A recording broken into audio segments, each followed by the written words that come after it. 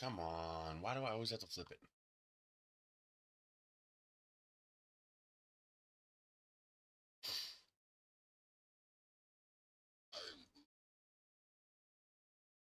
Flipped. Always resets that setting. Really annoying. Where is my plug? Is it? Yeah. Nope. That'll work. Yeah, 10 watts is fine.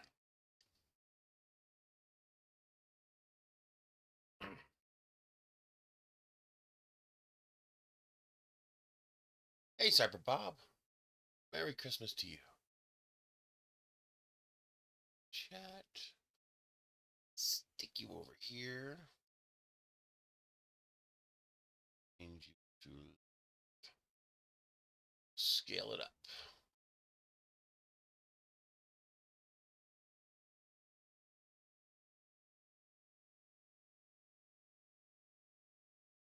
How are you doing?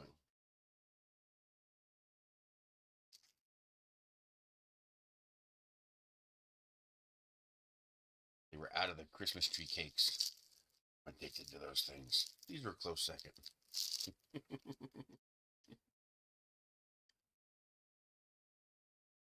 Yum, yum, yum, yum, yum.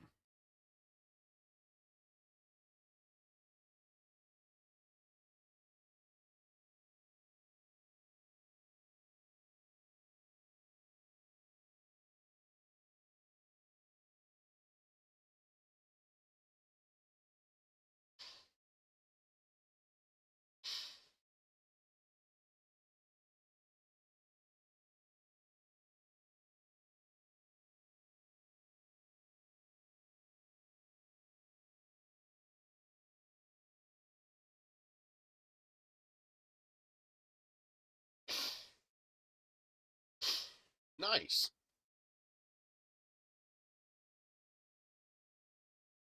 Having a little time off is a nice thing.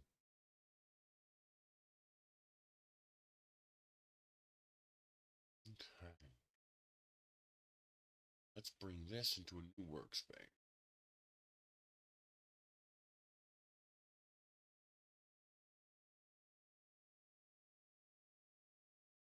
Yeah, sometimes that's what you really need, is some downtime. Time to just turn off.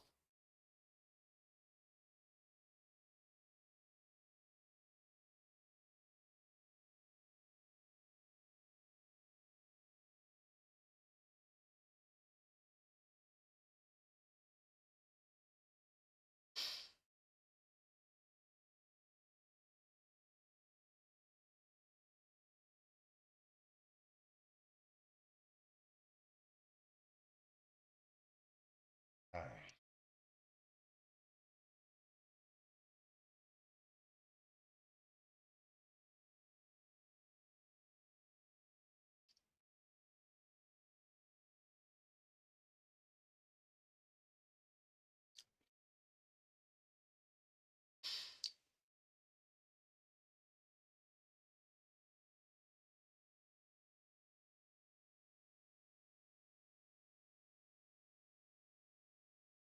There's some things I want to do to clean this up.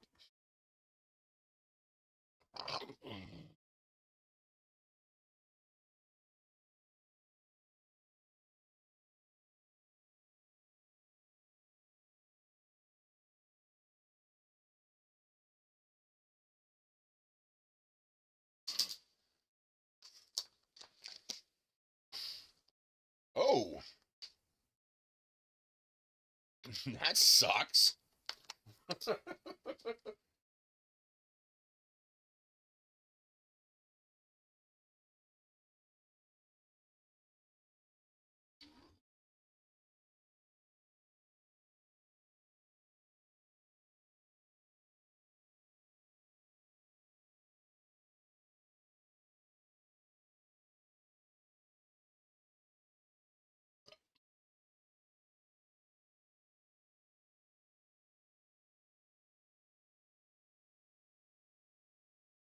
got something neat.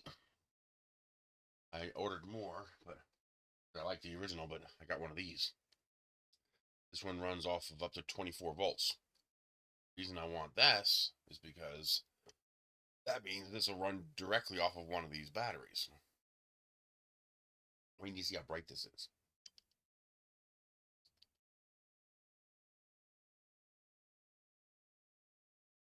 This thing is crazy bright. Look at that. Ah.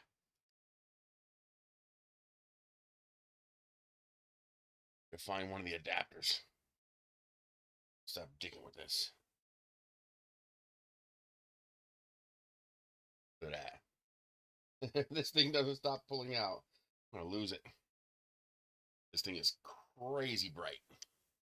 I mean, it lights up the whole freaking room. And even got an on-off switch, which means this already has whatever resistors it needs built in, so I don't have to drive it. So the first thing I'm going to do is I got a step-up converter.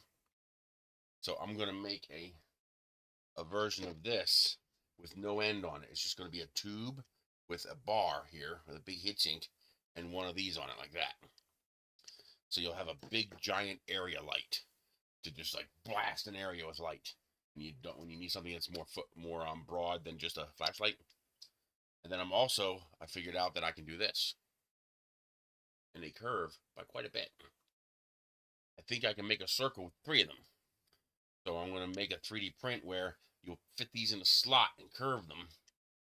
And then I'm going to run that off of a tool battery. And then I have a dedicated whole entire switching unit for only $2.27. That is both a switch and a variac. So you just input power in, light out. When you turn the knob, it turns it on and varies the voltage. And then the idea would be to make one with these going all the way around it. You could light up an entire room evenly. And then I'm going to make the work light, outdoor work light with 3 of these on it in a triangle type configuration, so they're covering all 3 sides. And probably do the same thing: tool battery, variac switch, wire running up a pole, and you could just make it as bright as you need to. So yeah, and these are like $3 each, so not bad. For the handheld one, I'm going to have a big aluminum heatsink. For $11, I can get a 300 millimeter by 140 millimeter heatsink. So if I slice that in half, that gets me 2 heatsinks. And then I'll be able to screw this directly into the heatsink. I'll have to drill a couple holes and tap them, but I'll be able to screw this right into a heatsink. I think that'd be pretty cool.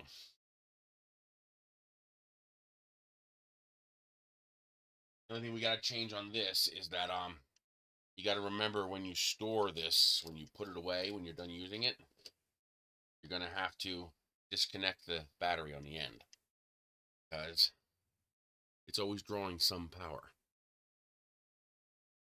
And the BMS is always drawing power. So for storage, you got to disconnect it. The only other way I could do it would be to put a switch on here somehow. Ooh, I don't like the way that's getting pinched. Got to figure out a way to solve that.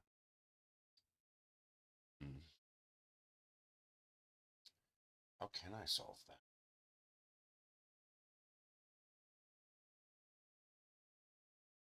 Might not be able to easily solve that. I gotta figure that out.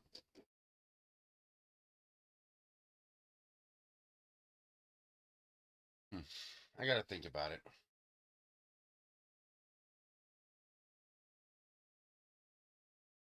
I can find a latching push button switch that's small enough that can handle enough power.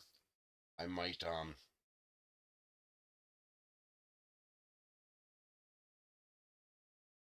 run the battery wire to a switch, so that if you flip that switch, it cuts everything off.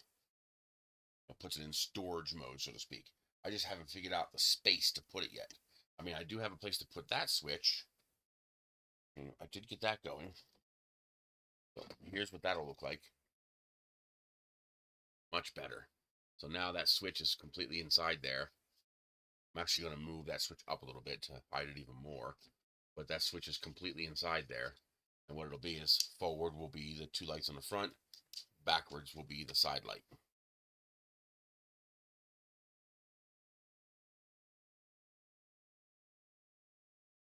That's the current theory. That's what I'm going with.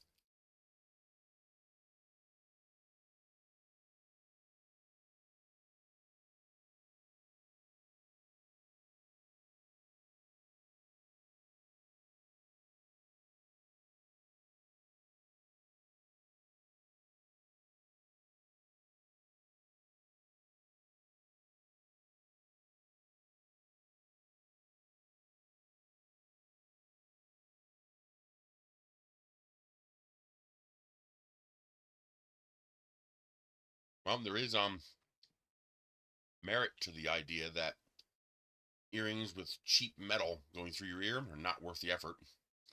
I had this cheap little set of hoops, and I guess they aren't stainless steel. They don't look it. They look like brass, coppery brass kind of metal. But started getting pus coming out of my ear. What the fuck is that? And then I take the earring out, and it's all discolored. So yeah, you want gold plated, silver plated, or stainless steel. That's what you want.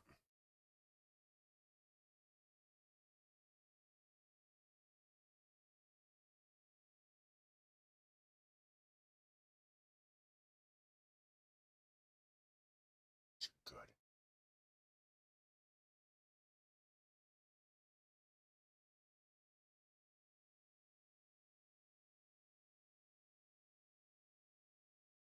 I got Michelle's favorite ham.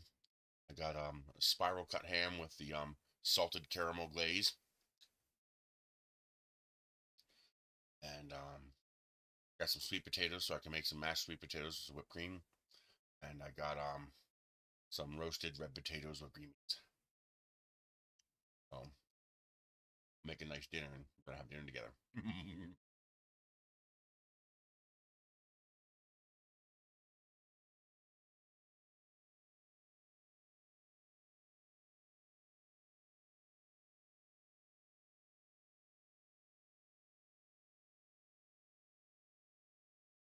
Hi, baby.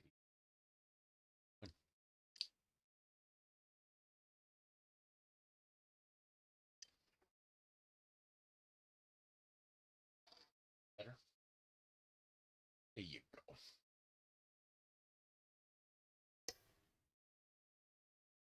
Good boy.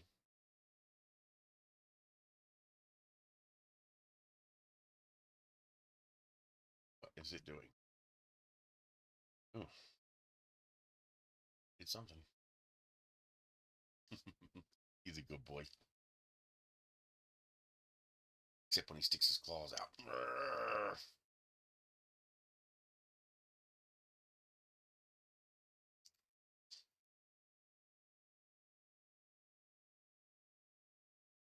I got new I haven't ordered them yet, but I'm ordering new BMSs for the flashlights. A 3 amp BMS. So it'll charge at a maximum of 15 watts. Because I'm worried that 5 amps is a little too much at 5 volts. The wires get a little warm. The reality is 15 watts is more than fast enough for charging. So a 3 amp BMS will cap it at 15 watts.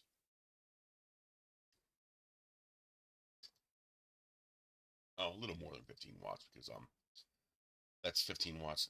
Hey, 3DHP. That's 15 watts at 5 volts. So that's what?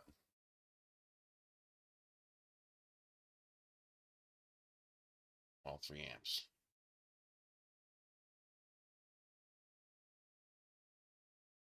No, it limits it to 3 amps, so it will be 15 watts. Okay.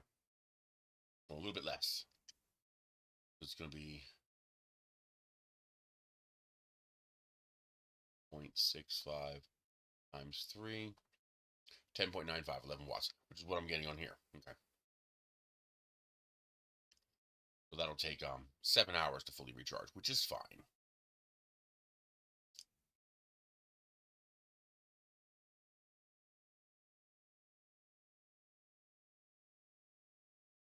for those who want to put in the extra effort to put better wiring in there for 5 amps.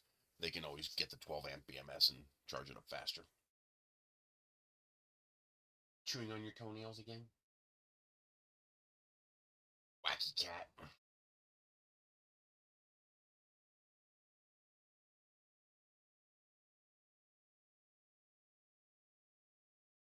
Got one of these neat little things. I thought it was pretty cool. It's a little widget. Plug it in line with a USB-C cable. And it tells you amps, watts, volts, power consumption. Pretty cool. Hey, SPC, how are you doing?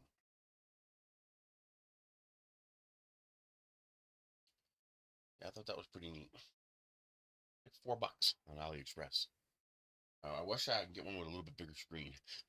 It's a little hard to read.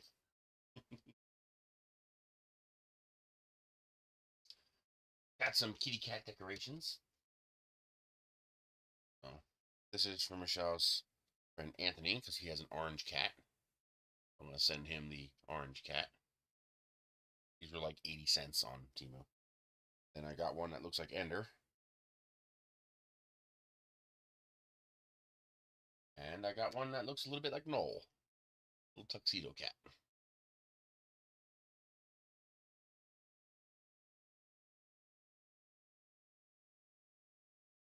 It's amazing. You can get custom stuff for so cheap. I had Sarah send me some pictures of her kids and her family and whatnot.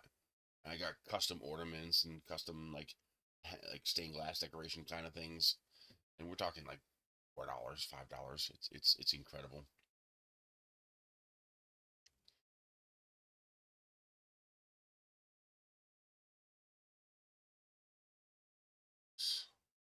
They're digging it, rather.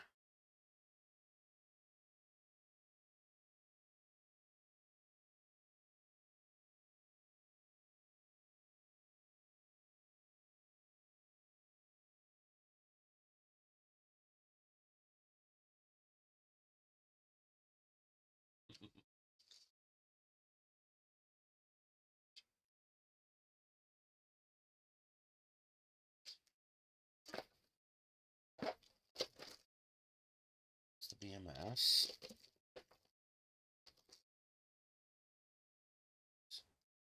Bearings. BMS. There it is.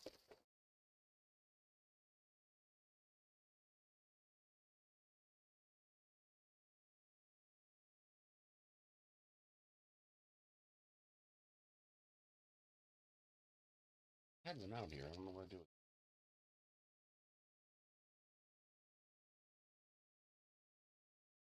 You get these, they come in sheets.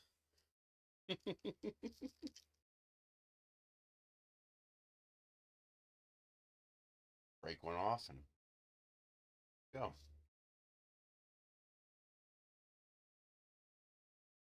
This one ought to be fun. Trying to solder this. Wish I had a smaller tip for this iron.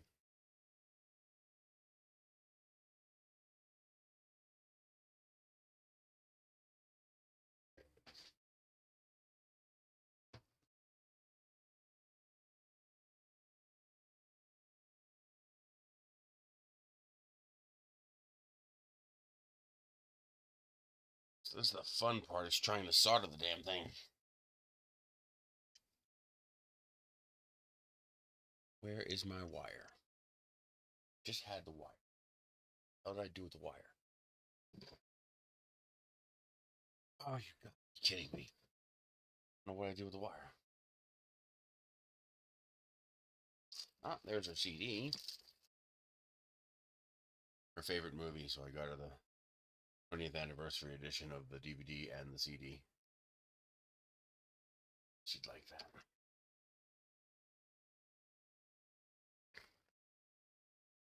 Here's something I'm concerned about. I got these tire plugs. These are for plugging holes in your car tire. Now what this is,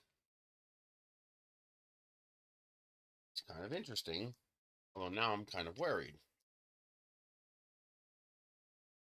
So it's a screw-shaped tire plug with glue on it. So the idea is you would clean out your hole, and then you'd screw this into the hole, and it would seal to the inside of the hole. Well, here's the problem. I thought this was rubber. It's not. It's metal. It's a fucking metal screw. I noticed it because my cover... Oh, there's the freaking thing I was looking for. I noticed it because the cover for my tablet PC is magnetic. The damn thing was sticking to it. I was like, how could that stick to it? Because the screw, it's just a metal screw.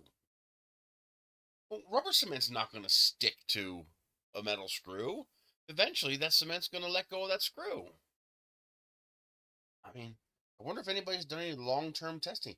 I assumed that Phillips screw was a hard rubber screw, and that it would be vulcanized and fused with cement to the tire, filling the hole.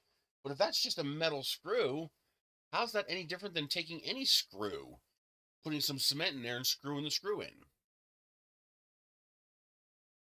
Because that won't give. It's not gonna flex because it's steel. So I'm not so sure about these now.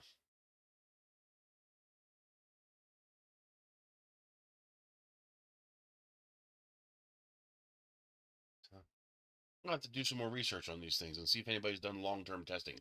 See if these things actually hold out. Because they're freaking metal. To me, that screams bad idea. Because you have dissimilar materials. My instincts tell me that that's not good. Where the hell is my wire? Oh, there's one. It's one.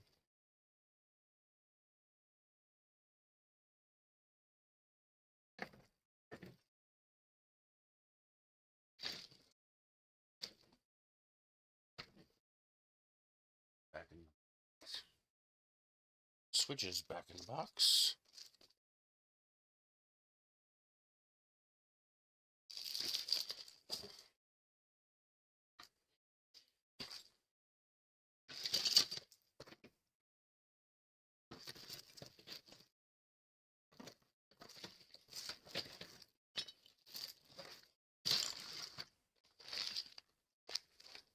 Tire plugs.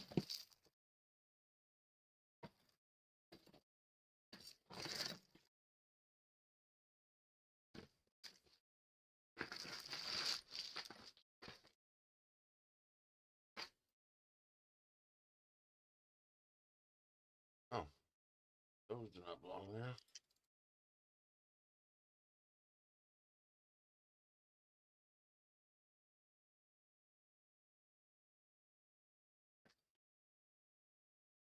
The hell is all the wire?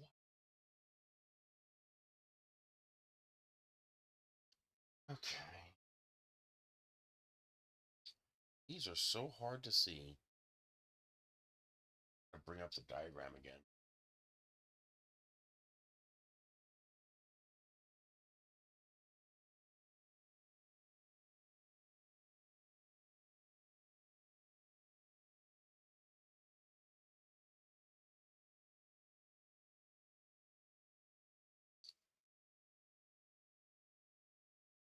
Come on. I don't understand why these sites are so slow. Oh, you asshole.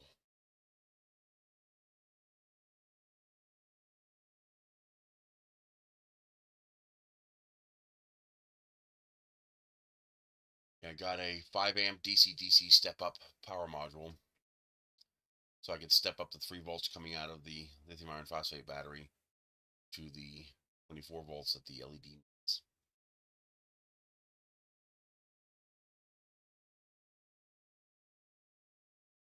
Where are those modules?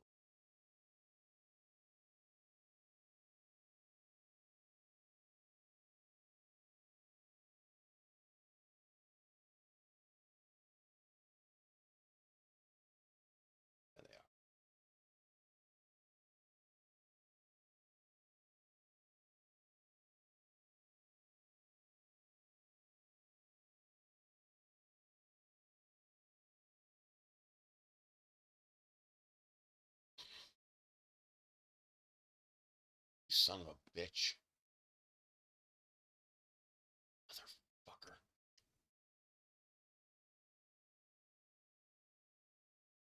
Stop it. Damn screen keeps jumping around on me.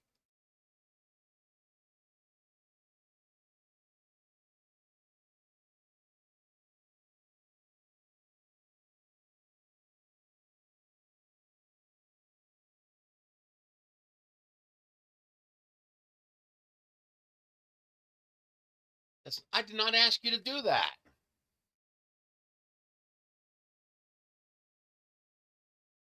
Oh, I double clicked because it shifted everything.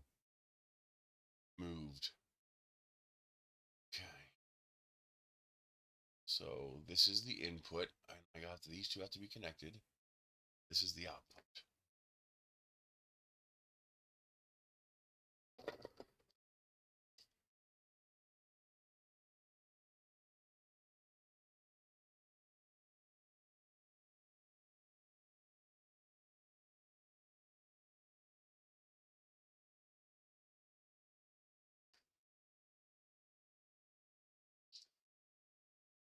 Okay.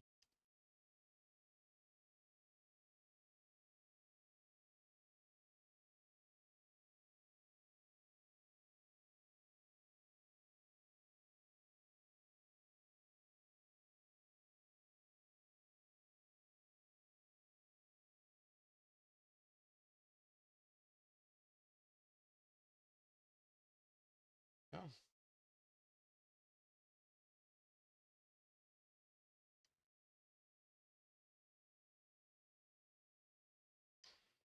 You gotta watch because some of the cheaper wires are friggin'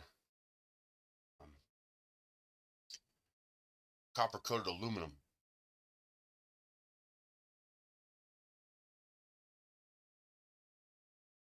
Like, no. Okay, first question. Will this even fit through the hole? Ooh, I hadn't considered that. I'm pretty sure the answer to that is no. That definitely will not fit through that hole. How am I going to wire this?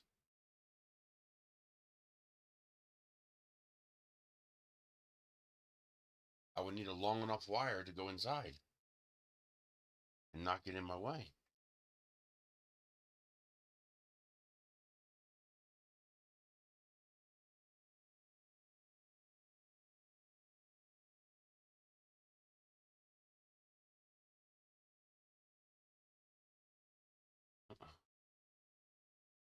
It's right there. Wow, that's not. Oh, crap. I don't know if I'm going to be able to plug that back in again.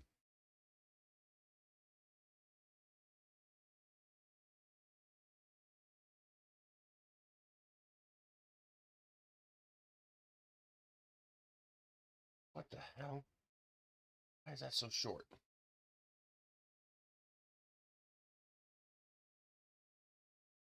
Gotta make that longer.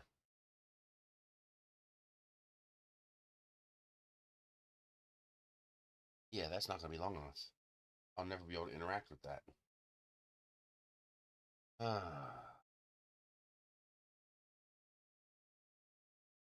Longer wire for that. What the hell is my wires? I have a big bundle of them. What did I do with the wires?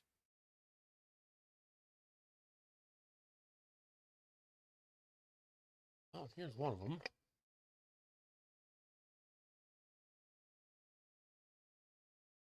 This is going to be fun.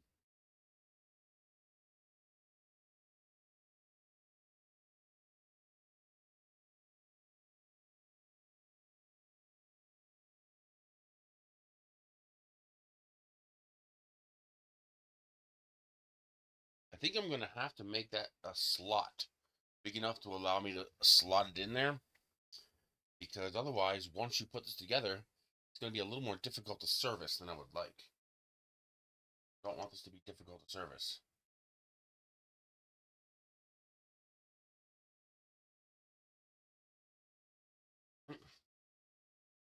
Also need to get some flux.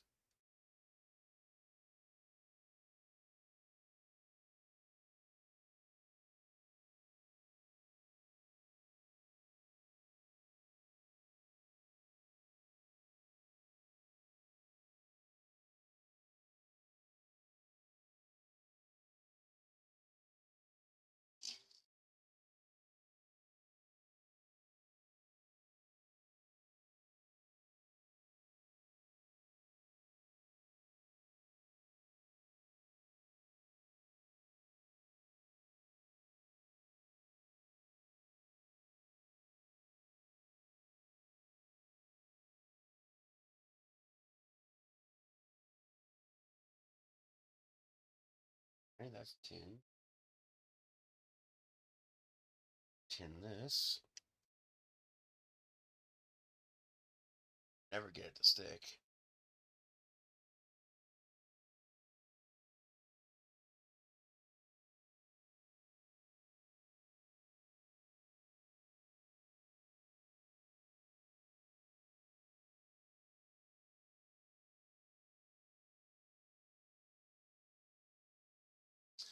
Tin the negative while I'm here. And that gets hot.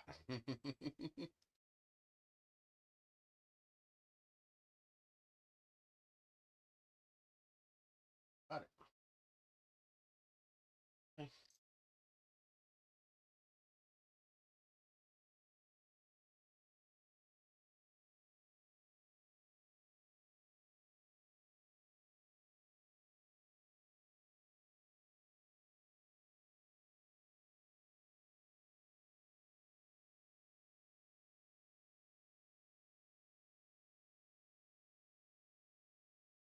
Right.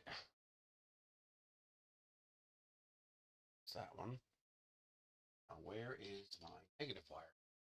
It has to be here too. Not that one.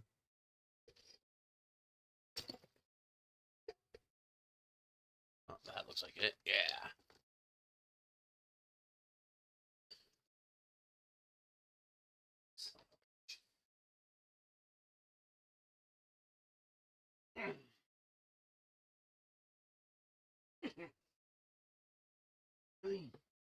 Come on. Fucking Christ.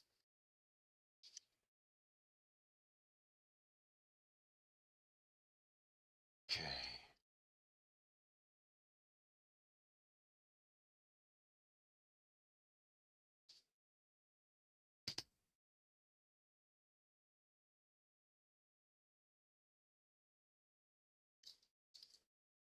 Tin this one.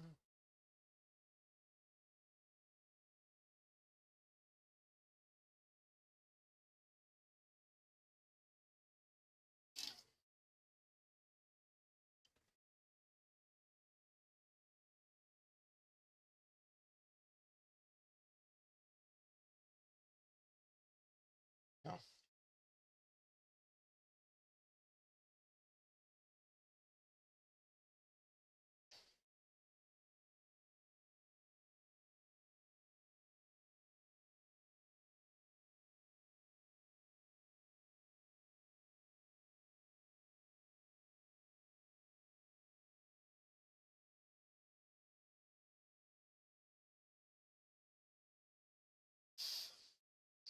Son of a bitch.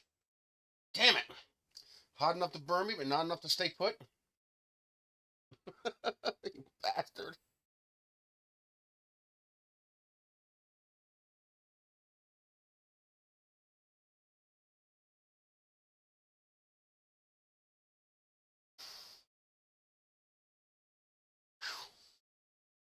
Boy, did that get hot. Oh, crap. I was afraid of that. Solder went up the insulation. That's annoying. But I think I got it. Now, that one's soldered on. So now I gotta feed the wires through and see how far up I need them to go. Oh shit, they might not even fit.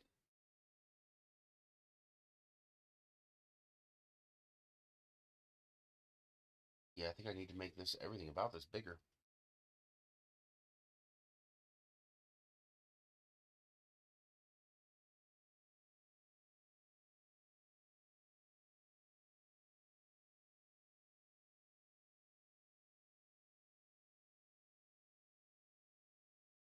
Yeah, I think I need to make that hole bigger.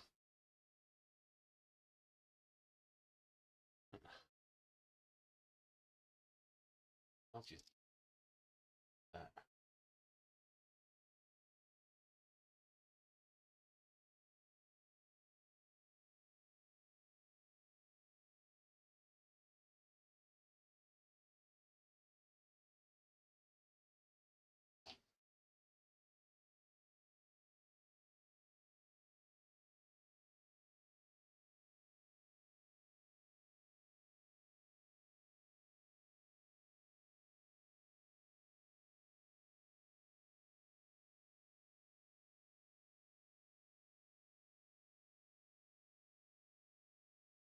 Oh,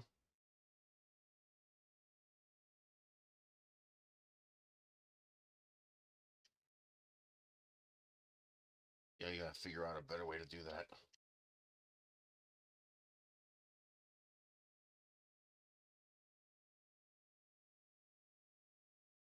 Why is it resisting?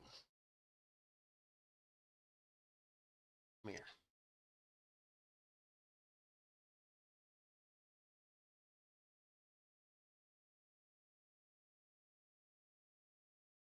Oh,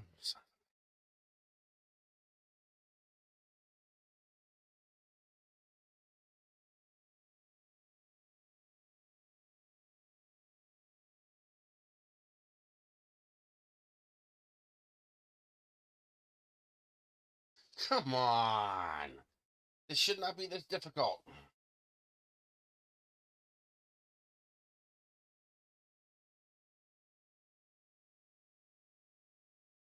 There we go. What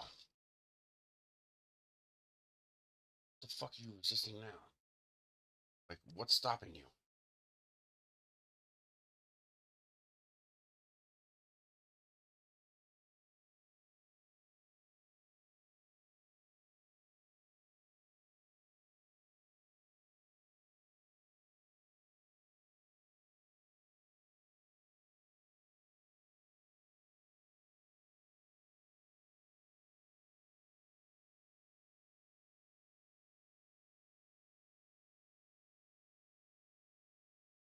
Right? Now, how do I get that to go in there? I don't think that's going to go in on its own. Yeah, there's not enough room. Nope, not enough room. Yeah, I gotta get one set up.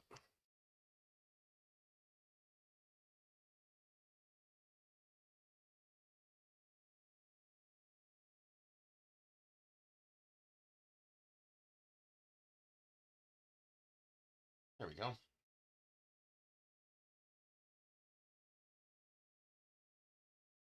Yeah, bigger hole.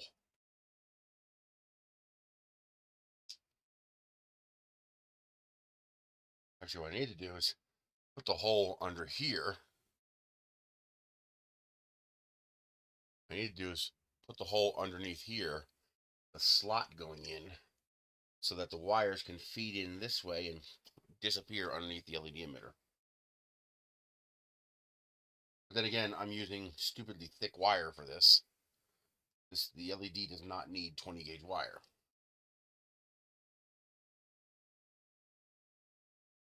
Massively overkill.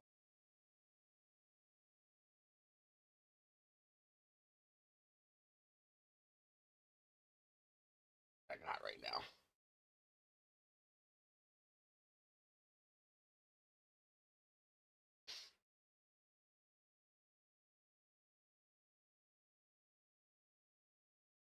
This in. Why won't this go in now? I melt something.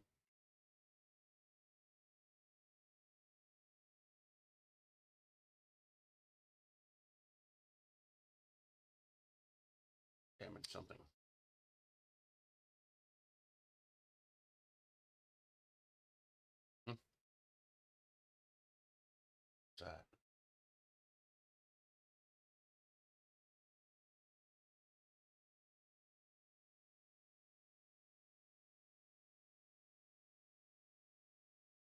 Ooh. Am I tearing the gel? I think I am.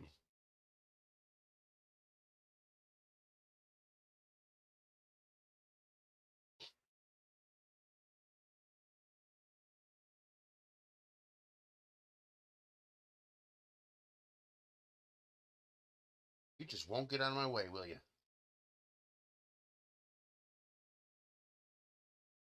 Melted something I shouldn't have melted.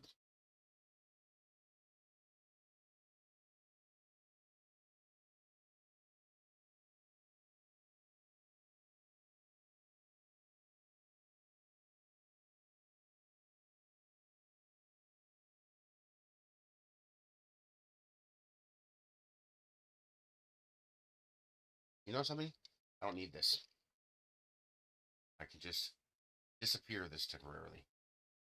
Figure out a way to add it back later. There we go.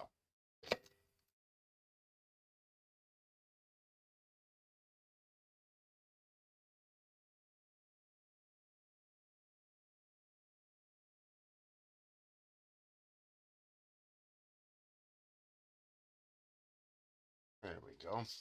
Just got rid of that top bar so I can insert this.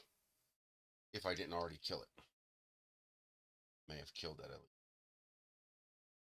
We'll find out. All right, so that looks like enough length.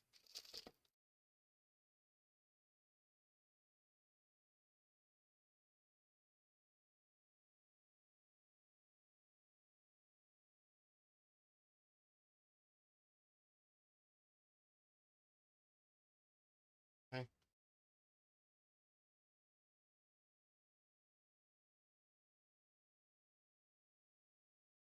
Okay.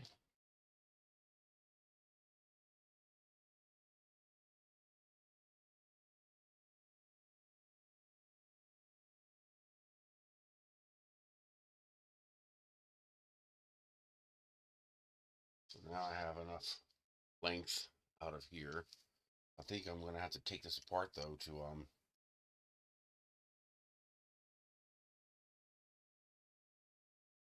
it's going to have to come apart.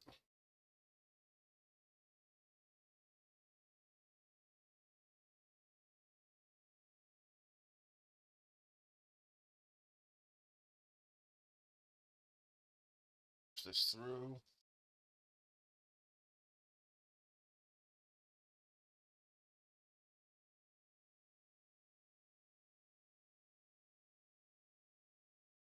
Still work.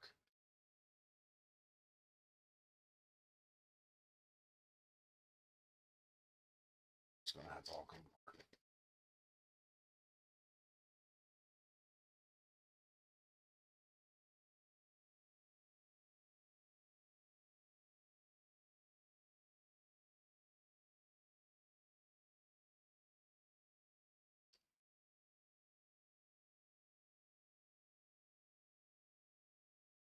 I'm going to replace the nut on the end of the battery with a wing nut. Pretty sure that's an M6 actually. So I'm going to replace it with a wing nut so that you can pop the this terminal off the end of the battery.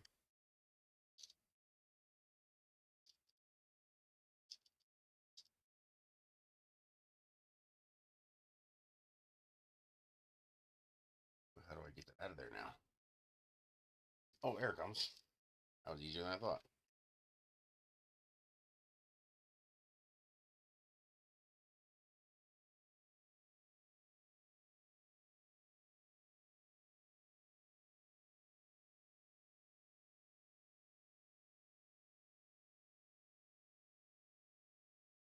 All right. A battery. I gotta mark this. Can't. So the right side is negative.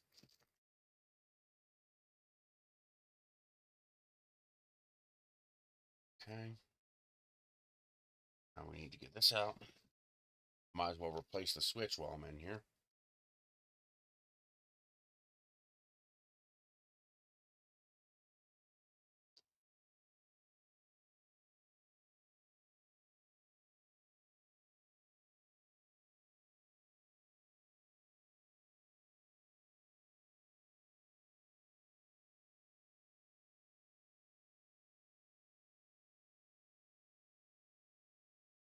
Come on.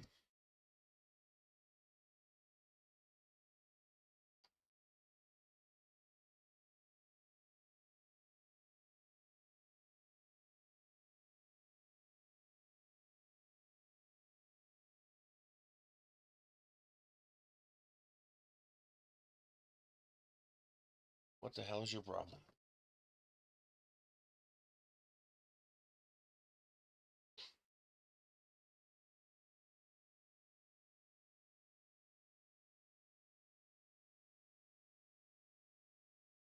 Come on, spin off. There we go.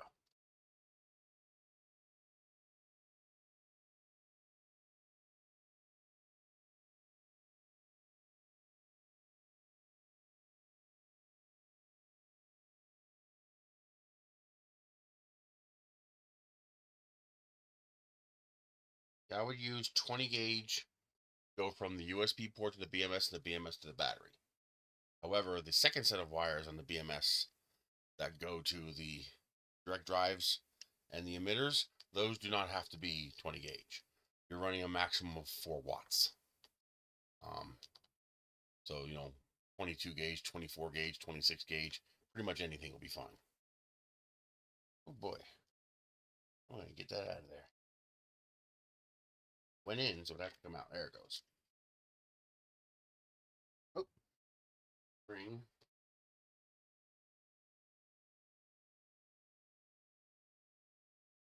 This on here. I don't lose it.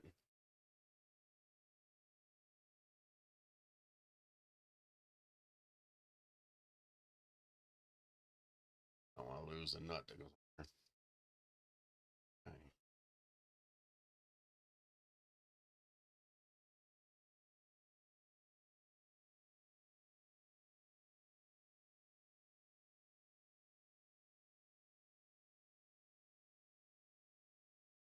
That is connected. Okay. Really? Okay.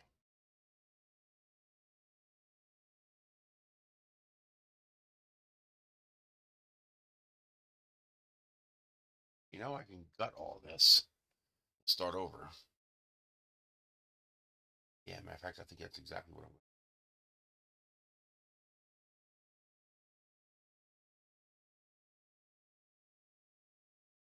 Yeah.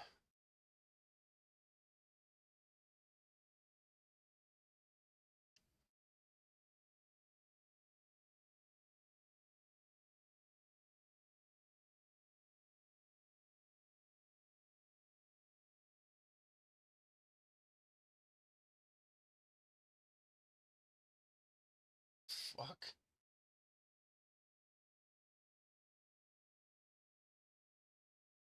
Oh, why that got jammed? Okay. That. Let's get rid of this. Disassemble this whole thing. Okay, so that's heavy gauge wire there. Here's the thin gauge.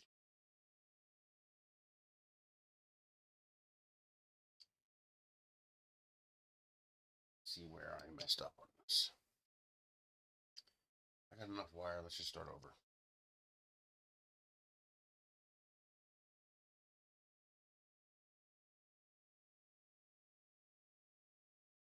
This needs to be a plug, though.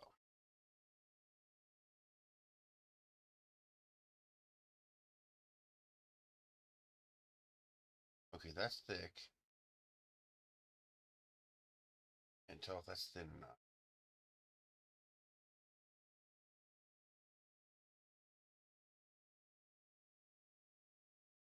Why do I have two? Because I prepared this for the second direct drive emitter. Okay.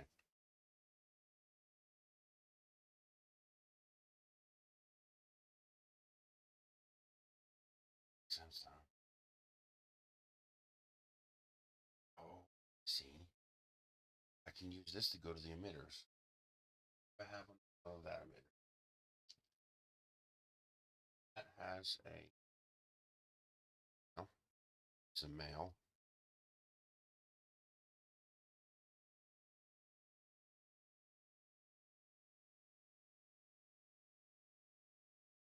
use this as my pigtail, go to the two separate emitters.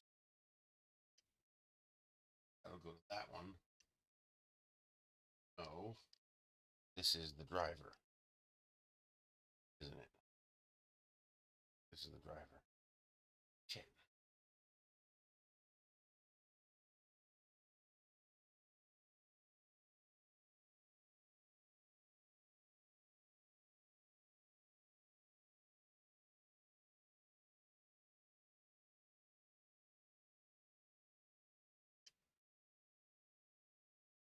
Oh, man. Come on, think. That needs to get covered, too.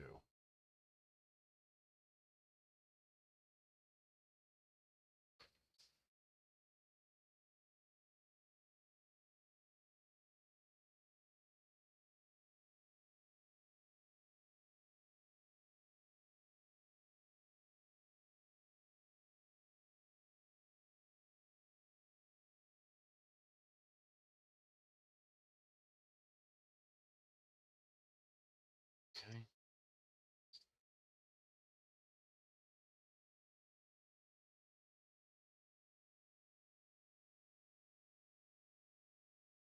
The first driver. Why do I have? Because it's a pass-through. In, out.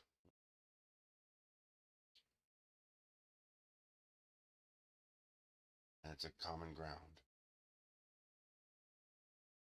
So this is coming in from the BMS. Hey, 3D Medic.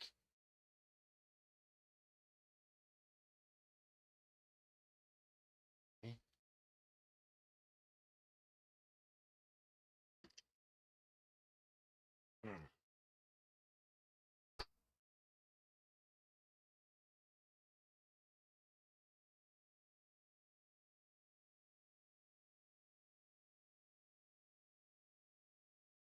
Well, almost.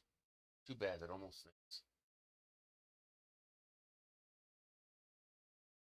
Gotta use.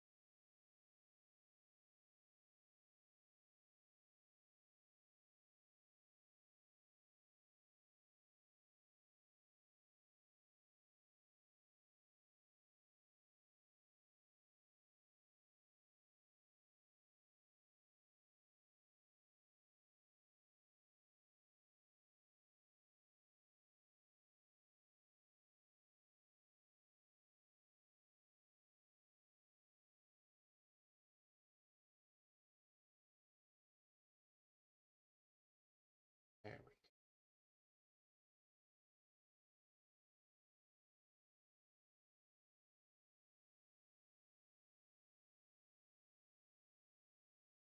Just want to secure these connections.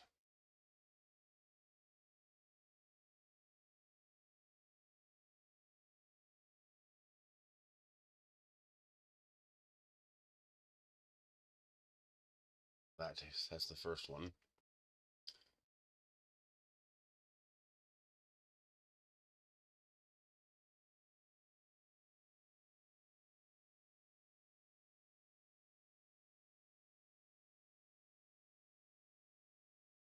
All right, so one is done. This is the BMS. This is the output from the BMS.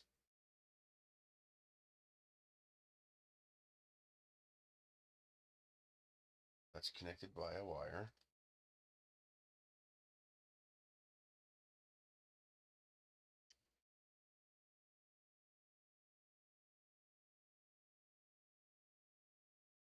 Use a switch.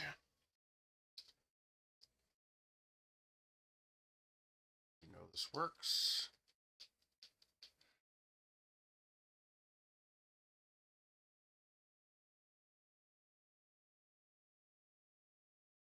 stole the screws from the big 12-volt light because I needed the little M2 screws switch. I just assumed the switch came with screws. It didn't. Okay.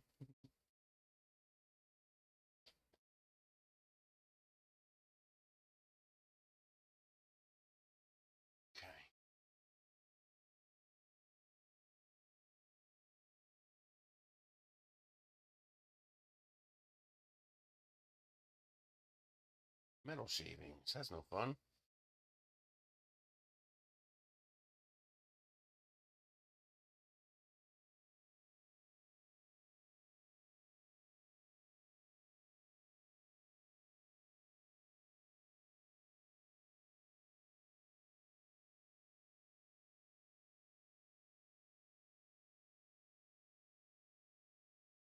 I'm also going to move the switch up and sink it in a little bit for more flush.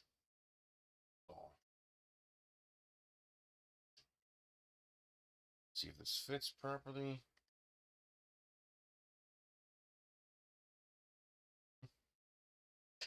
Yep, it's a solid fit.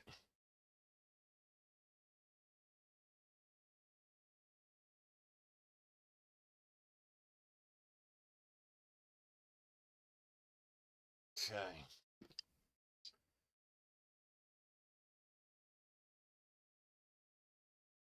Oh, realized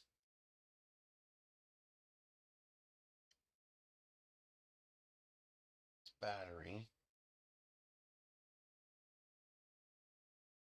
This has to do everything.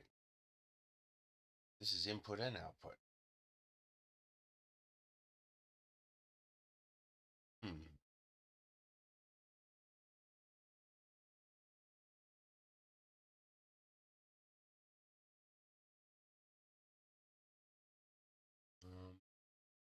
I can use the QC port as the terminal. So I can get rid of this mess.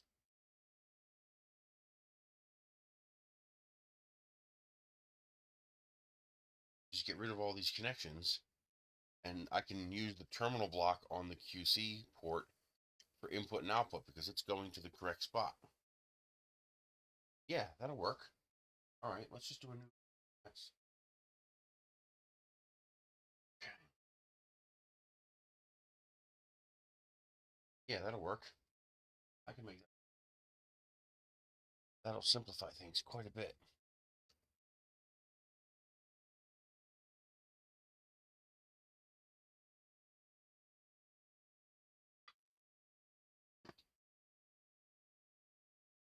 The question is, will this fit the hole?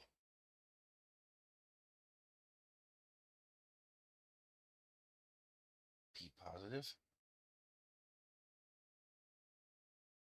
Yes. Just fits. Boy, that just fits.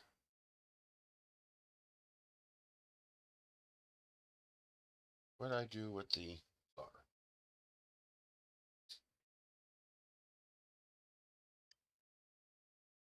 Third hand time.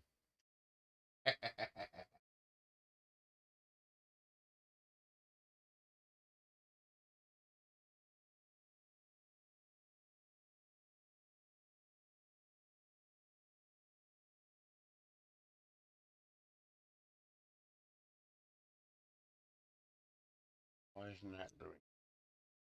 Got something on there, don't I?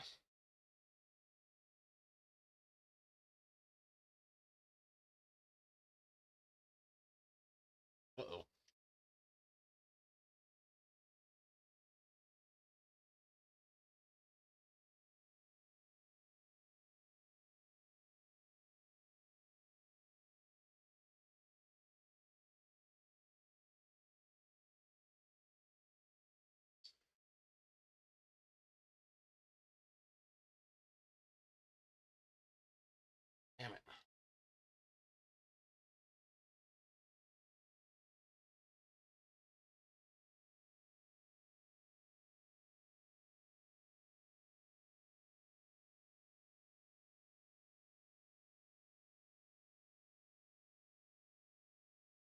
that looks like a shitty solder.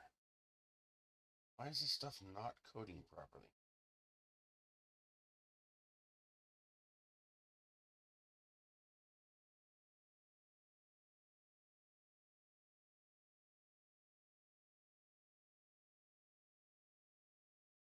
Come on, flow. There we go. That's a flow. That did not want to flow.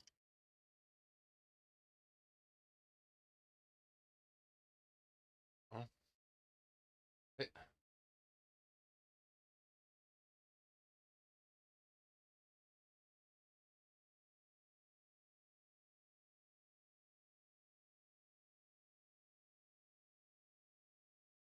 There we go. Bad. Come on. Focus. He does not want to focus. Come on.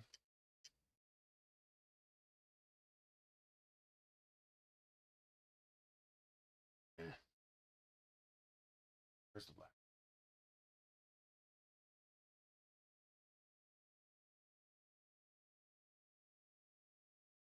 Drop it again.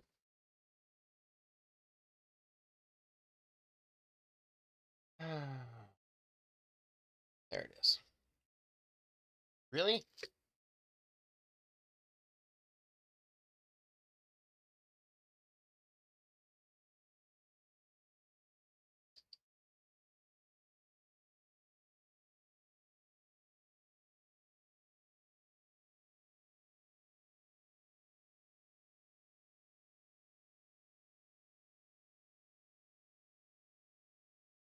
Okay.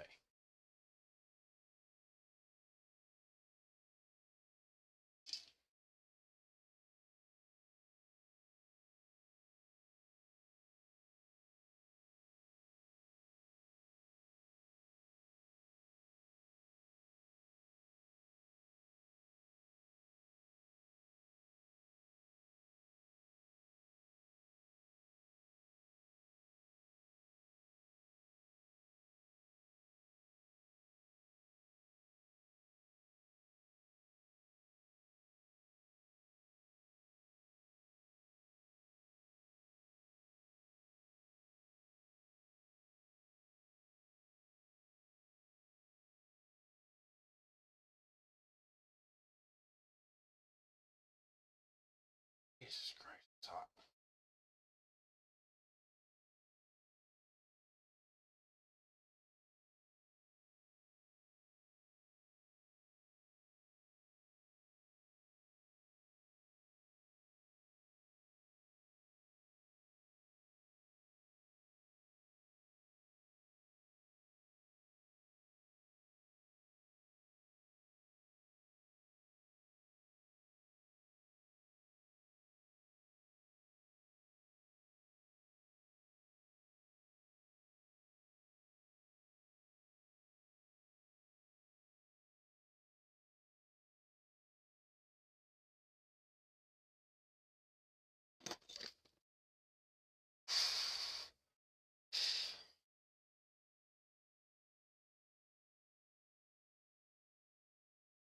Yeah, that is a good solid solder.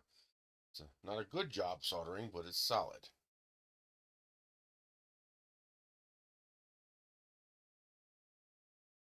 Okay. So that should be good enough. Get to the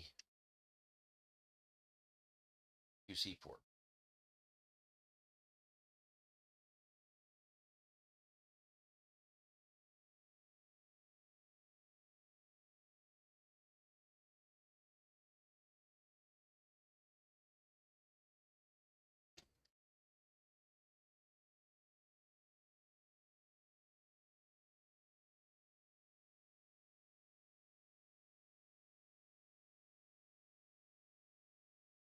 Okay. Now I need to get this pad off. I know this pad is removable.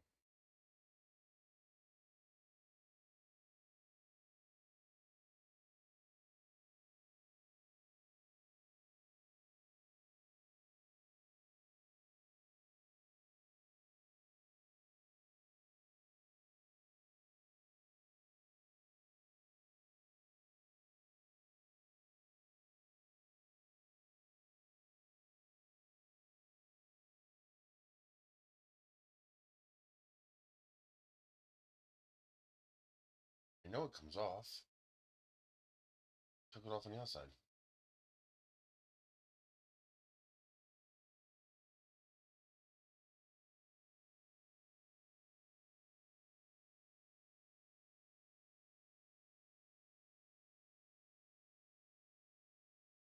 Oh, that was easy.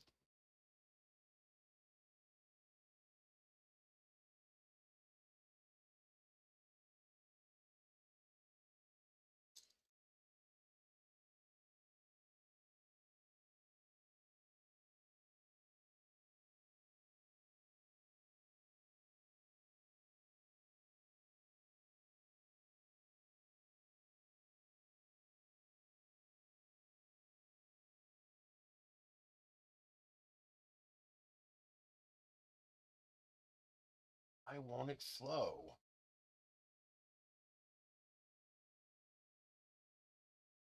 Is there something wrong with this wire? It's like the solder won't flow. Well, kind of. No, it's still loose.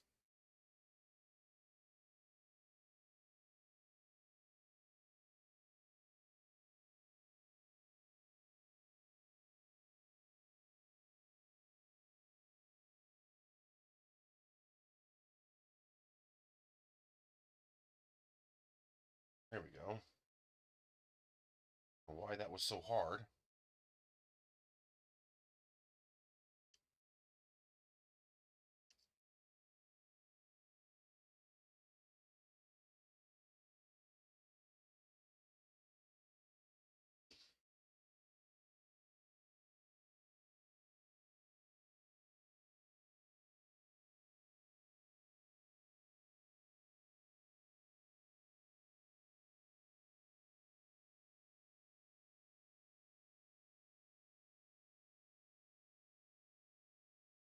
Shit.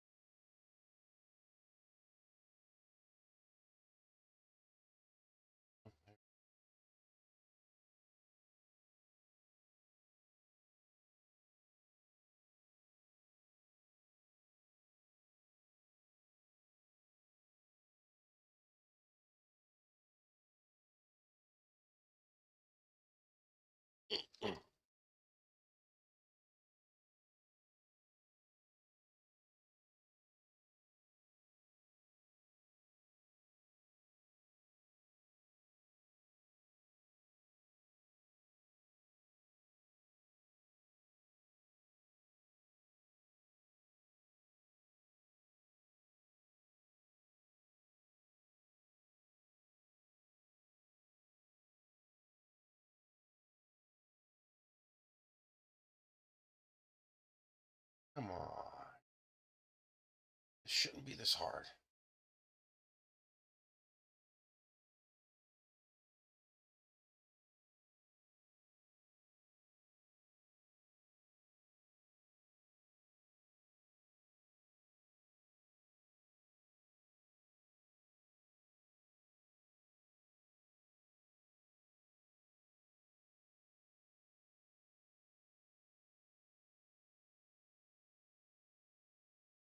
It's like I have to wet the tip every time I want to use it.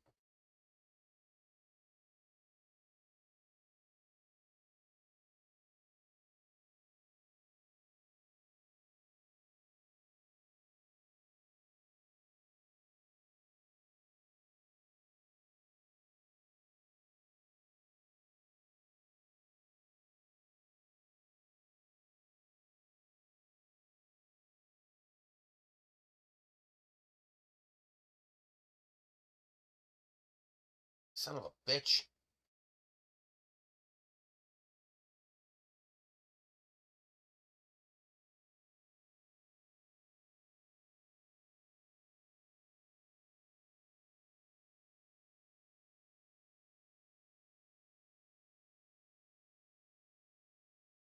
Come on.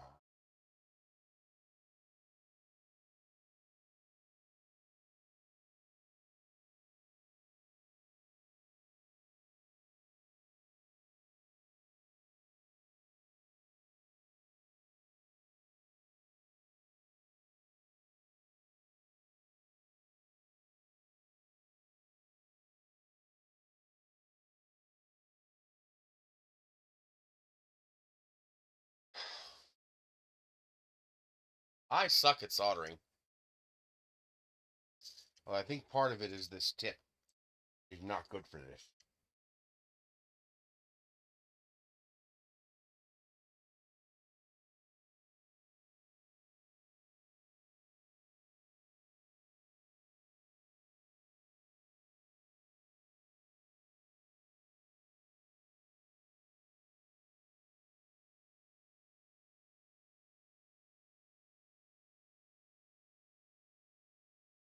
Got it.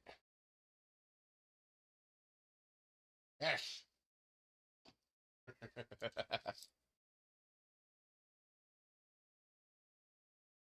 And what a pain.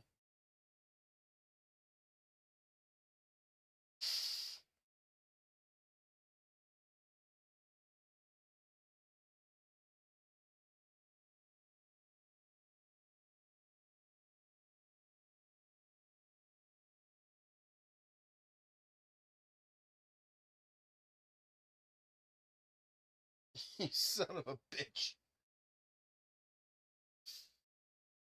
Really?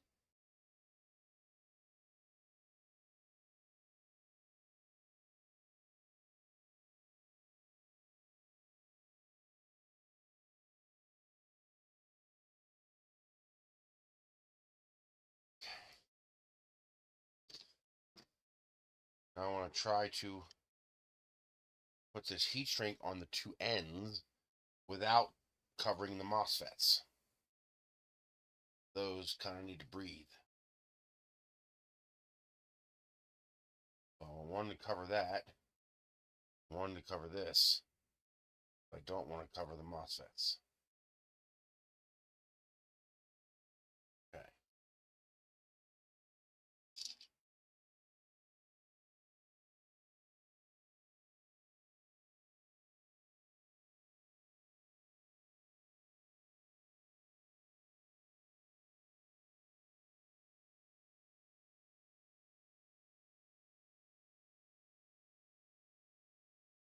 There we go.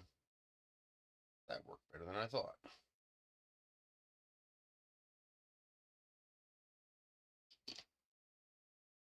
All right, Chris's Woodville maker. So that covers up the solder joints and the connections without covering up the MOSFET so this thing can breathe. And the other end, I'll do the same thing once I get those wires done. I'll cover that end. But now I've got to get the negative wire installed. So let's fold that back.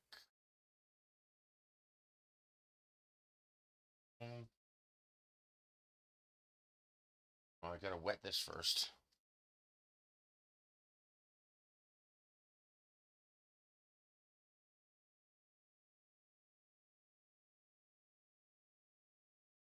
Hey, Jerry.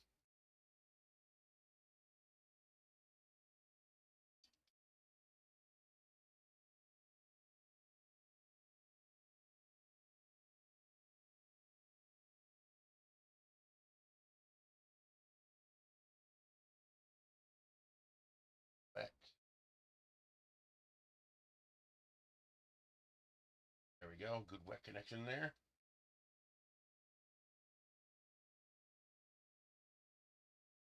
Negative. Really? Really? That's it. That's what you're going to mess with me with?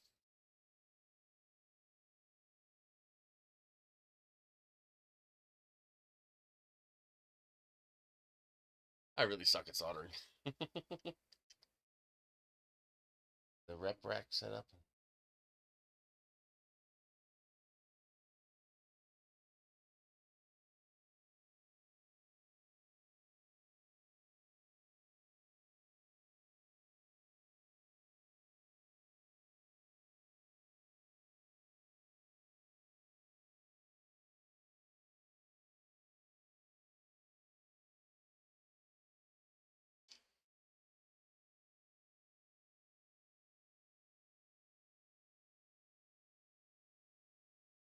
Ready?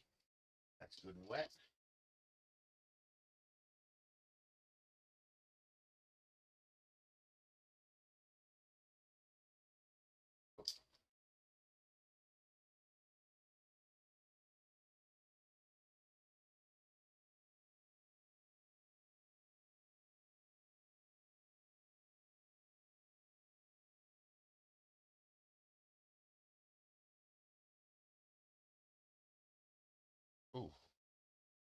got to go through here. Well, I could have done it the other way. Easier if I could. Oh.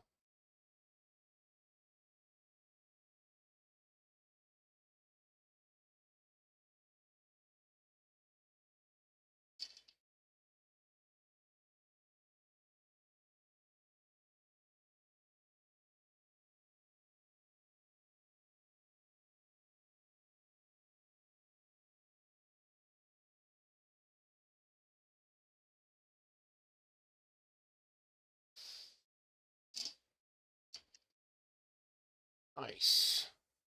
Okay. Ow.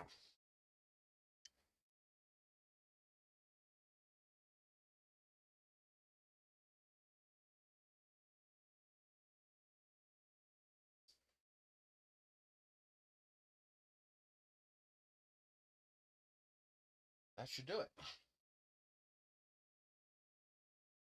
Although, I don't want this coming. Duh. This needs to be separate.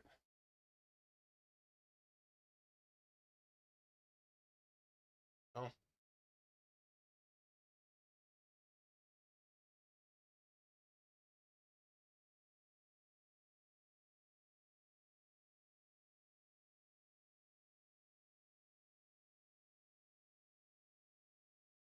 Not what I wanted.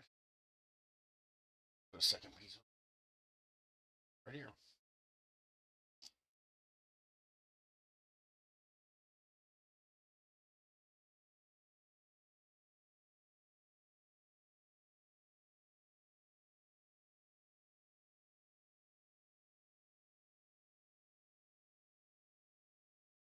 Just don't want to cover the MOSFETs.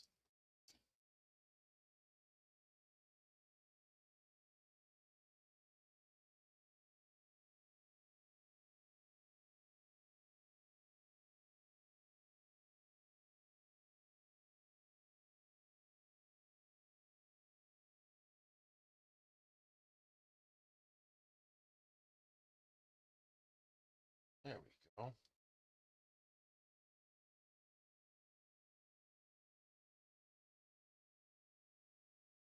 That's clean looking. All right. So now we have our BMS. These go to the battery. This will go to the QC. Then I can come off the same QC for everything else as well.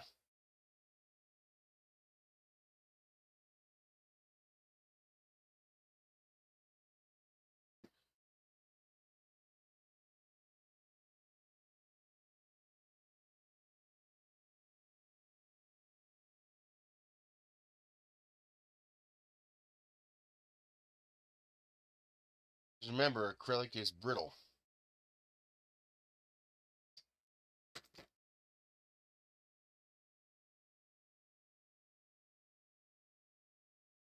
Okay.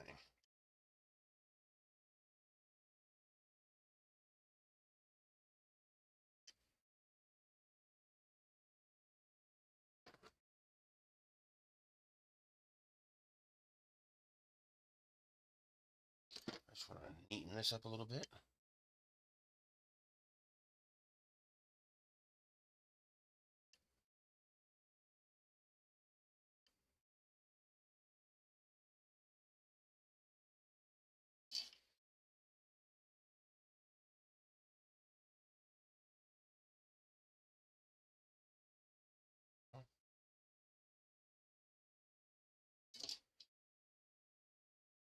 Okay.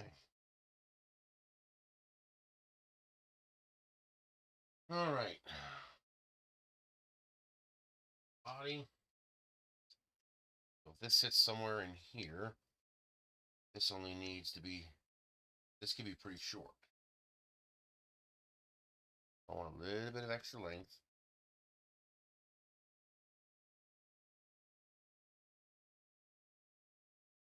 Right? See, length of the body. What about here?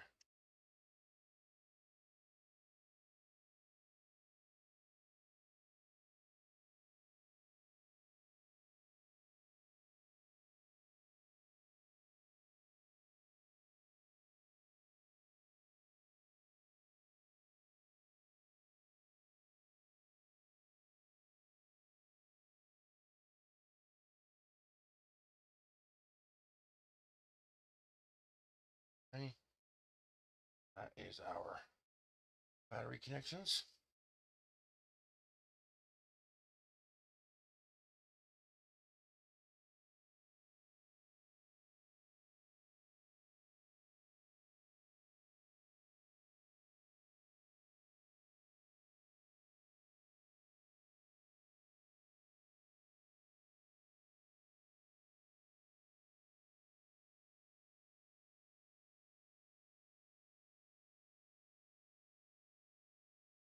Okay. That's our BMS and our battery connections, and we're using all 20 gauge wire, which means I can charge this one at 25 watts. All right, now we need to make sure I understand how this switch works.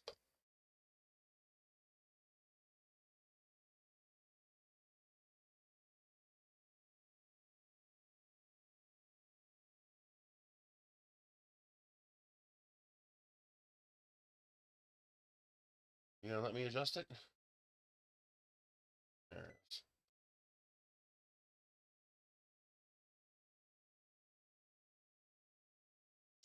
Oh, there it goes.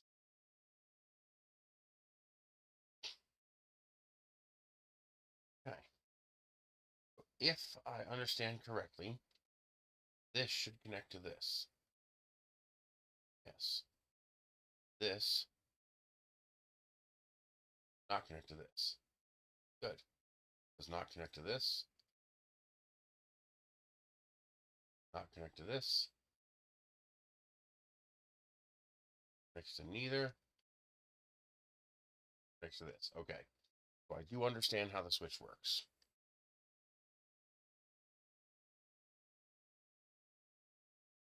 So there's connect the power to the middle two pins, and then you have power coming out of both ends. Each end sends power. Okay. How that works. Okay.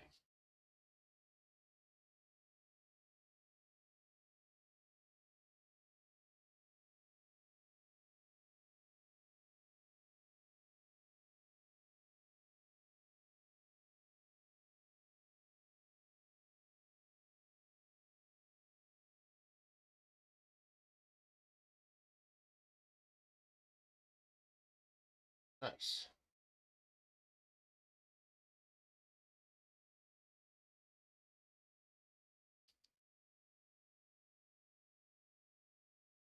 Oh.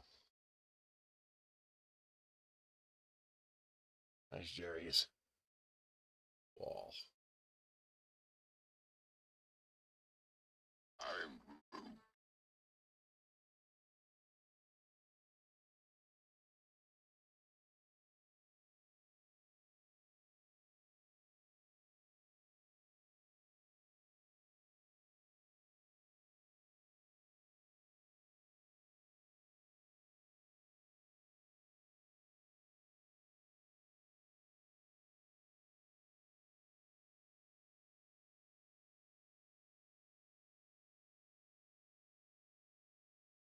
I would definitely go with 3. Okay, now that's going to go to this, and this is also going to go to this. Now use up all this stuff because this is from the old one.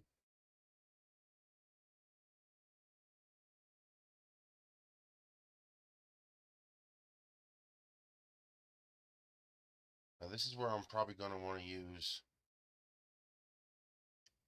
plugs.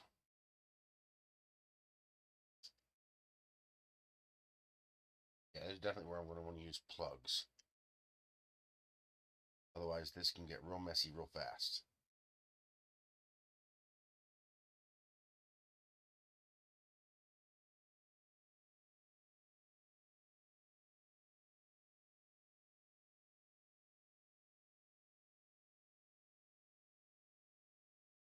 Because none of this is going to be high power.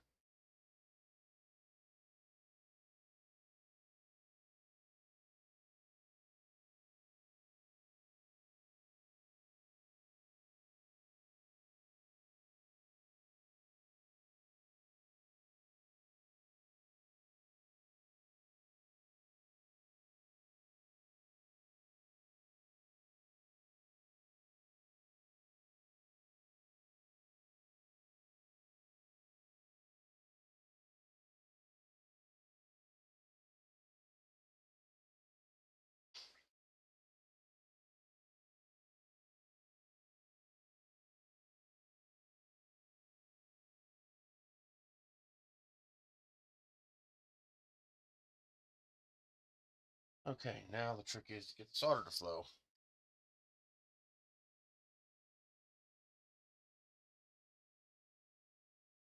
Nice thing is this soldering iron that goes on the battery. I used a 12 amp hour battery to run this for hours.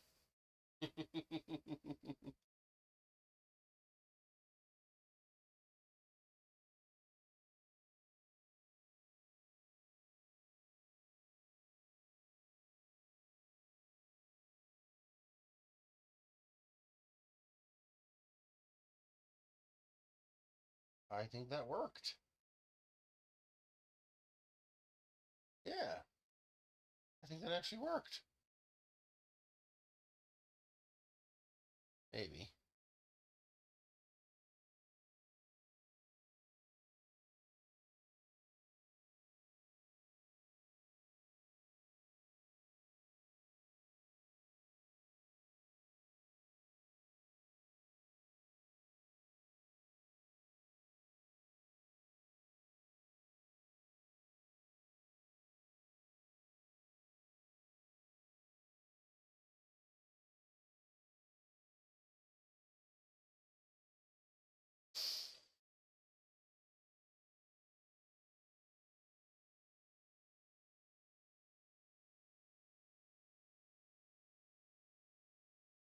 All right, I think that works.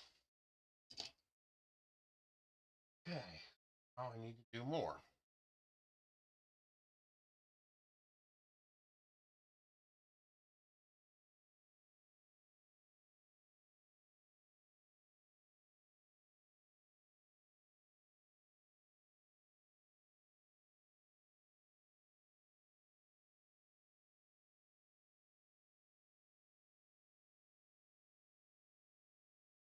What happened? Oh,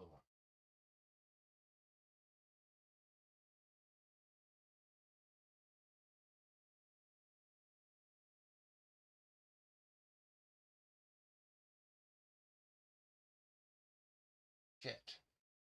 What's the input? What's the output?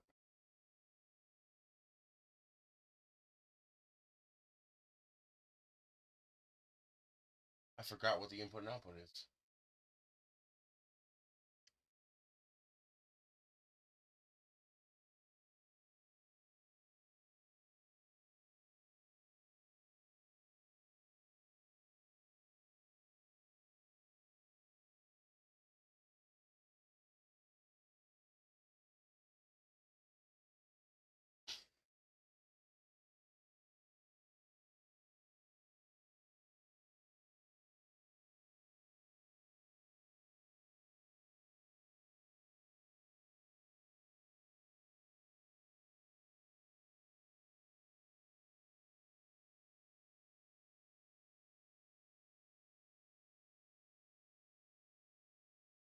Really?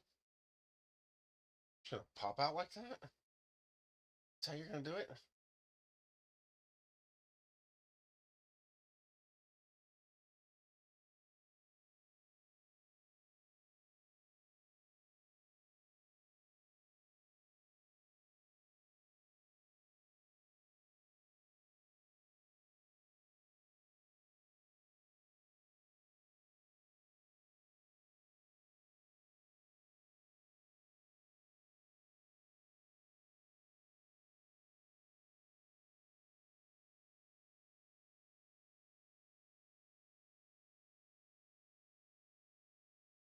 Okay.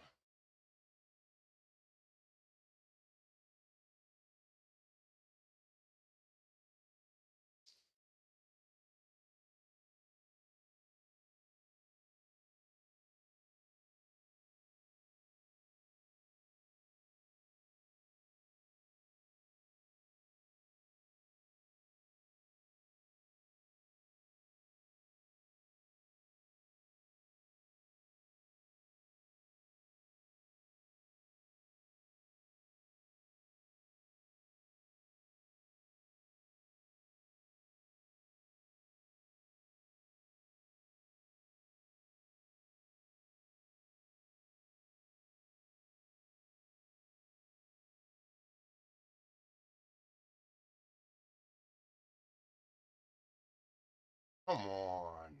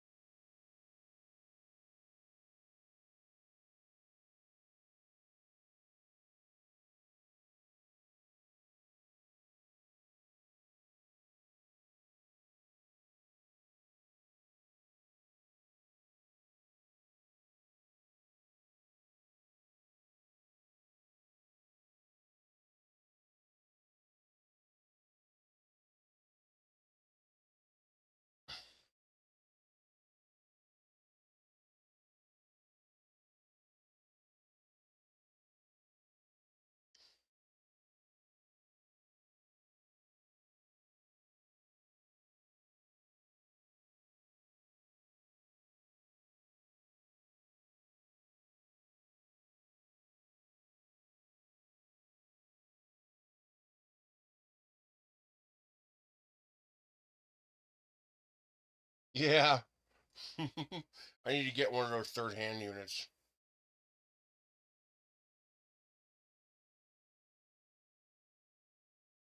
I gotta get a good one, though.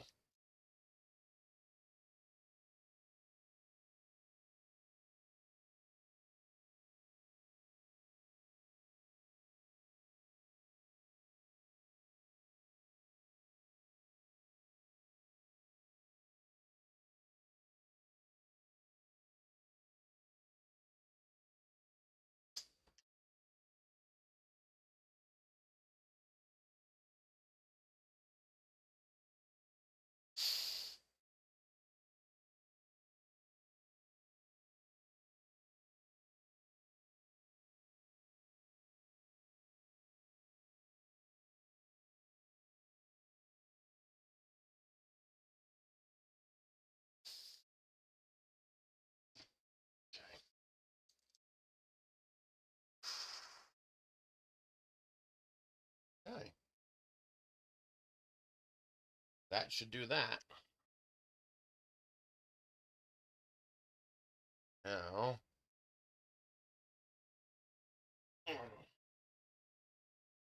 I fit.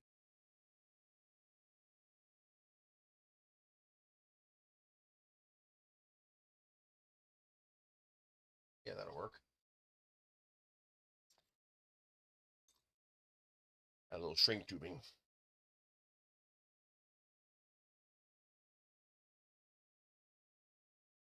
Of course it pops out the other end.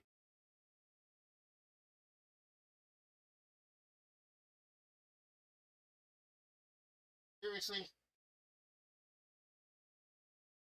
You fucker.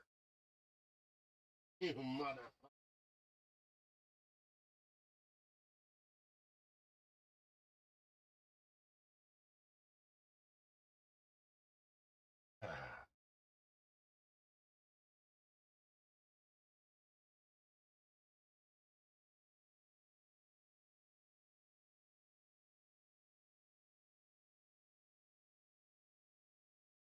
Okay.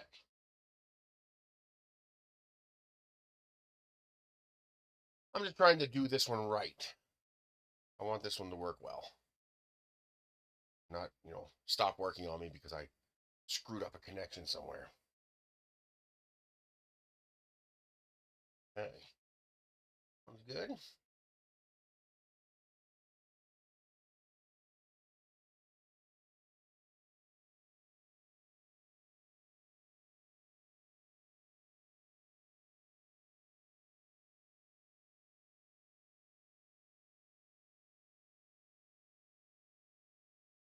That one is good.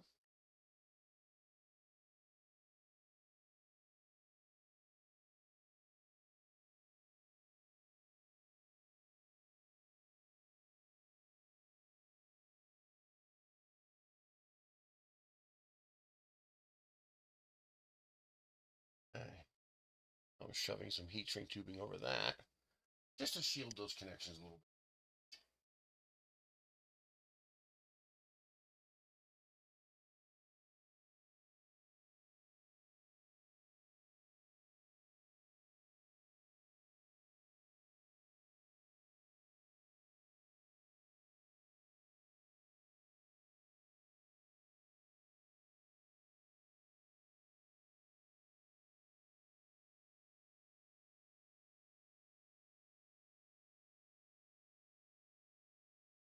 Oh yeah, that would work.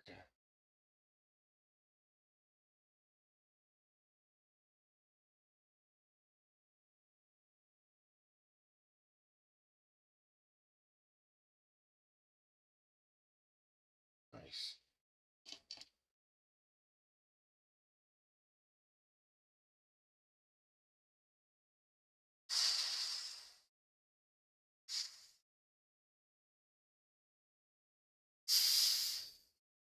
There.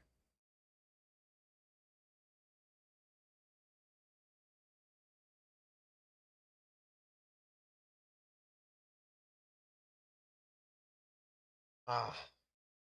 Now, in reality, you're going to want these to be longer. You're going to want these. When you put this in, you're going to want those to come out the top of the flashlight.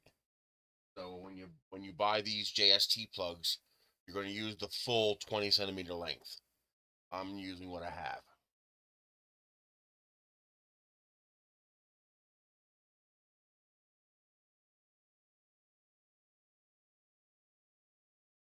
Now what I need is,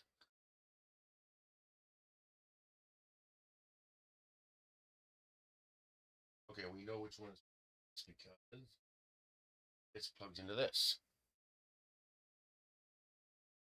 Okay. Because I have this backwards, but that's okay. We know that has to plug into that.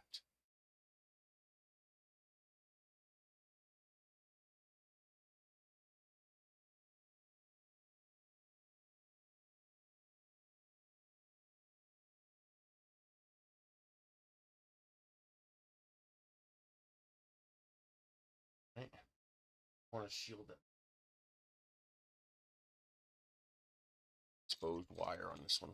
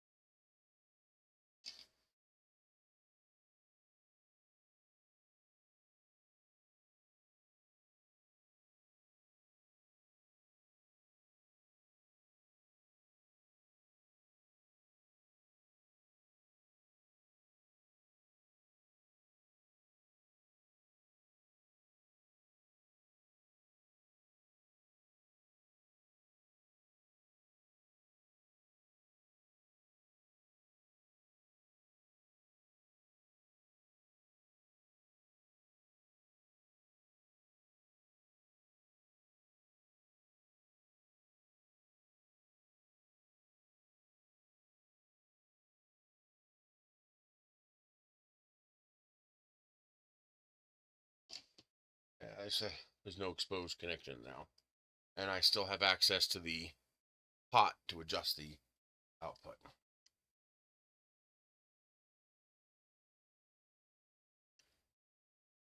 That goes to there, which means this can go not to there because that's fucking backwards.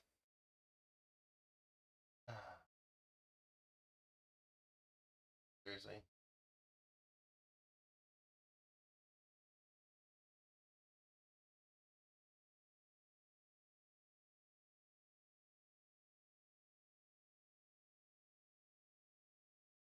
Yep.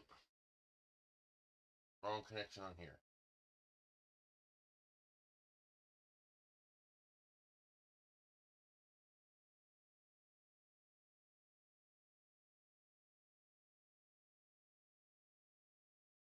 Fun, fun, fun.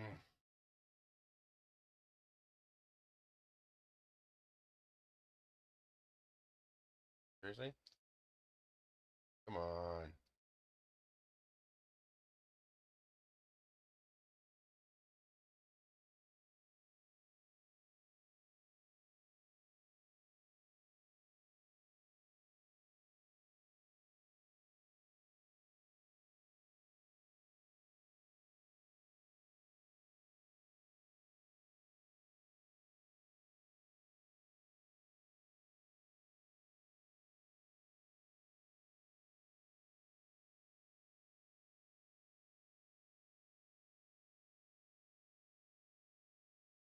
When you do this yourself, you want to try to use a philosophy for connecting these connectors such that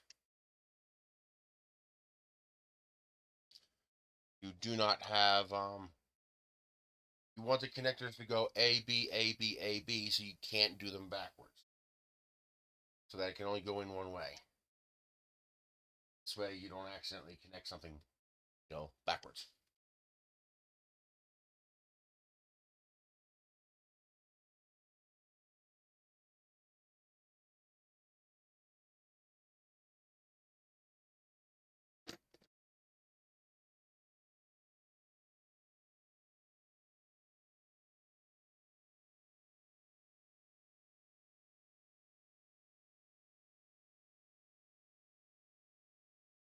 So this heat shrink over this one.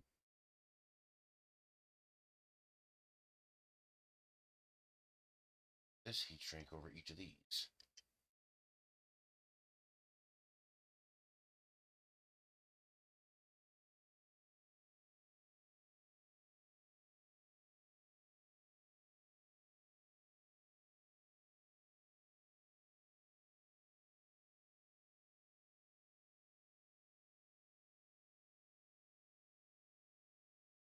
That one.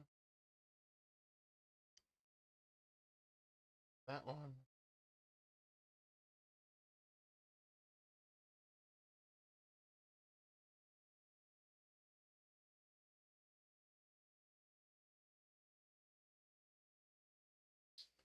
Come on. Stop messing with me.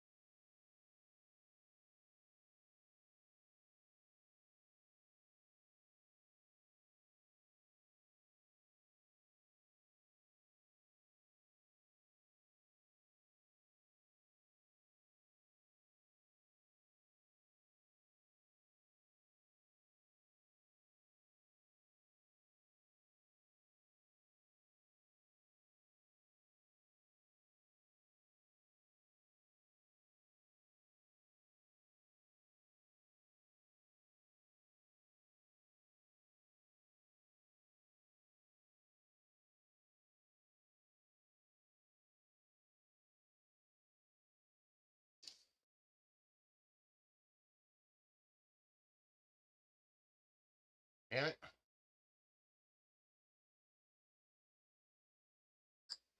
Just wrecked my shirt.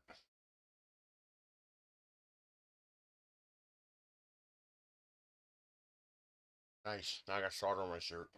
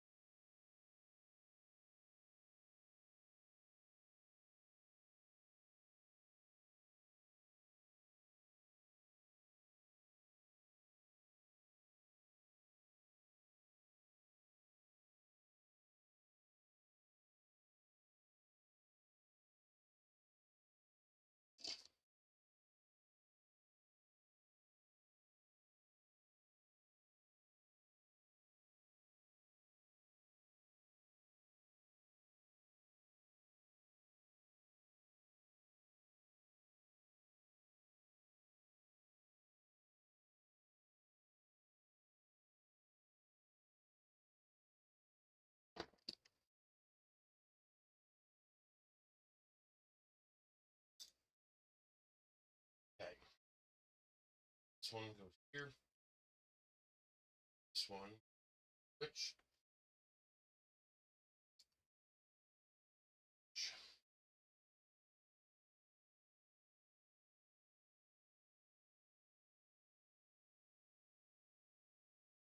All right.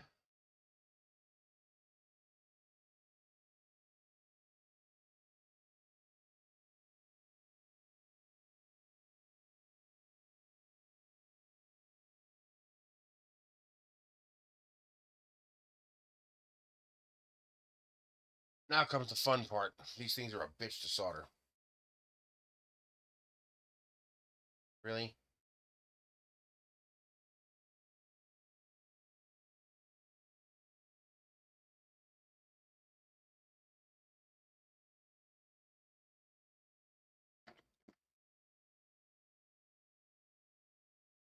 Okay.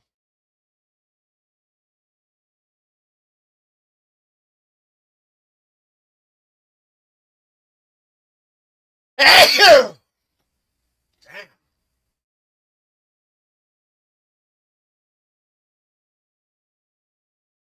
That has nothing on it.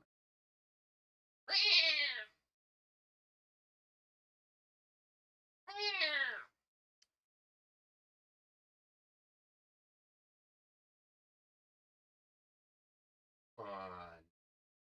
Walk anywhere but there. Okay? Okay. Really? You're just gonna fuck with my shit until I move it, huh? Damn cat. Come on. Freaking cat. What a pain. Cats are such a pain. Okay. If you don't get away from this, damn it, cat. What was that? Why are you doing this? Why are you selecting everything? That's touching the screen. Where is my diagram again? Okay.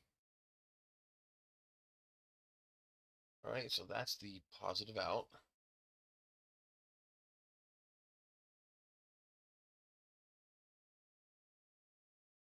Just spun you. Why aren't you?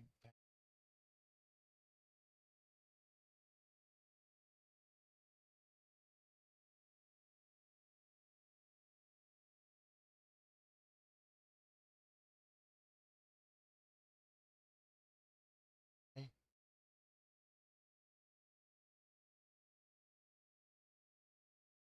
Solder. I hate this part. I was actually looking for bigger drivers just because they'd be easier to solder.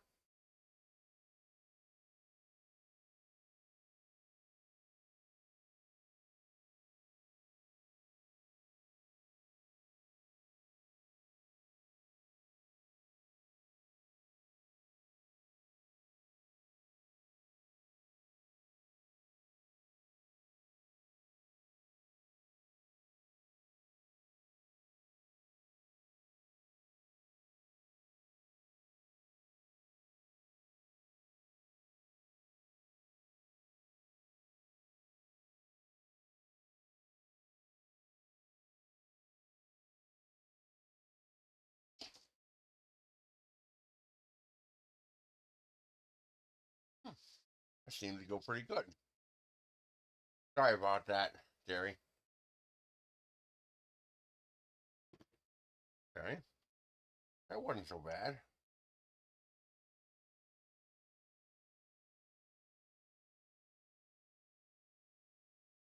I have to use another one of these.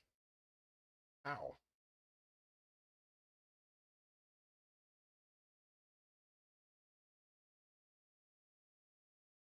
I need to go.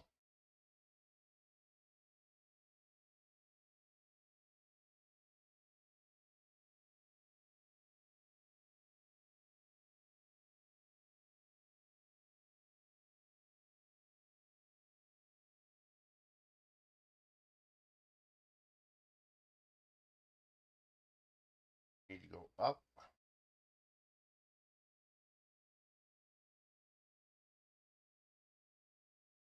And back down.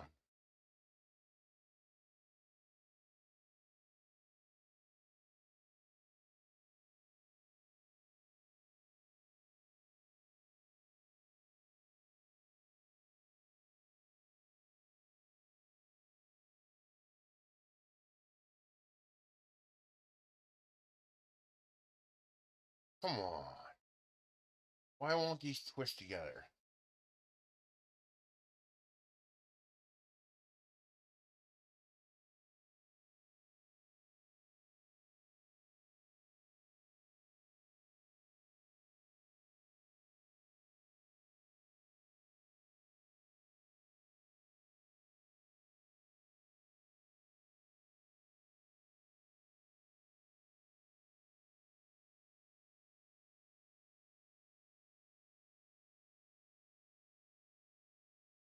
it keeps flaying apart. These must be aluminum. These must be garbage aluminum wires because they will not thread together.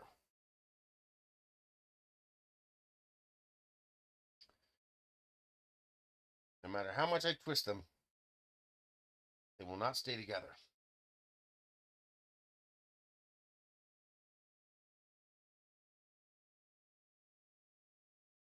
Come on. Don't be a dickhead. I need to strip them a little.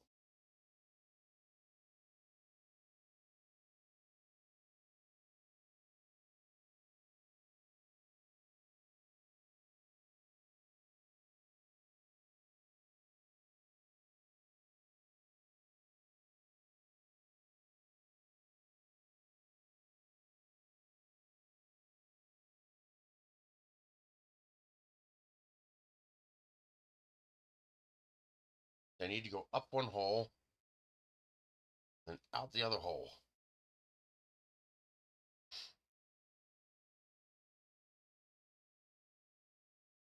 If I do this, nope, that ain't gonna work. This might work.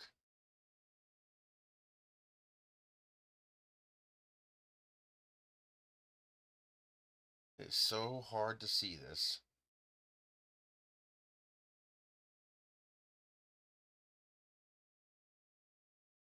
Ah! Ah! I think I got it. Oh, you bastard. Did you just pull out?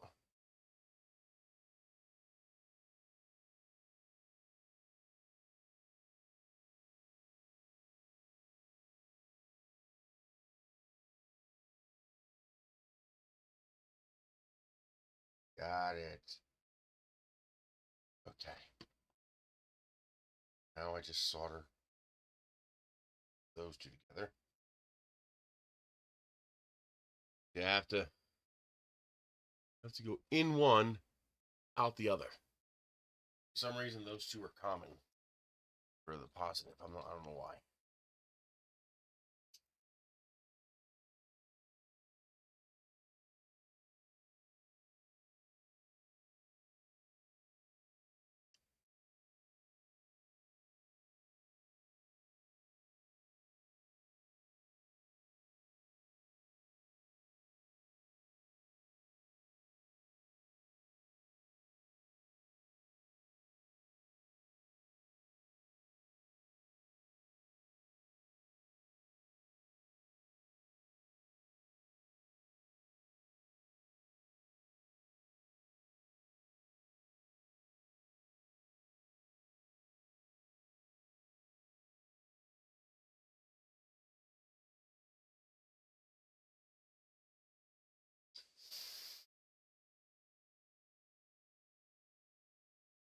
Man, what a pain. I think I got it. Yeah. All right. Now I just got to common the negatives. Get both of them through the hole somehow.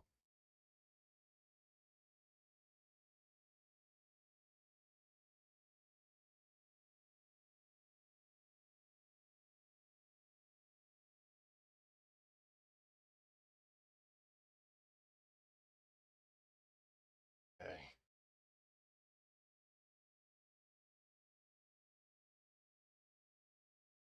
Go.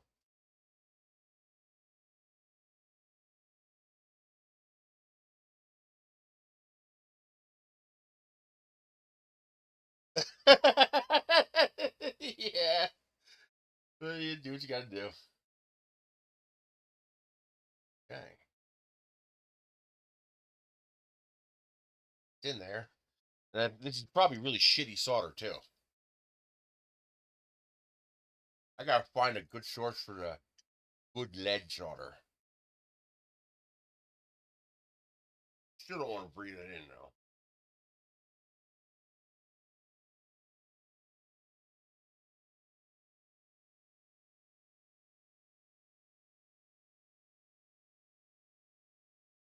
Why doesn't that want to stick? just doesn't want to flow. Oh, that go? Nope. Halfway.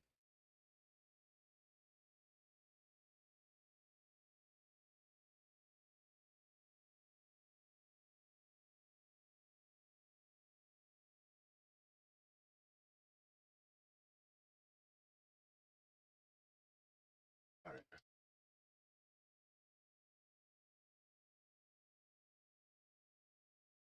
Michelle pop in? Hey, Michelle.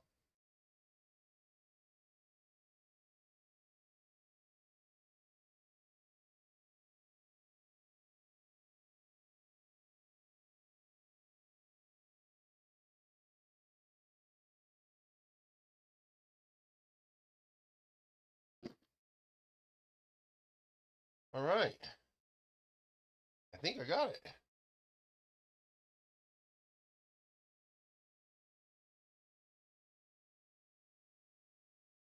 I need a little bit of blue.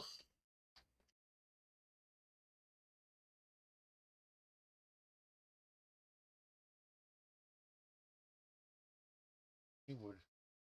What I used? Yeah, blue's what I used. Actually, I shouldn't shrink wrap that until I know it works. That's output.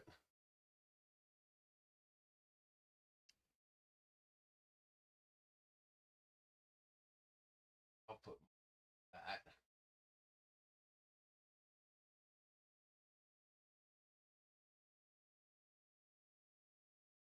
Got one left.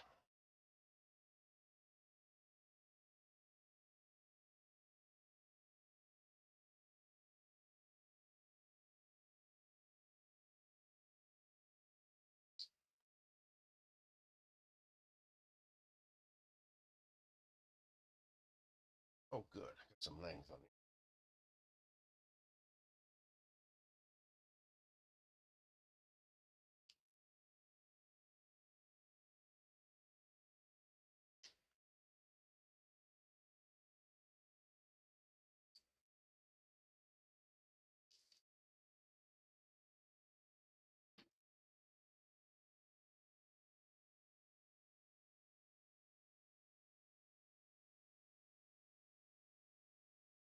Oh.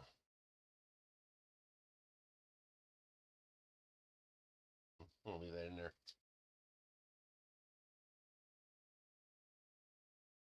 Oh.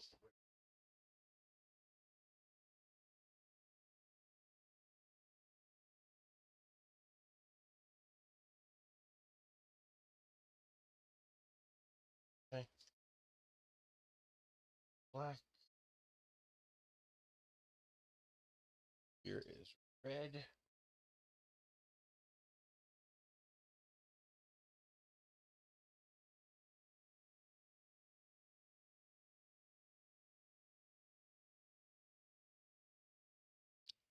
And a little bit of green over both.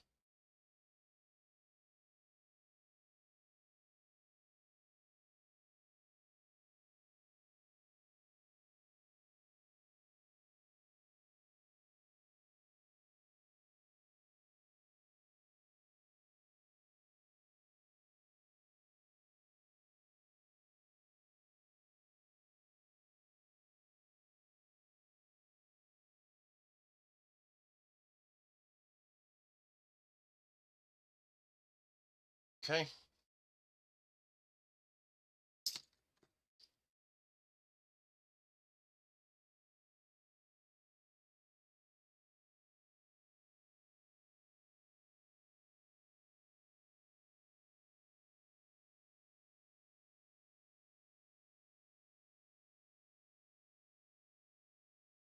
Come on, heat choke. There we go. Good.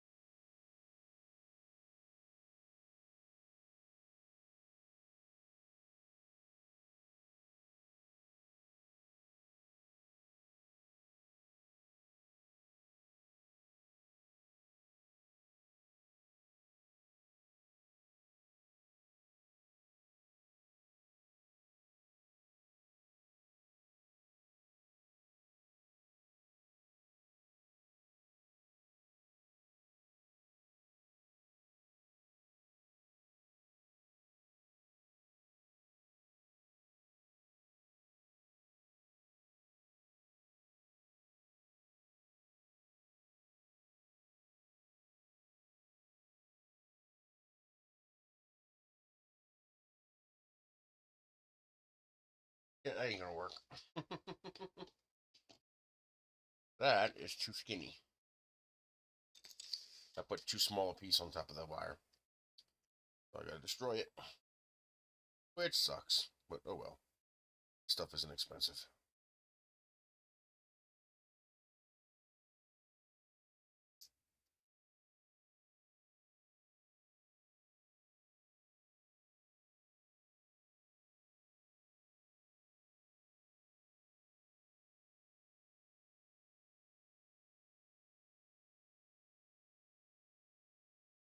Okay. I think this little yellow piece will be enough. I already know it fits over top of this. I want to hold these together.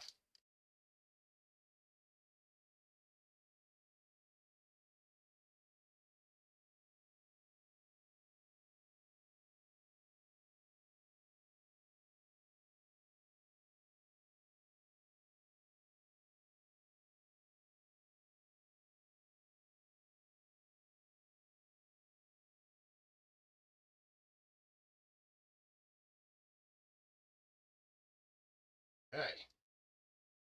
All right.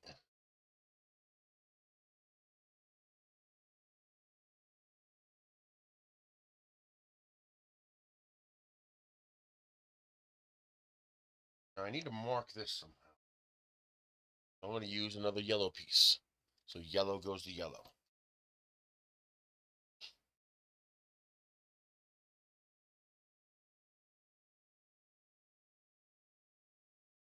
Okay, so this is the output.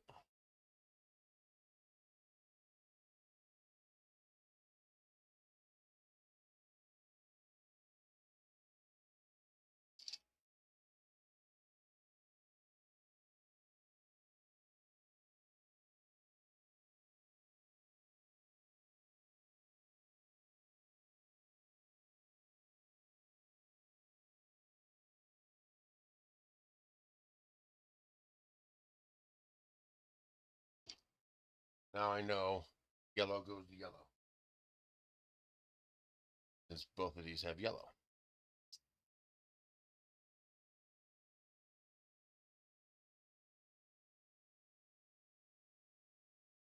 So that, this goes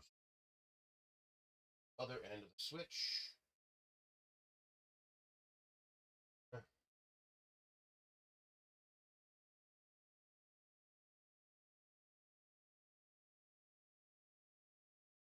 That goes to the battery. This all goes to the C. I need one more of these. I could steal this one.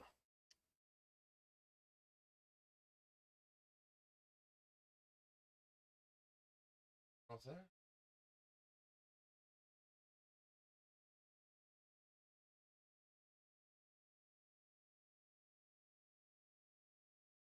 Ouch.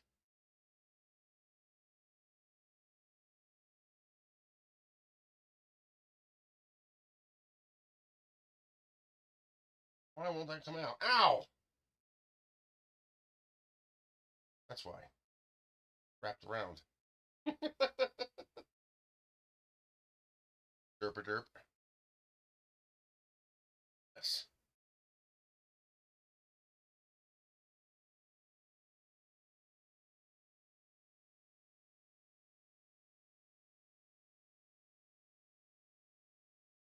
Go.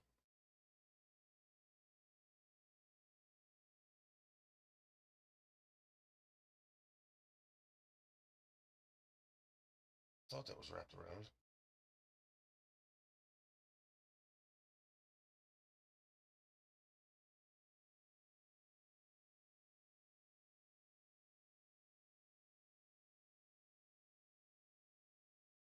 Oh.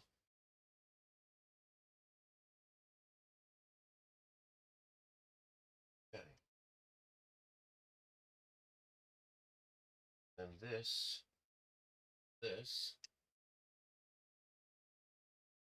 then both of these go into that.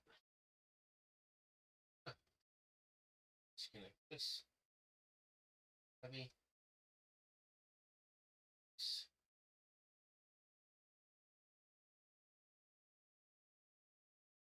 heavy. So now all this goes into this.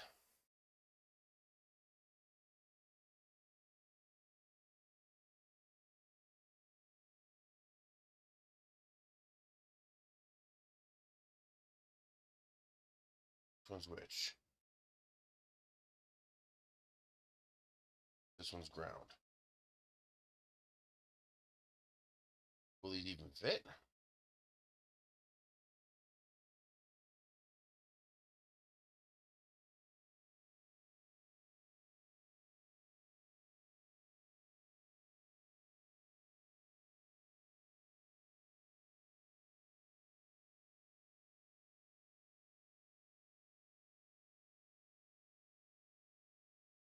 Oh yeah, that fits.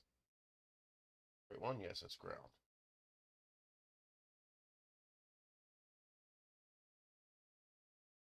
Okay. That is secure. Now we take this one, shove this one in that one.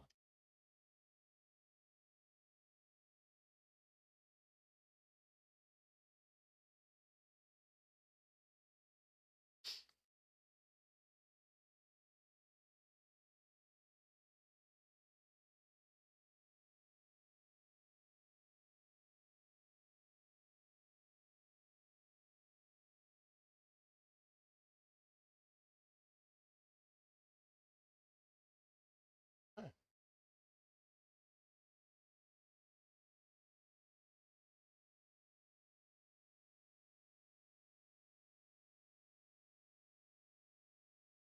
That should be it. That should be the wiring harness. These wires are a little on the short side, which is going to be a pain in the butt, but okay.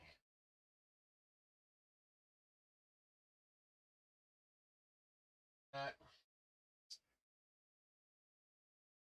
This goes to this. Fuck. Oh. Where is my... There's the BMS right there. There's the wires that go to the battery. And I forget which one of these is which. I believe the right is positive. You son of a bitch. I hate that so much. I just dumped half the box of drink foods.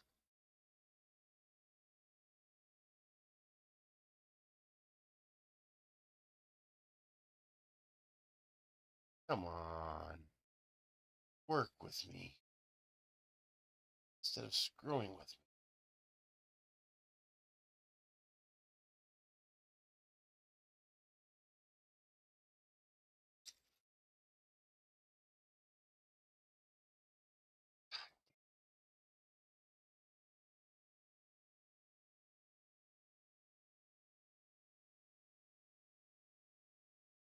Pain. Right.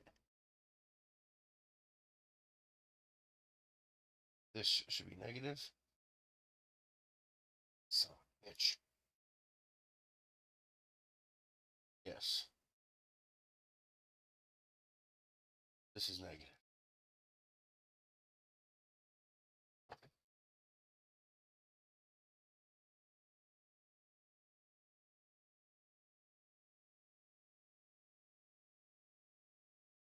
I don't have ring terminals yet.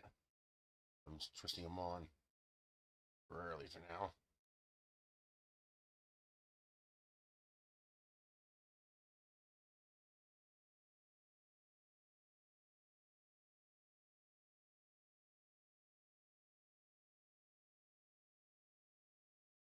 Where is the other nut? There it is.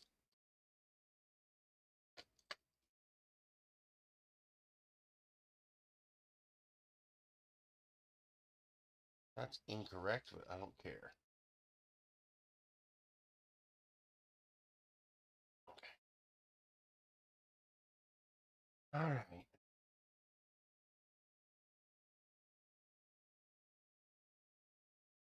All right. Next time, thread needs to be a little longer.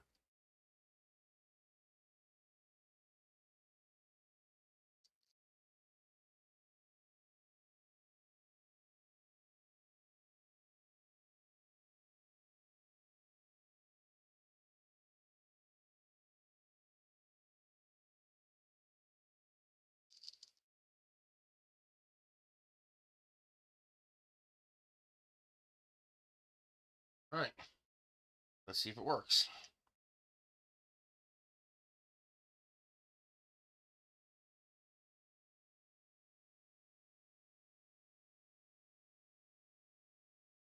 This goes to this one. This one. Okay. I get absolutely nothing.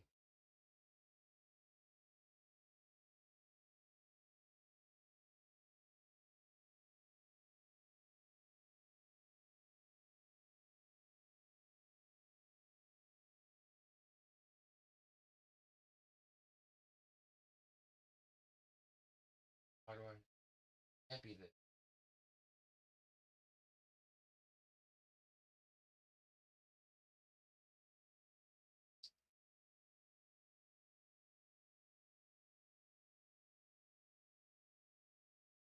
I'm getting nothing? All right, gotta probe it.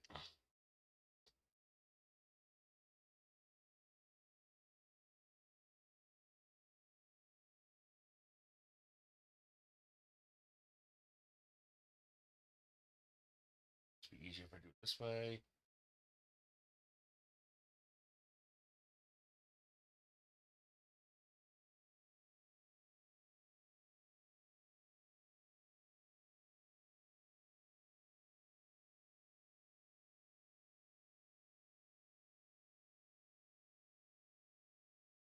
Oh, I'm getting nothing. Really?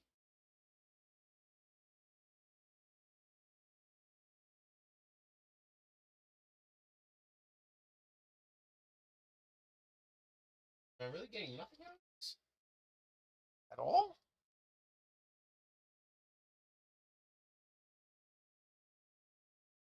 You son of a bitch! Do not fall! Fucker. Come on. Now what?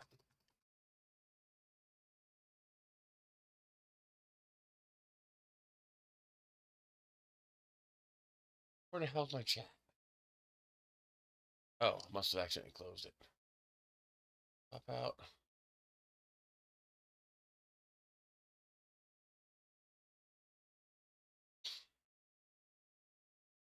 And of course it switches back to top chat.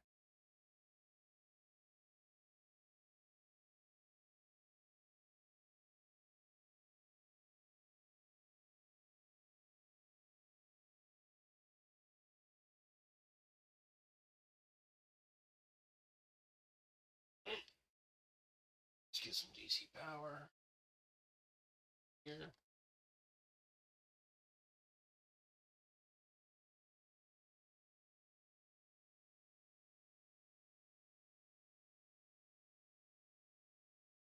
Okay, so everything works except the BMS.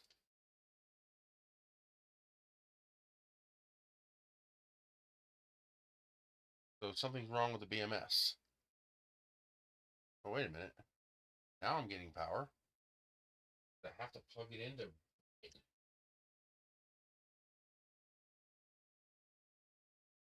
Really? I did. I guess I had to plug it into the USB to turn it on. Okay, and both lights work. Now let's turn down the power going to the second light.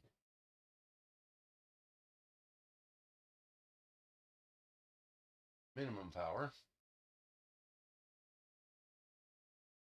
Crank up the power going to the second one.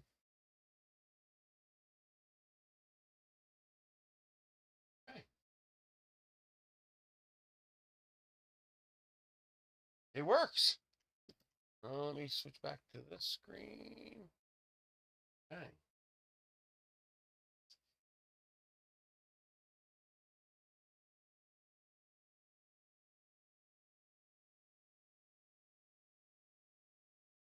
Okay. Now, that way turns on that one. That way turns on that one.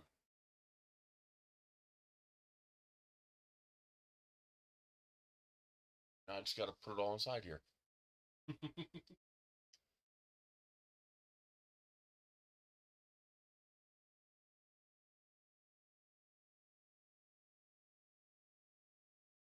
Okay. Now I do know that we are a little too tight on the channel here. I'm not sure how to fix that without printing another one.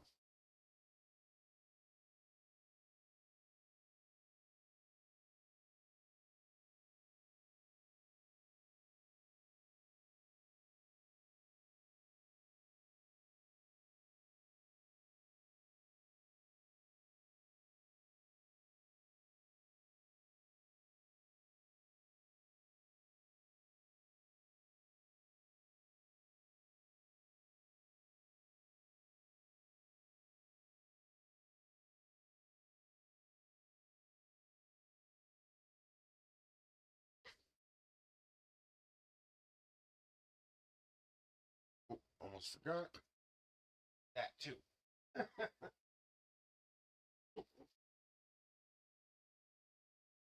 All right.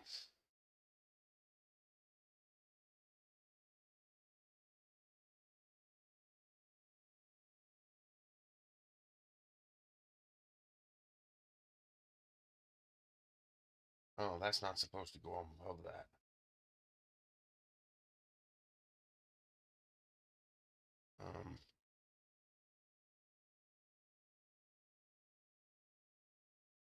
First, let's get this out of the way.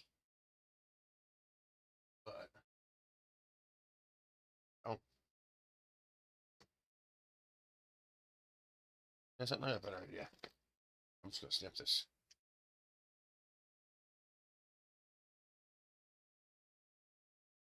Problem solved.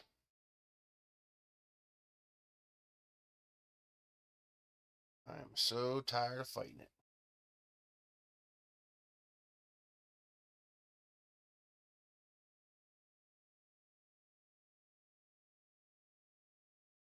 Okay.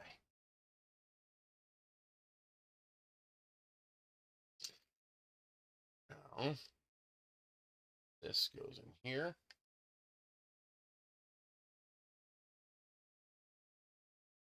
Oh, I hope I have enough slack in there.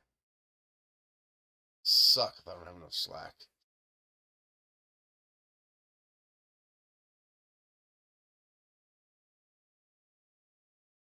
Fuck is that channel?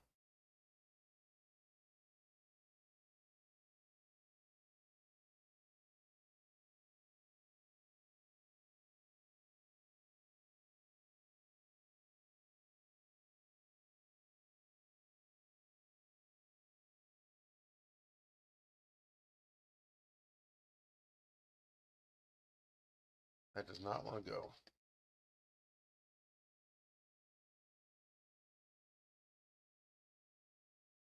I definitely have to deepen that channel quite a bit. Oh, wait a minute. I can mount it.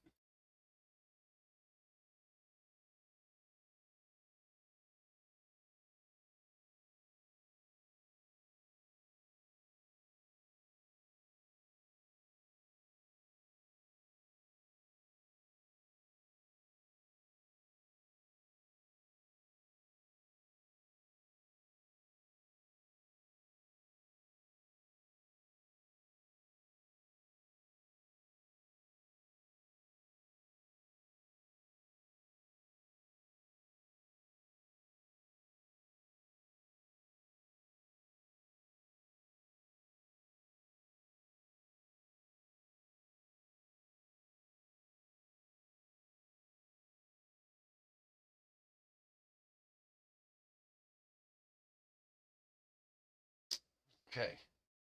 See if that's enough.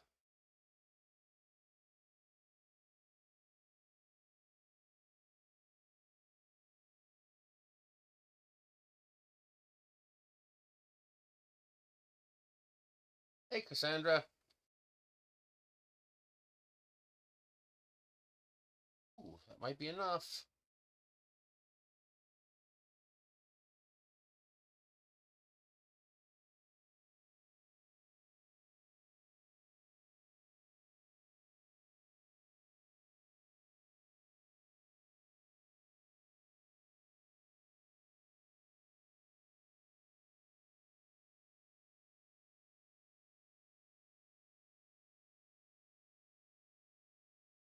Yeah, I definitely need a longer.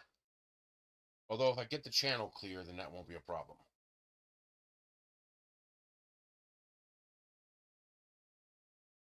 Yeah, if I clear the channel, this will be a non-issue. Okay.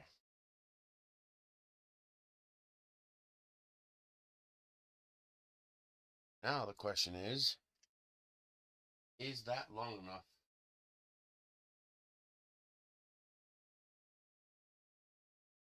It's fed. I also need to drink this now that I know this is good.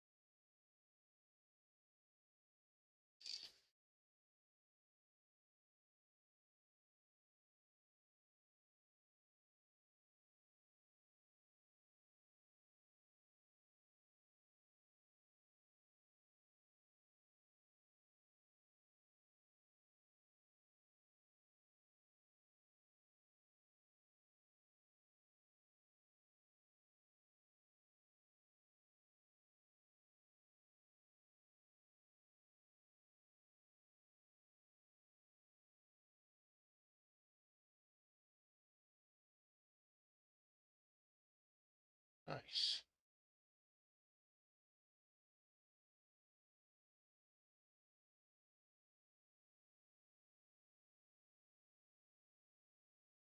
That's all shrink now.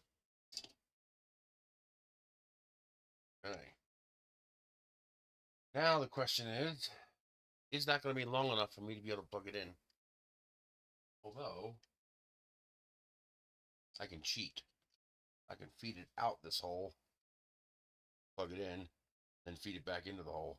That's not going to work. What am I missing? Oh.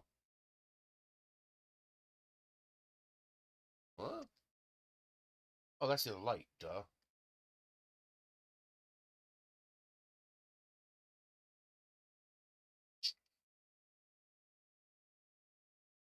Why are you giving me a hard time? There you go. You go there. Now, you go in here.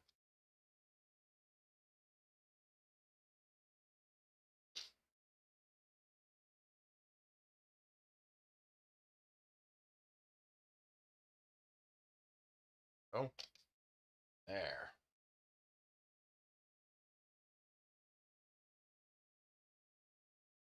Okay. This goes to the primary emitter.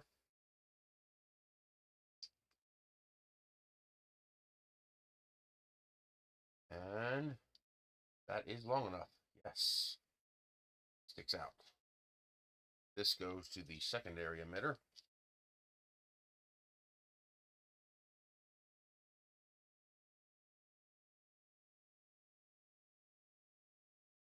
Good. This goes into here. Okay. I can just stuff all this. Oh no, which one was which? That's the primary. That one has to be forward. Okay. I mean, I guess it doesn't matter which way the switch technically goes, but I'd rather it go the right way. Okay. All right. That turns on the side emitter. The other one turns on the front emitter.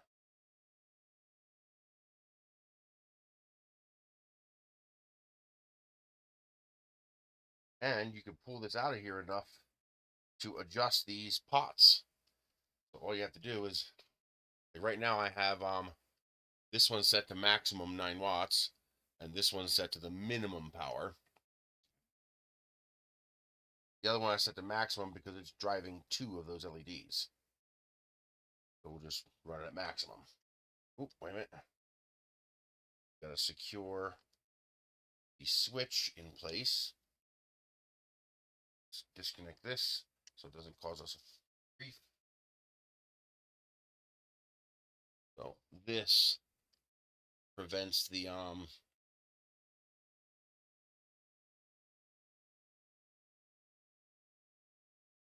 it prevents that from coming out.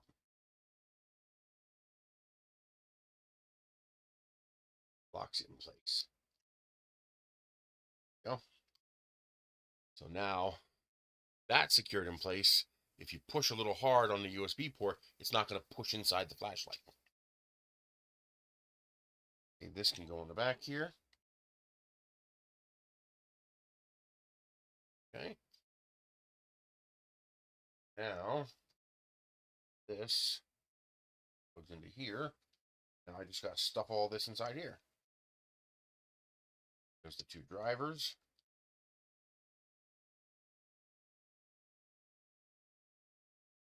Now this should be as simple as curling this up inside of here.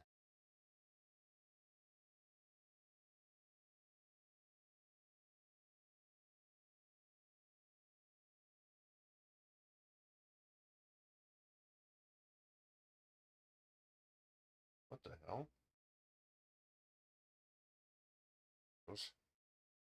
There. So that is the primaries, and that's the secondary.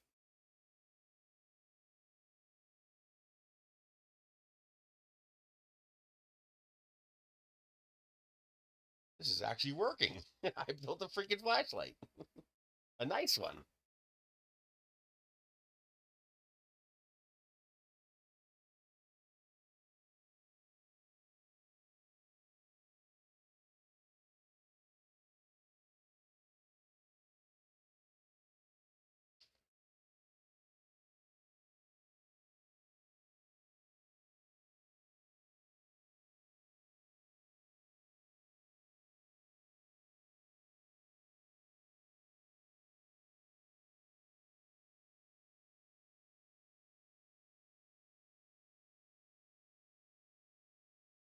Holy crap, it actually works.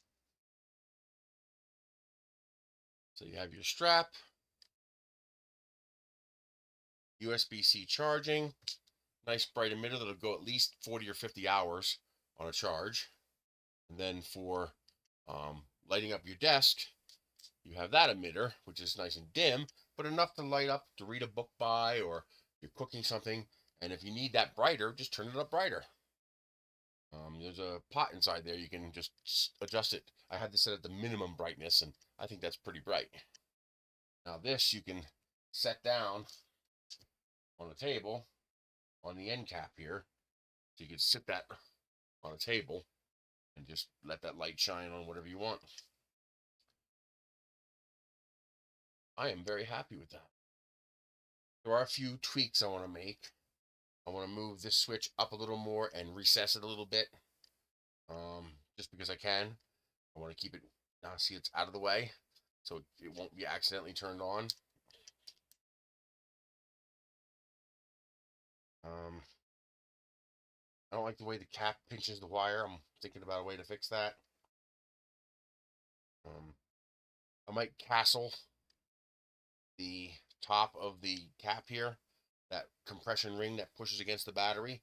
I might castle that, and this way the wire will fall between 2 of the castle peaks instead of being pinched. You can put the strap on either side, so if you're right-handed or left-handed.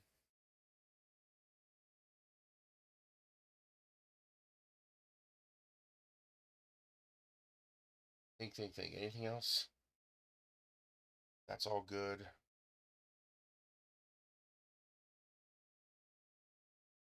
Yeah, I can't think of anything else that I would change. Oh, there is one other thing I want to do. I'm thinking about putting a second switch in. So here's the thing. One of the things that I want to do with this flashlight is long-term storage. The idea is you have an everyday flashlight that you can just use forever, and you're very unlikely to ever kill this thing. And it's so simple and it's so overbuilt that you really shouldn't have a problem with it. But I also want this to be, in your go bag. And the problem is things that go in your go bag need to be shelf stable. They need to be long-term stable. That's why we usually use dry cells in a go bag. Because you could put a set of double A's in there and they're good for 10 years. Just don't put them in a flashlight, leave them separate.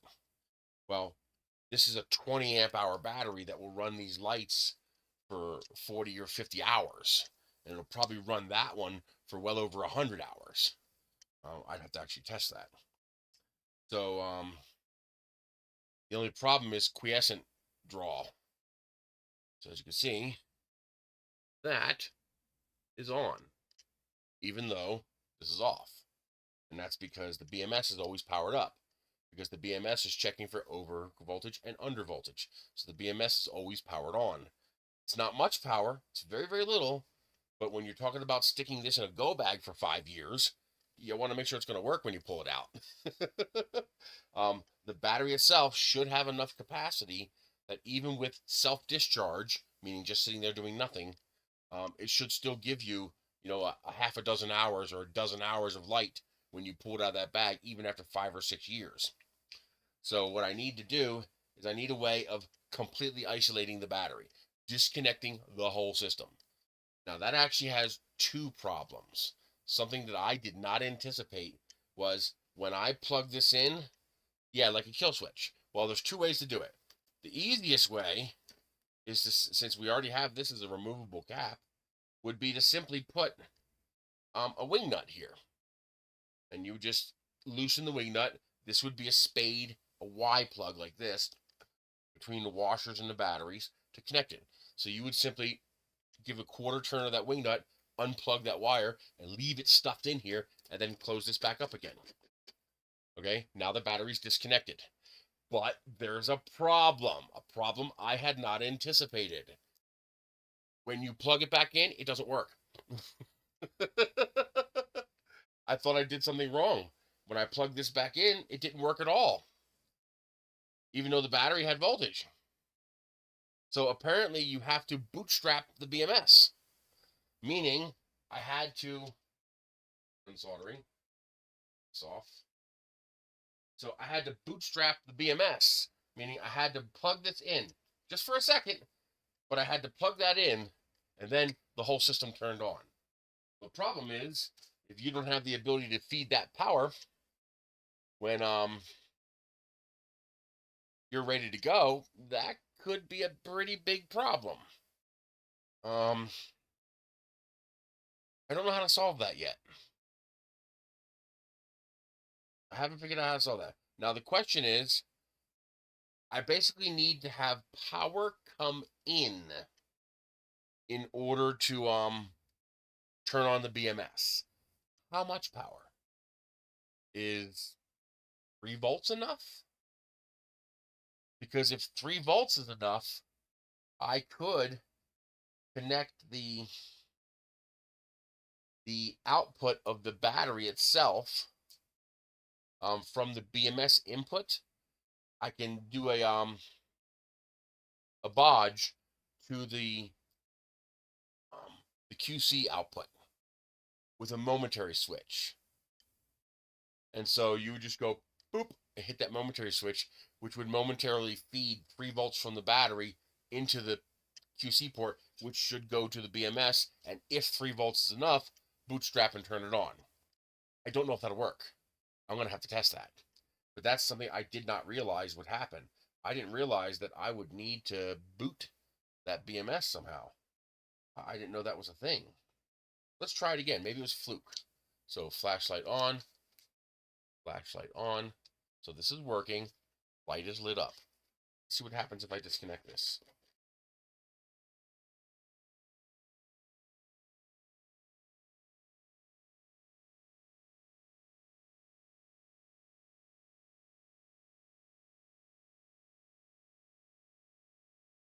Okay. Flashlight. Oops, I just lost the washer. That's gone. Washer's gone. Actually, what I'm going to do is I'm going to make a temporary bodge here. I am going to connect this to this.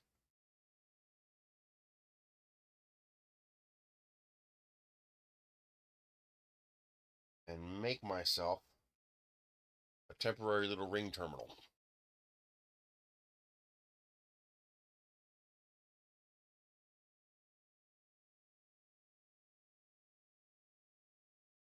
That's probably enough. Yeah. Let's turn this back on again.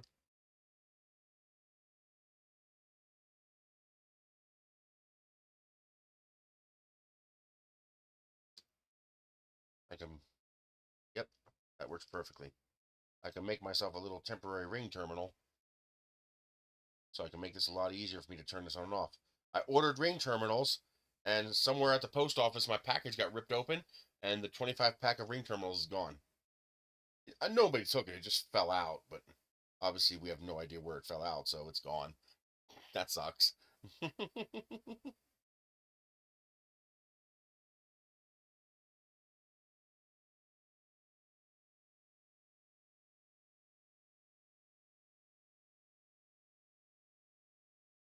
All right, do that. Fold it over. Bring the heat shrink in.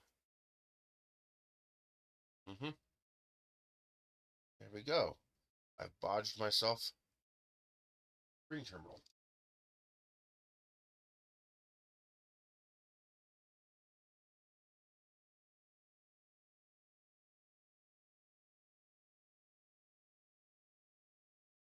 Yeah, that worked really well. I wasn't expecting that to work that well. Nice.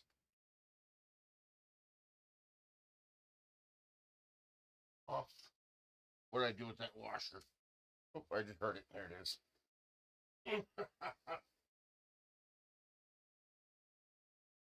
Okay. So now, washer. Now I have my own little ring terminal. I just pop that bad boy on there and put the nut on.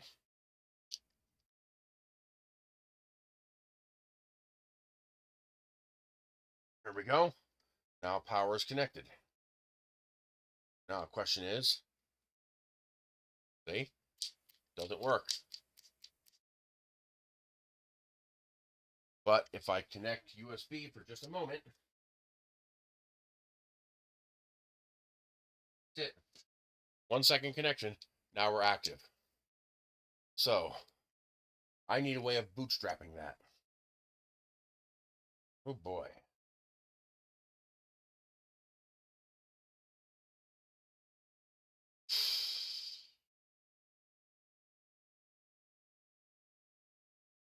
I got to think about that. I want this to be able to work by itself. Meaning I want you to be able to pull this out of the bag and have it work. That's kind of important to me from a functional point of view.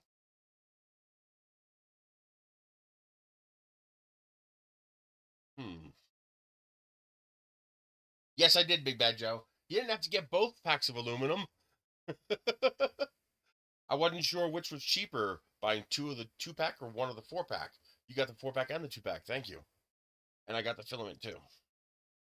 And actually, I'm gonna go grab it today. My neighbor put out a toaster oven. I'm gonna go steal the toaster oven off the trash.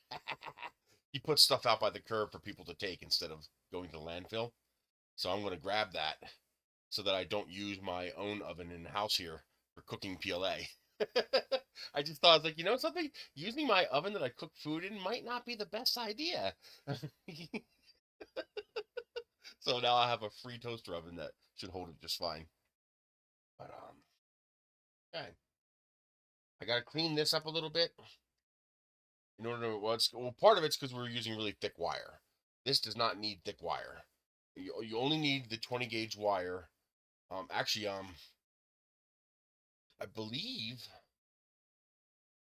I figured out 22 gauge would work if we limit it to 15 watts.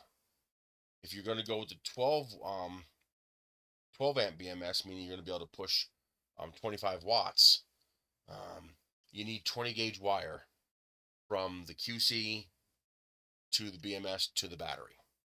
Everything else can be pretty much any gauge you want. I mean, both of these together is going to draw like 6 or 7 watts max, and this is going to draw under a watt. So that's nothing. You can use the thinnest. You can use that. You can use the thinnest shit wire available, and it'll be fine for that. But I need to figure out a more elegant way of installing this.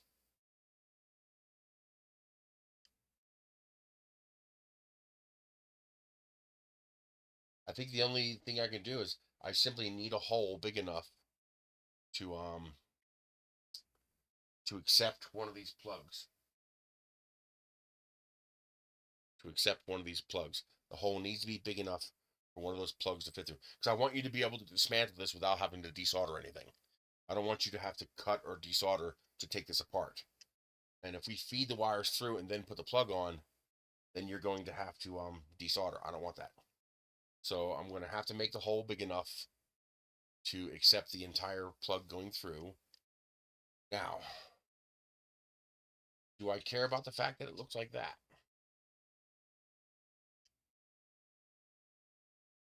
Do I want to make a little cover that will cover that? Do I care? I'm not sure if I care or not. I think I'm overcomplicating it by caring.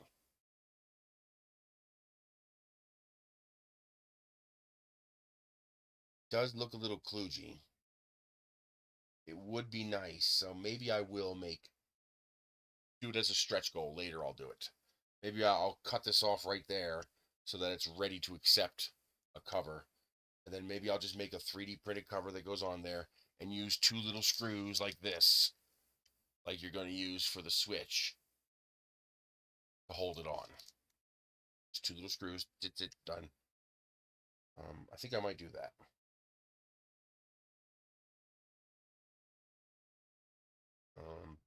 I also want to, I'm going to move the switch up, and I'm going to set the switch in a little bit so it's a little lower. I'm also going to move the USB port up a little more. And I realize there's plenty of space in here, so I can use a longer screw to hold the cap on. So I think I'm going to do that. I really hate the way this prints right here. And it's super, super thin right here and right here. So I'm going to beef that up a little bit there.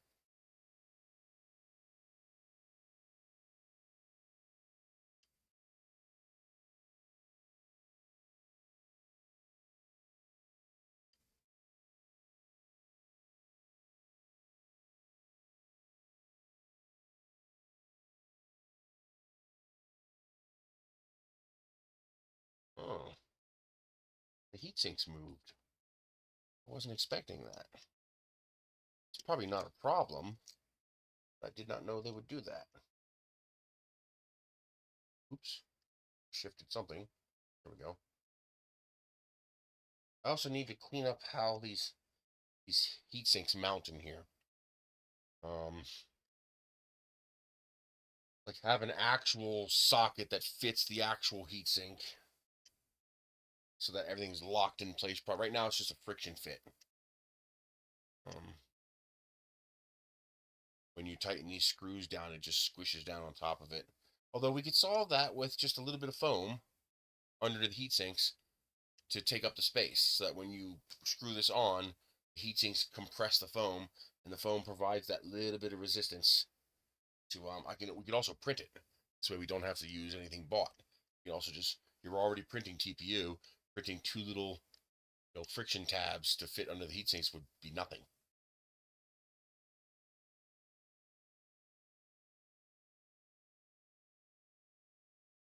What I had not expected was the need to bootstrap the BMS. I did not know that was a thing. Ooh. How do I fix that?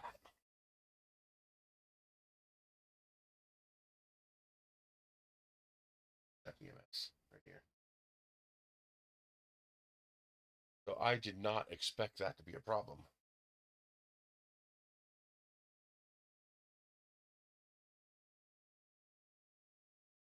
I know how to test it. It's gonna be a pain, but that's it.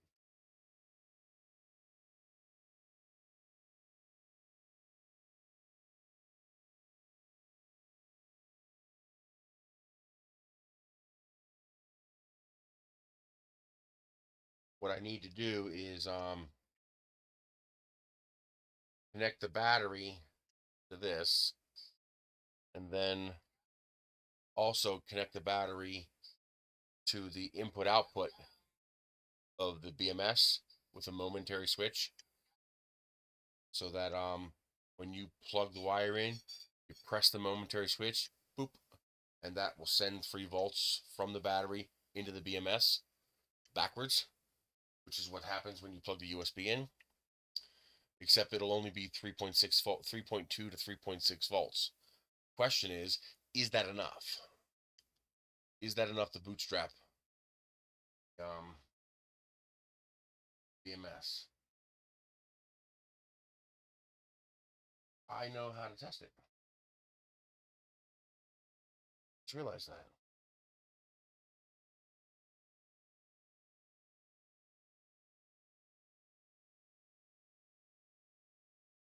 Can I get to it? Yeah. Actually, no, that's going through a driver, so that won't work. I have to do it this way.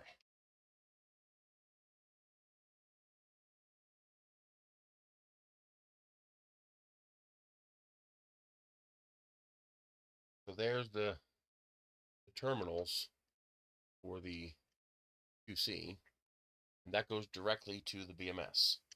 So what I can do is I can take 3 volts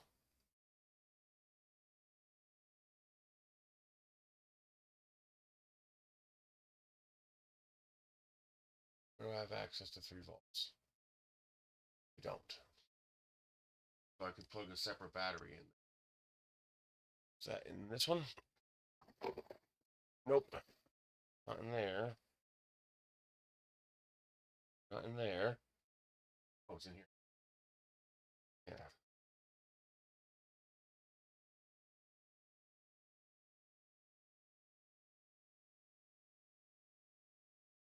So I could take this battery.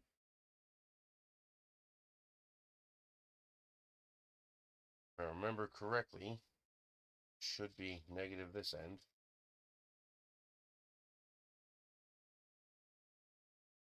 Let's test that. Sure.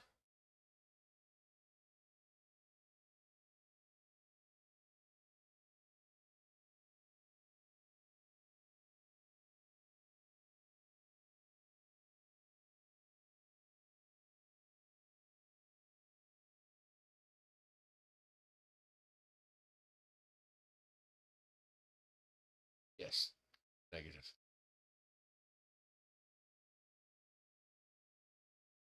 Come on. What am I grabbing?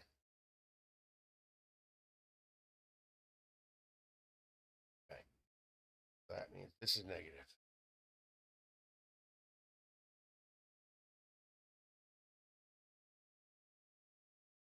Hey, Drone Shots, how are you doing? Okay. That goes there. Nothing in here, right? That's just wires, yeah.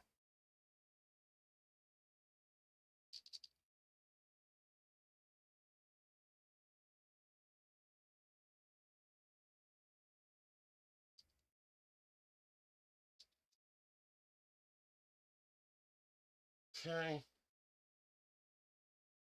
Crap, do I have a plug? Might not have a plug. Just to do this, I need a plug. Well, could just snip it.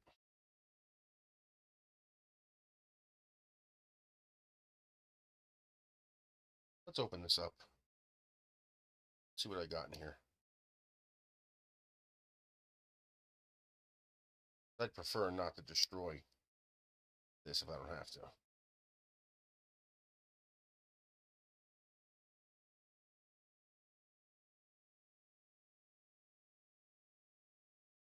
got the flashlight working. So the primary goes on with that switch. If you slide the switch down, the secondary comes on. This is running at minimum power. These two are running at maximum power. Your switch works good, but we found out a problem.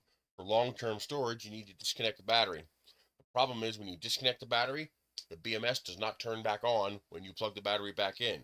It's in a dead state. Now, all you have to do is plug a USB cable in for a split second, literally just boop, boop, and that bootstraps the BMS, and now it's on. The problem is, if this is in your go bag and you yank this out, you might not have a USB plug to plug into it. So I'm trying to figure out a way to bootstrap it. So I know 5 volts will bootstrap it. The question is, will 3.2 volts, 3.4 volts bootstrap it? So we're going to test that by seeing if I can take the power from the battery and reverse it through the BMS to bootstrap the BMS to an on state.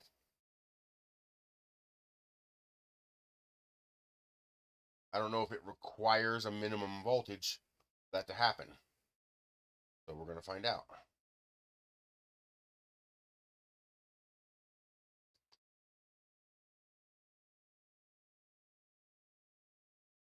All right.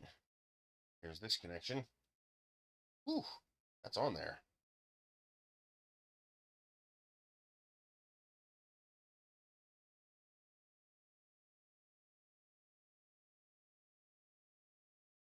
Okay.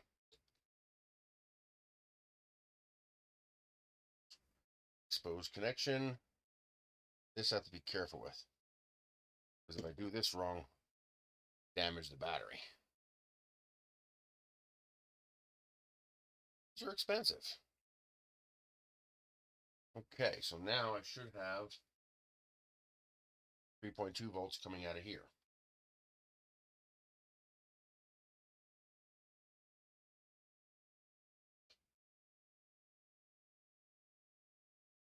Yes.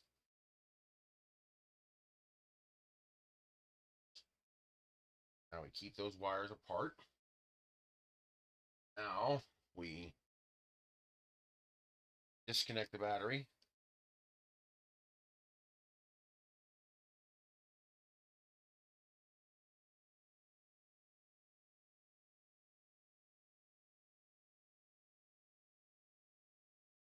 Okay. Oh. Okay. Has to be off for about a second for it to actually disable.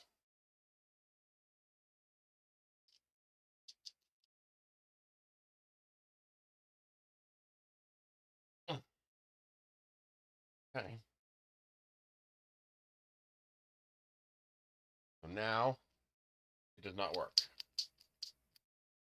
Question is, I tap this.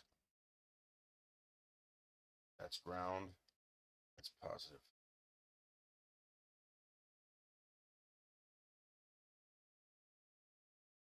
If I can do this without blowing it up. Come on. That is ground.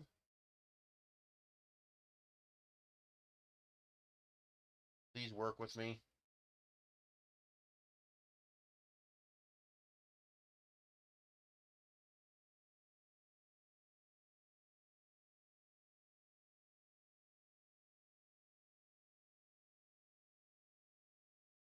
Seriously?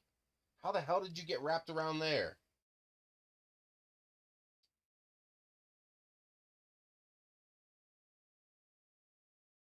Oh, you son of a bitch.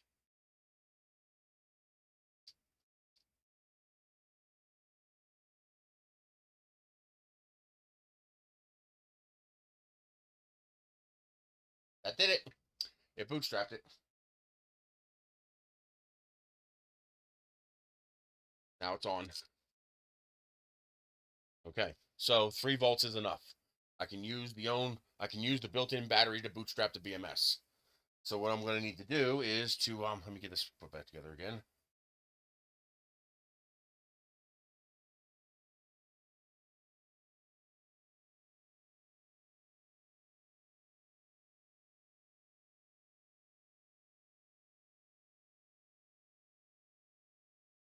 I need to figure out a way to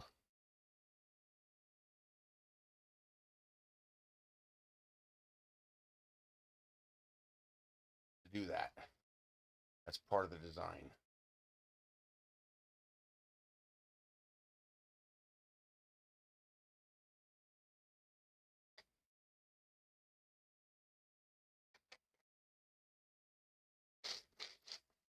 Okay. Now we have our primaries and our secondary. All right. So we know that works. Now I just got to figure out an elegant way to do it. Fun, fun, fun. Is there enough room in here to do it? Connecting it's easy enough.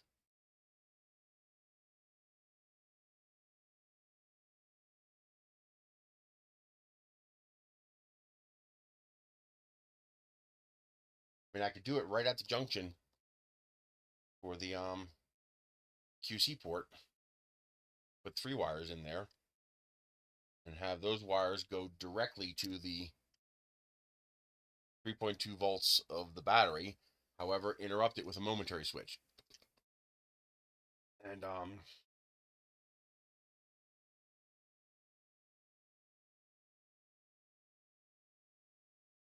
thing is, where do I hide it?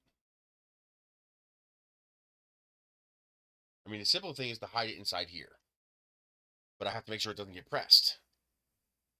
Otherwise, the battery will be feeding into itself. Is there room in here anywhere?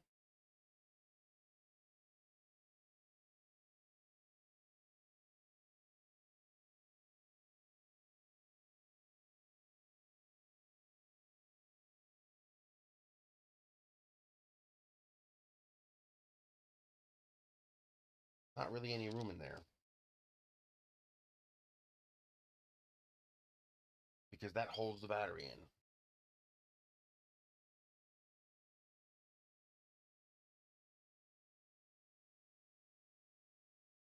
That's really annoying that I have to do that.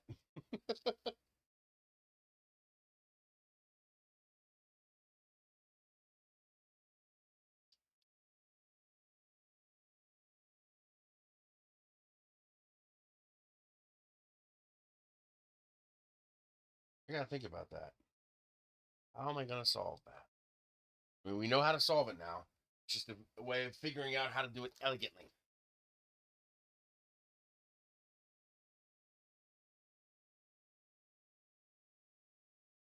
Now this should charge it at 10 or 11 watts.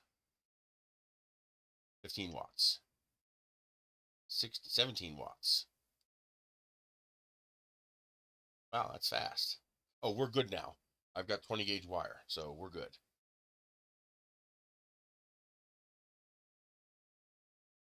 In fact, I should be able to charge this at 25 watts without overheating.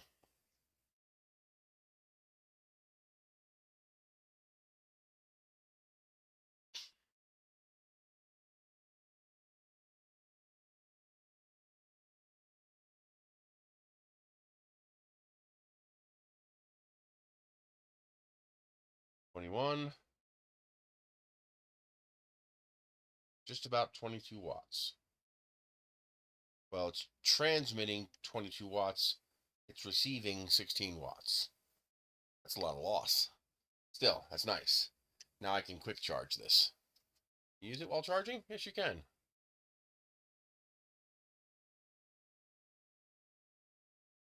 Probably shouldn't do that, but looks like you can. Oh, why'd that turn off?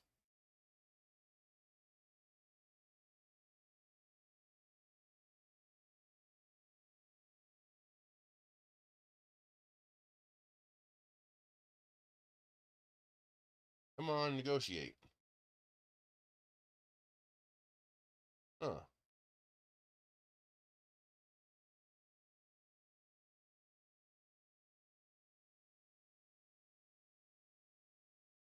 It's being finicky.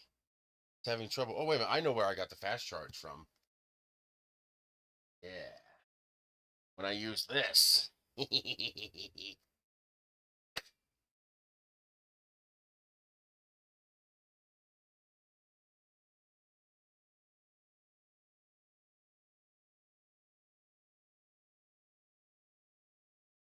Oh, that's having trouble stabilizing.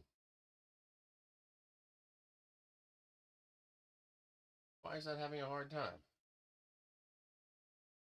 It's turning on and off.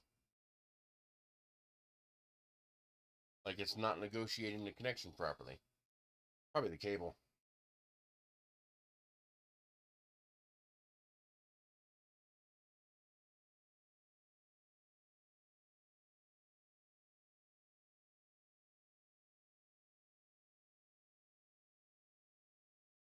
Huh. Wonder why it's having a hard time.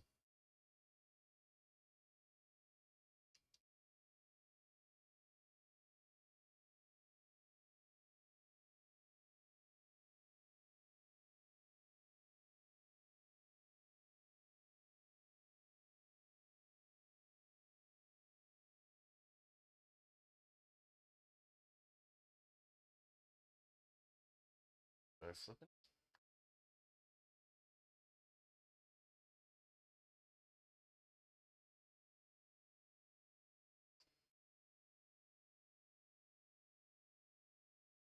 Sometimes I wonder if these PD triggers are flaky. Because it's having trouble negotiating the PD connection. Tries, fails, tries, fails, tries, fails. I don't know why. Let's try the other cable. But this is going to be limited, though. This won't be able to put out as much power.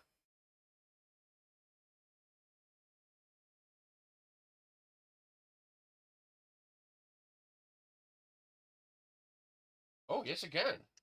Right, 20 watts. And it turned off again.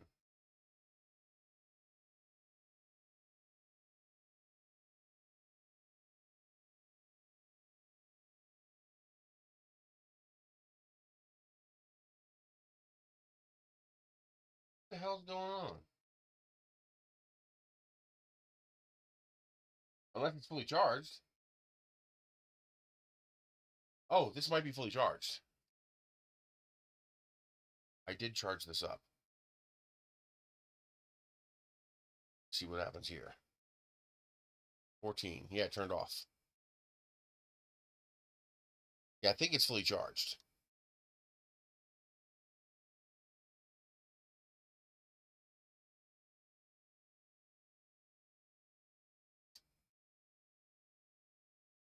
Let's try a dumb charger. That would be one of these.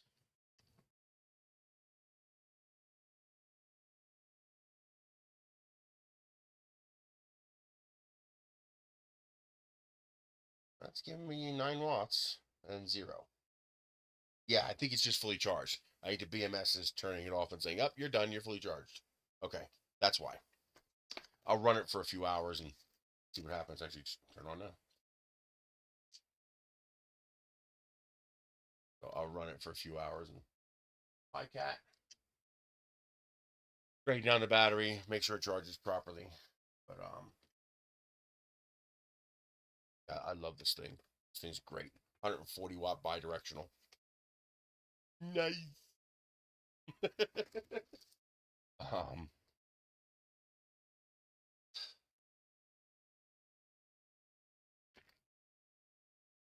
I got some refinements to make to it, some little tweaks and adjustments. Like I said, just moving parts around,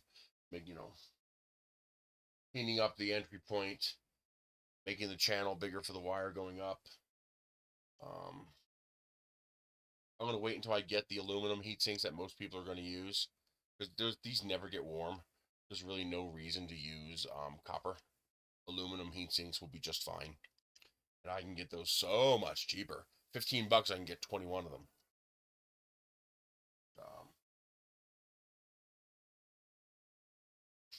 So I'll be designing it around those aluminum heat sinks. And also, I think except for the BMS, did I double check? Because I think maybe you can get the BMS. But I believe you can get everything on Amazon. You'll pay a little more, but you can get everything on Amazon. Oh, and I'm super freaking close to getting that bonus this month. I'm going to be so pissed off if they try to cheat me out of this bonus. I am at 35.71. So $230 shy. Get that $150 bonus. So hopefully they won't dick me around. They have new bonuses coming up in January through March, but now you only have to hit 2750, but you only get 85 bucks. But that's okay. I'm okay with that. Brings the ceiling down a little bit for getting the bonus. That might have that might be a big deal coming this new year. Let's see. So 1S 3.2 volt BMS.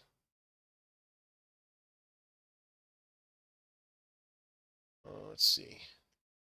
All right, so the 12 amp ones are available on Amazon, but not the 3 amp.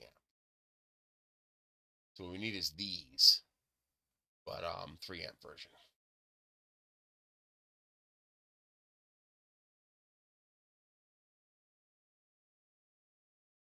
Oh, too expensive, and it's 15 amp. There's a nope. That's for 3.7. 3.7 is the wrong chemistry. You need 3.2 volt.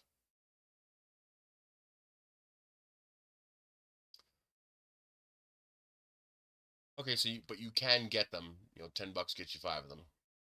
So you can get the BMSs on here. Then you can get the PD trigger.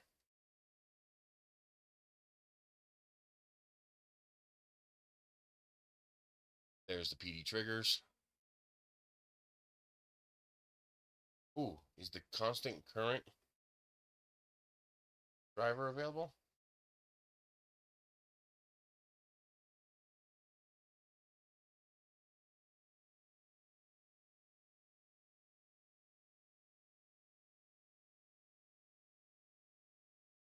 Yes, it is.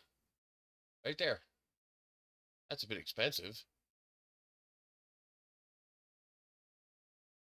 Ooh.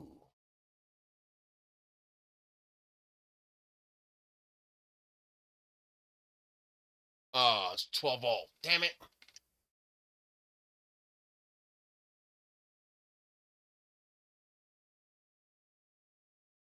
I've been looking for this constant current driver with this type of a setup, so it's not so damned hard to dick with it.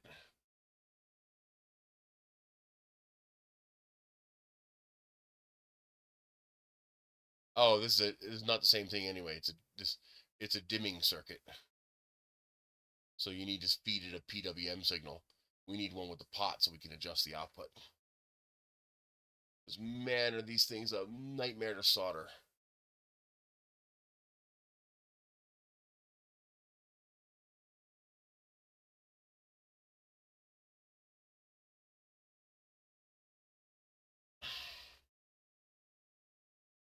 And 40 millimeter.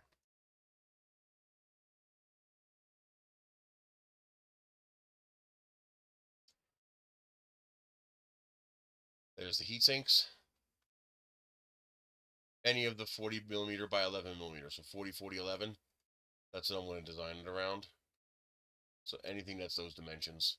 Can't use these because they're 20 millimeters thick. You don't want that. Although I could design it for that. Wouldn't be that hard. So yeah, everything's available on Amazon. You get the JST pairs.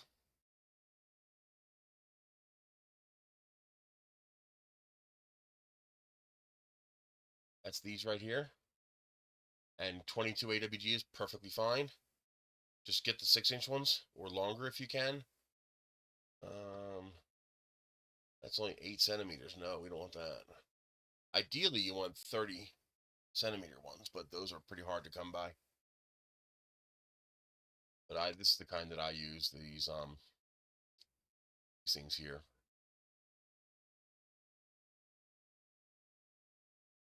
Now for the power input,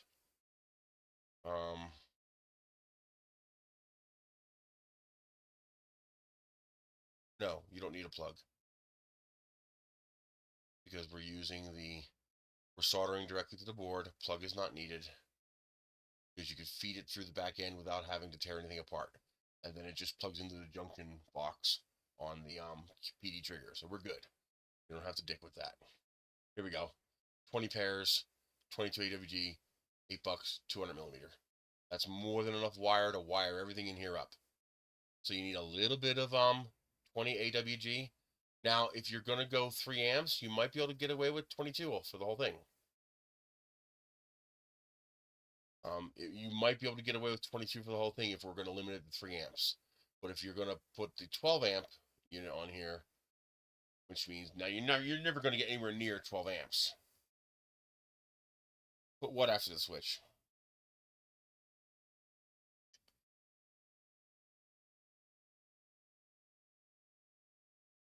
So yeah, technically everything's available on Amazon. Cool. But of course, it's a hell of a lot cheaper on AliExpress, where you can get 20 of them for $6.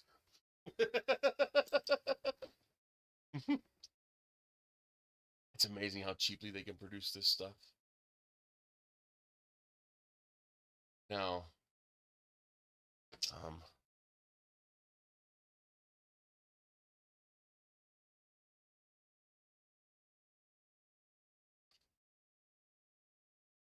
so we need a momentary switch. How small can we go? Something I could build into the model. We might actually be better off doing something like this. One of these little tiny momentary switches and build it into the tail cap.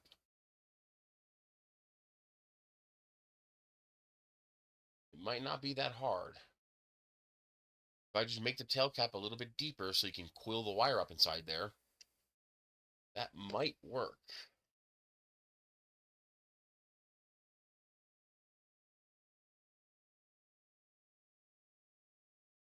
You know, just a little tiny momentary switch like this.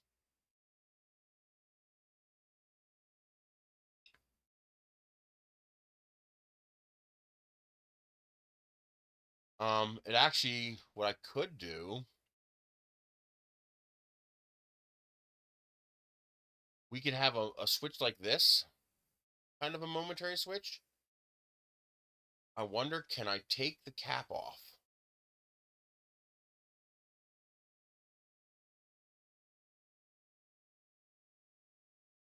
Like, I'm wondering if I could take that cap off. See what I'm thinking? I can put the momentary switch, you know, in here somewhere.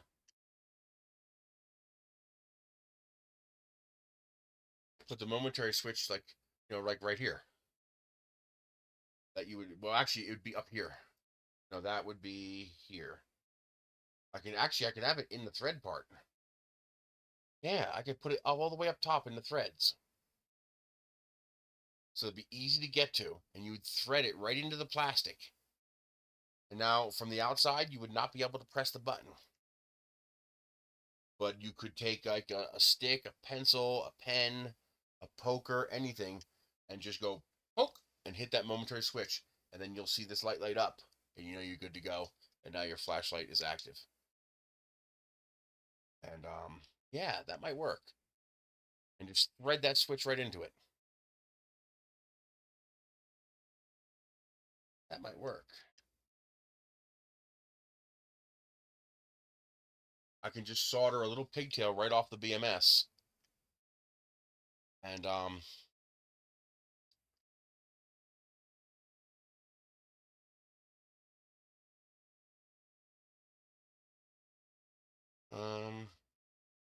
yeah, Big Bad Joe, we decided to do the stream today so that I don't mess with anybody's Christmas, because it seemed rude to do a stream on New Year's Eve. Tomorrow, my normal day, is New Year's Eve, so I figured do it a day early. Plus, it increases the chances that anybody will show up. Yeah, I could do that.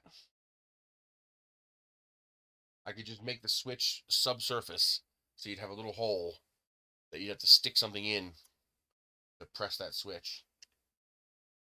That would bootstrap the BMS and get you back in business.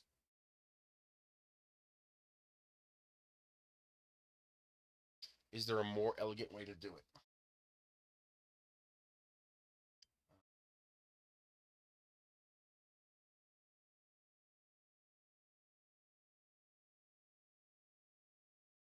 I mean, it's easy enough just to plug a USB cable into it. But then you have the issue of you have to have a USB cable.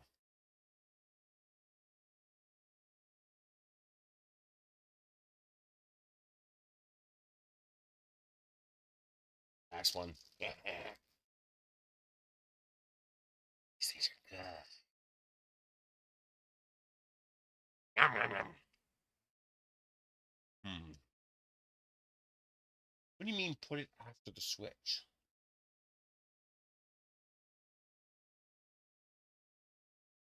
No, the switch is disabled. The switch doesn't work until the BMS comes on. Everything has to go through the BMS or the battery's not protected.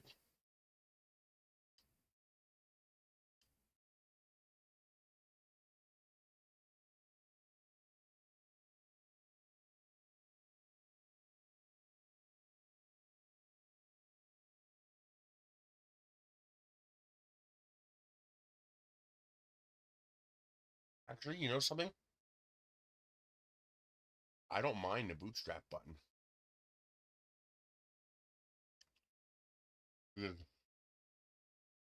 Hey, Tribe Simmer. Check it out. Getting pretty close to finished. Strap is done. Dual heads is done. Secondary emitter is finished. Just got to clean up the install. New switch. So this one is hidden, so you don't accidentally hit it. But it's big enough that even with gloved hands, you'll be able to turn it on.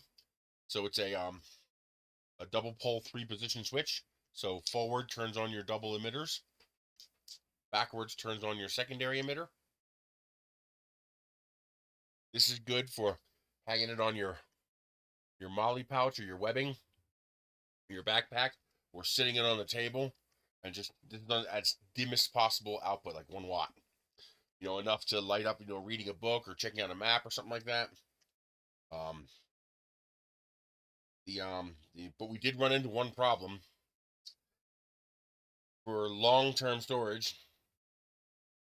you have to disconnect the battery, because otherwise the BMS is continuously drawing a quiescent charge, voltage, and that's eventually going to deplete the battery faster than you want it to. Let me get this. Get off. So if you unplug the battery and plug the battery back in, the whole thing dies and you can't turn it on.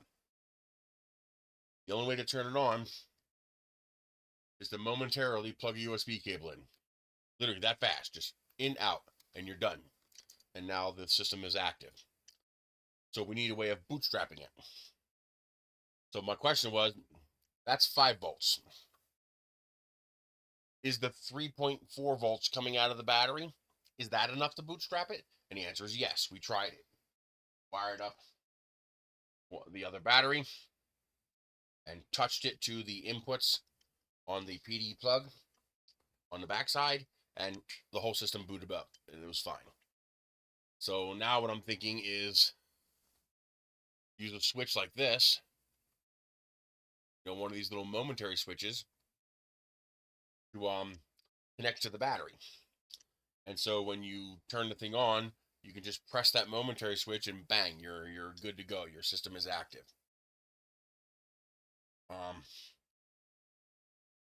Then it hit me, well, okay, well, if I turn the BMS off, it does not turn back on until you boot it. So instead of disconnecting the battery and storing it, And then you have to, in the heat of the moment when you need your flashlight, you've got to unscrew this, connect the battery, and then bootstrap this thing. Instead, I have a better idea. Disconnect the battery, and then reconnect the battery. The BMS is now in an off state. And then all you have to do when you pull this out of your bag is press the button to boot it up. That's it. You pull this out of your bag, you press the little depressed button. Maybe we can even put it in a depression so that you can press it with a finger without having to use a tool, but even like a little stick, just something to reach in there and just poke, or make it a part of this. Make it a part of the lanyard, a little poker, like a SIM card poker. And you just poke the momentary switch, bootstrap the BMS, and now you're good to go. Okay. Yeah, we're gonna do it that way. And then the switch we can put the switch anywhere. I could put the switch on the inside of the threads so that you could unscrew this a bit, push the button. In fact, maybe even I can make it so that the button sits behind this thread here, but doesn't come out further. This way you can actually just use your finger, push the button, and now that switch, however, will be protected behind this. Yeah, that would work good. Because I'd rather have no tools. I'd rather just be able to use my finger. No, because the switch is disabled. The BMS is first. The BMS has to come before the switch. It goes BMS, then switch, then lights. So when the BMS disables, that also disables the switch. It does nothing.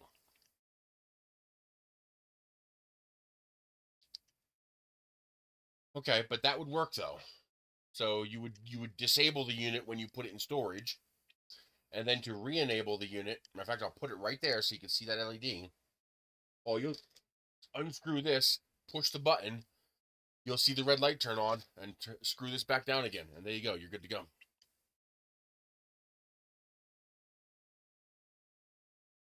No, because this switch takes power from the BMS and puts it through constant current drivers to feed those LEDs or those LEDs. Now, we could have a second switch that turns the BMS on and off.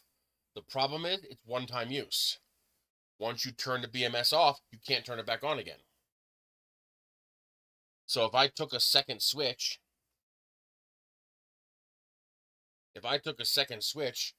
and connected it to the BMS to disable the battery, I could flip that switch and disable the battery, but then when I flip that switch back on, nothing would happen because the BMS defaults to off, even when it has power. You have to feed input power for charging to enable the circuit.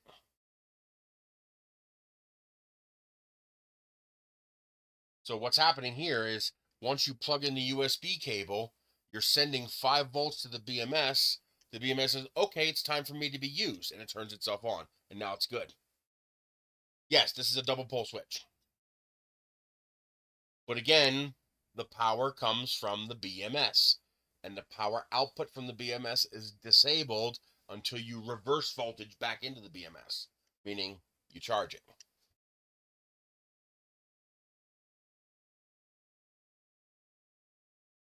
My cat's having a dream. Look.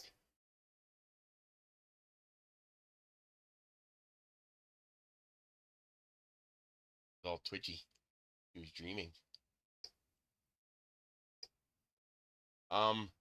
Double pole just means you connect positive and negative.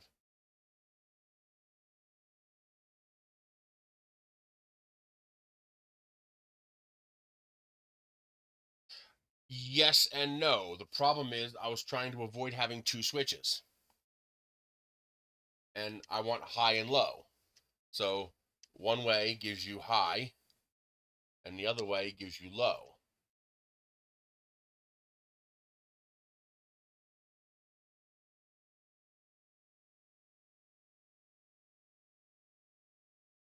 I know what you're thinking. You're thinking I can treat the switch as a single pole switch, and that would effectively give me 4 positions. The problem is, then when the switch is on, you're always feeding power back into the BMS, and that's probably not healthy.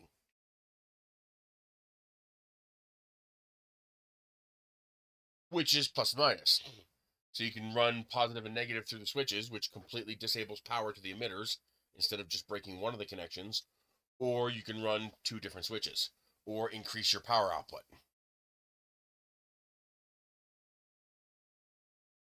Because then it's always on. Well, I'm using it as plus and minus.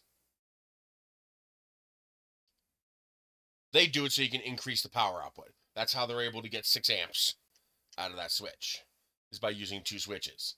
So probably each one's rated for 3. So by using a double pole, you get 6 amps instead of 3 amps. I'm guessing that's why they do that. I'm not entirely sure. All I know is that it makes wiring it up easy for me. I just make everything positive, negative.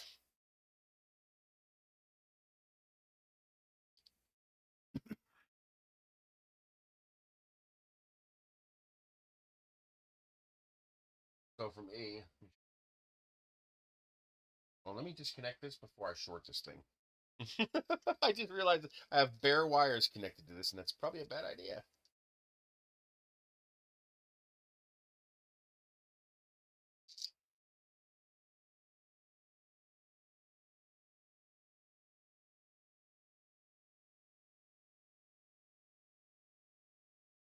Oh, really? So each of those contacts can handle 6 amps. Interesting. Ow. I would not have guessed that.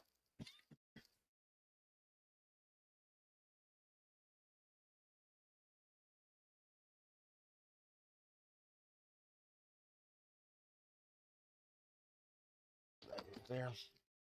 So here's the switch. Now the way I'm using it, when the switch is off, nothing is got continuity. When I switch the switch up, this connects to this, this connects to this. When I switch the switch down, this connects to this connects to this, individually. So what I did is I put positive and negative into here. And I have positive, negative coming out here, positive, negative coming out here. This one goes to the low power constant current driver and drives the secondary LED. This one goes to the maximum power constant current driver and runs the forward LEDs.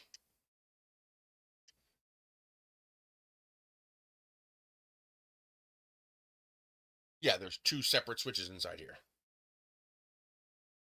Simplicity of wiring it up.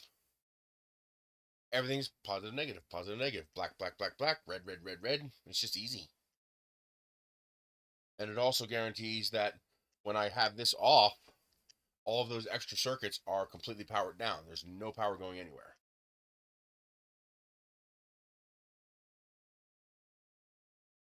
It just seemed logical to me. That's all. What do you normally use them for? Like, what do you normally use the 2 sides for? I mean, do you just bridge them? I mean, or do you run 2 different things?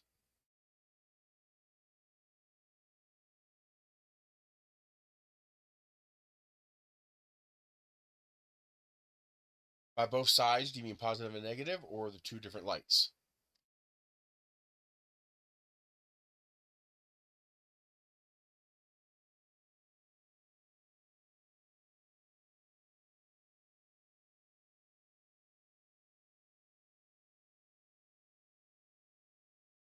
Two separate switches in one body. Yeah, I get it.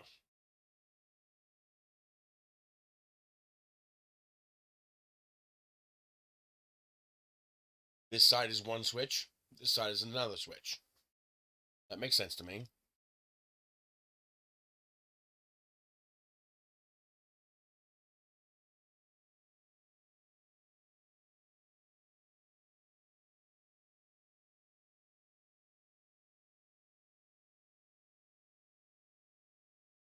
Wish I could have used these, but they're just too big. I just love the feel. Well, Yes and no. You can do that, but two of the switches will always turn on together, so they're effectively one. So there's no rational difference.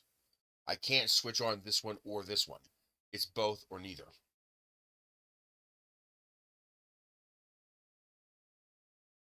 It's separate commons.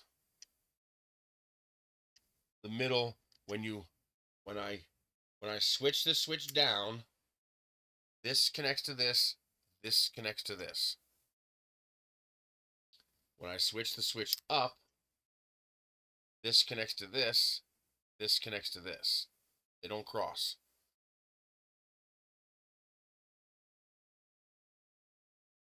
So there's two common sides.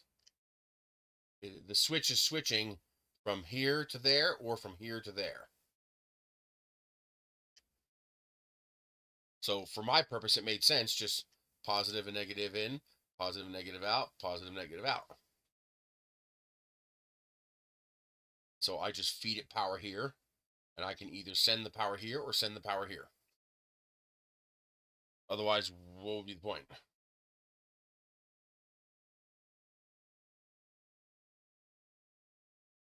Because I can't move the switch sideways and pick just this one or just this one. So while there's technically 4 switches, these are paired, and you can't unpair them. So what am I missing there? Hey, DeWitt, check it out. It's almost done. I have just little tweaks to make to some of the parts. But we got the proper switch, USB charging, we got the TPU parts. We went with double emitters on the front to make it brighter. I now have a secondary side emitter. No, it can't be. I know that's what you were thinking, but it can't be. Now, so when I switch the switch forward, the 2 bright ones turn on. And when I switch the switch down, the side emitter turns on. So you can hang it or put it on the table and stand it up. So, and that battery is enough to run for, well, we ran a single emitter for 60 hours. The 2 of them is going to draw about the same amount of power because it's the same constant current driver. So probably 40 or 50 hours of runtime at least.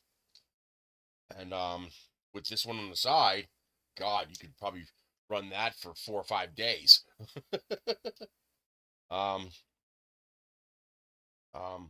Okay, so the reason we cannot use this to bootstrap the BMS is because to bootstrap the BMS, I'm taking 3 volts from the battery and feeding it in reverse back through the BMS, as if I plugged in a charger to tell the BMS to turn on. Now, if I'm just going touch, that's fine. The problem is, if I connect that to this switch, when I have this on, it will be constantly feeding its own power back through into the BMS. Oh, yeah. Now, that's what we're going to do. We're going to connect the battery, bypassing the BMS. We're going to connect the battery to a second switch. And that switch is going to be a momentary switch instead of a latching switch. And so we will be able to momentarily backfeed power to bootstrap the BMS. Yes, that's what we're going to do. But I can't use this for that. Because not only is it latching, but it's always going to be on if you're using the light. That's what we're going to use. I'm thinking about using these switches here. Because they're super cheap. And what I'm thinking is I can put a threaded hole like right here in the thread so that the switch will be inside the thread here so that you could still thread the cap on, and then you can still just get your finger in there and go boop and press that button to bootstrap the BMS back on. And this way you don't need to you don't even need to carry a tool. You don't need a stick or anything to get this thing to turn back on. And the nice thing is Oh, I don't like that. Something's getting squished. That's another thing I gotta do. I gotta shorten. I gotta lengthen the wires. There it goes. I gotta put a gap. Right now, the threading goes all the way to the top, and the problem is if the wire gets between the thread and the top, it squishes it. So I gotta put a little gap there, so if the wires get stuck in there, it doesn't matter. But yeah, all you'll have to do is just push, do this, push the button, see the light turn on, and you're good to go. No tools needed. And by putting it in the threads, it's hidden, so it cannot be accidentally pressed. And the advantage of that is, now we can come down here, disconnect the battery, give it a second, reconnect the battery, verify the BMS is still off by the red light being off, and now you can put this to storage. And the battery will be disconnected until you open this, press the button, and turn the battery back on again. It's the video. It's proper thread, but this video is mirrored, I think. Well, here, we can verify that.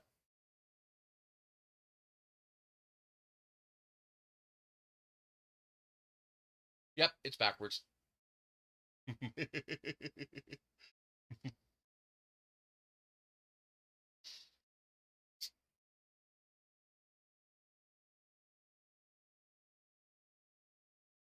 Yeah. That's what I'm going to use the second switch for. I'm going to use the second switch to run power right from the battery momentarily into the BMS to trick it into turning on again, instead of having to plug it in. I think that's actually designed that way on purpose. I think they designed that for shipping. Because that actually, something? That makes sense now. I couldn't figure out why the hell would they do that. Why would they design this thing like that? But it makes sense now. How can you protect the battery from under voltage if you can't turn off the BMS? It's just going to keep draining the battery. That's why batteries sometimes don't charge when they get too dead, if the circuit isn't designed to account for that. That makes sense now. Now, normally, I have a feeling the reason they designed that is so that you can ship it with the BMS disabled. This way, the battery's not draining away while sitting on the store shelves. And, of course, what's the first thing a person's going to do when they get the gadget at home? Oh, it doesn't work. Okay, they're going to plug it in. Boom, now it works. That voltage going into the BMS turns on the connection to the battery. That makes sense. BMS is battery management system. Because we're using a lithium battery, we have to use a management system to prevent overcharge, over discharge. So we have a BMS, which is this little boy right here. So this little kiddo right here, the end connections here are where the battery connects, and these other two connections here are where your power, your charge, and all that connects, so that this can switch the connection between battery and those connections on and off. This also controls, you feed this 5 volts, and this handles the voltage curve to recharge the battery from 2.8 volt dead to 3.65 volts full charge. That's why we had sorry, I keep burping. That's why we had so much trouble finding these, because most of these are designed for lithium ion, lithium polymer, NMC, or ternary cells, which are 3.7, 4.2 volts, something like that. This chemistry is different. This chemistry is 2.8 to 3.65 volts. So you need a different BMS that's programmed for this chemistry. And most of the time, people don't use single lithium iron phosphate cells for devices, so there's not too many 1S BMSs available. Although I found some 2 amp round ones that are made for 21700 cells. They fit right on the end of the battery, but they're never available, ever. They're never available. The 3.7 volt ones are, but the 3.2 volt ones are always out of stock every single time. So I found this style. This is a 12 amp BMS. Now that just by coincidence, this can handle that kind of, well, this can't handle 12 amps, but it can handle 5 volts, 5 amps, which is 25 watts. It can handle that, and which is nice. Oh, I keep forgetting to turn this on. Bring that battery down a little bit. I'm going to be designing a second lamp to use this battery. It's going to use, oh, there. It's going to use this bad boy right here. I got one of these. And this one has all the resistors and stuff built into it, so you can just plug it into 12 to 24 volts. Well, that means I can plug it directly into one of these batteries. Wait till you see how bright this thing is. It's ridiculous. Ridiculously awesome is what it is. Where is that damned adapter? So I don't have to keep poking wires. It's so annoying that I can't find that adapter now.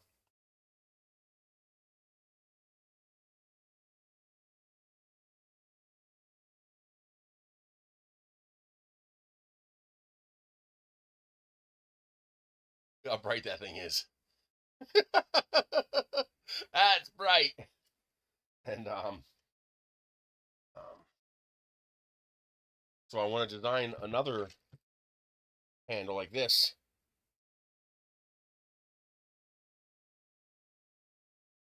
Yeah, I bet they have.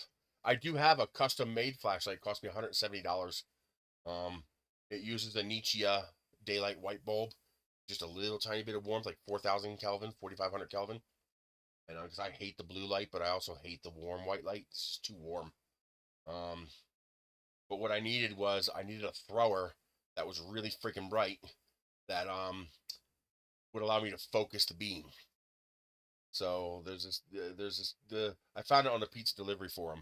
There's this guy who makes custom flashlights for you. He'll customize it to whatever your needs are. And so that's why they cost so much. But I got a custom made. It's here somewhere. I got to find it. I'll show it to you when I find it.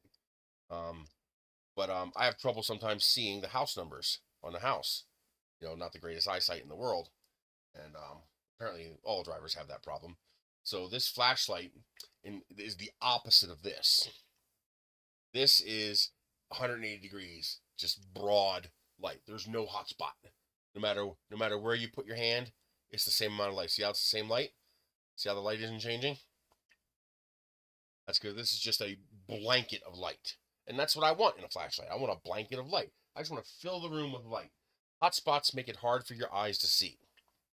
Because what happens is the hot spot is too bright, and now the corona around the hot spot, the flood, is invisible to you because your eyes are closing down because of how bright that center hot spot is.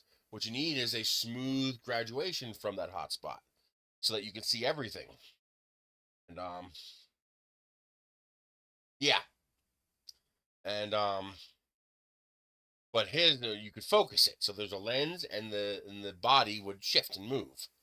And you could focus this thing down so tight that you were actually reproducing a projected copy of what the LED emitter looked like on the wall. So you shine this on a wall, you can actually count the LEDs in the cob, because it was producing a one-to-one copy of your emitter. But that gave me a little square like this on the wall.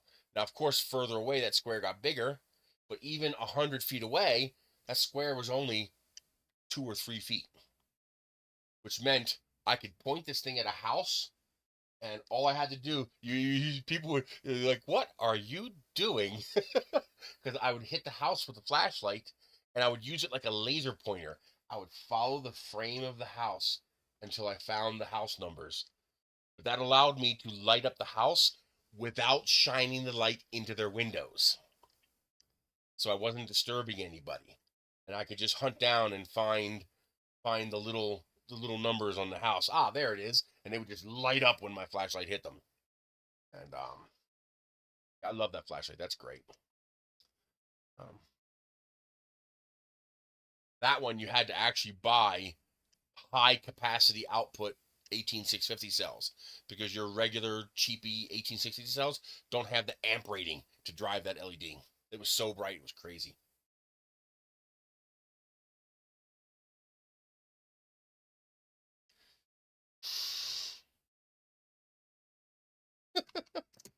Had a cop shine me with his flashlight. I was like, can you get the flashlight out of my face? He's like, no. So I took out my flashlight and went ping. He immediately went like that. He's like, you want to go to jail? I was like, do you want to go to the hospital for new retinas? You fucking dick. Like, you want to play flashlight wars? I'm going to win that war. That's right. I was thinking about that, Cassandra.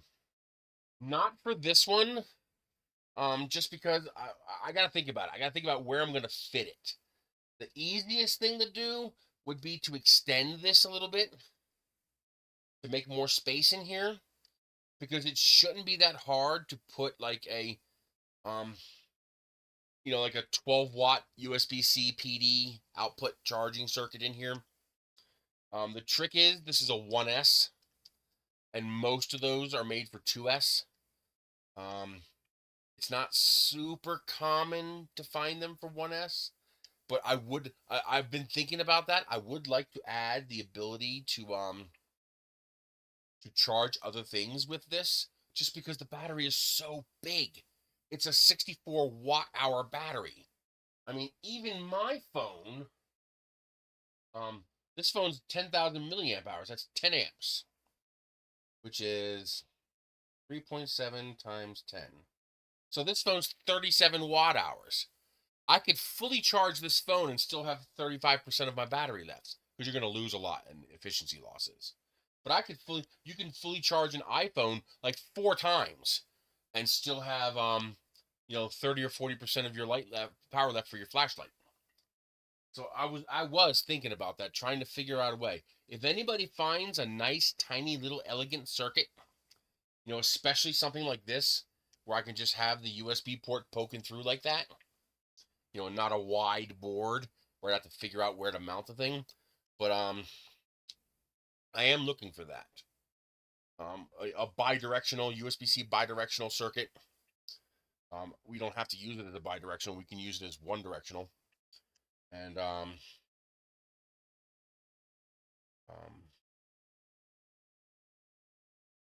we could, at that point, I would put another switch in, and that switch would turn the USB on or off for charging stuff.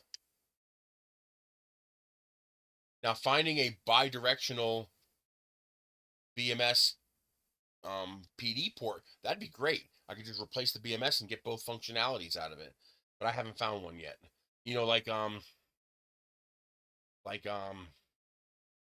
Like Ryobi does with their Ryobi 1 USB 4-volt tools. That's what's inside that battery, right? It's an 18650. That's what's in there. There's an 18650 cell inside that little case, and their little USB port on there is fascinating because it's bidirectional. Not the ones that come with the tools. Those 2 amp ones, those are input only. But the 3 amp hour ones that they sell extra, those are bidirectional. I think they're 22 watts. So they'll take in 22 or put out 22 watts through that USB-C port. But that's for lithium ion, not lithium iron phosphate. And the reason we're using a lithium iron phosphate battery in here is so you never ever have to replace this. No, I do not have a Bamboo Lab printer. I only wish. Whoa. That's coming out. How is that coming out?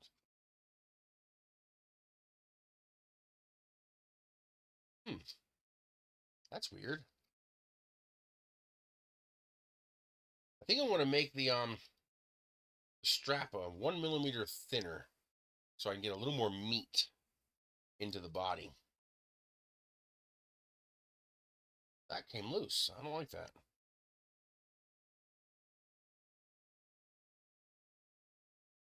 Huh. But yeah, I would love a dollar store external battery and then take it apart. Oh yeah, well, several issues, but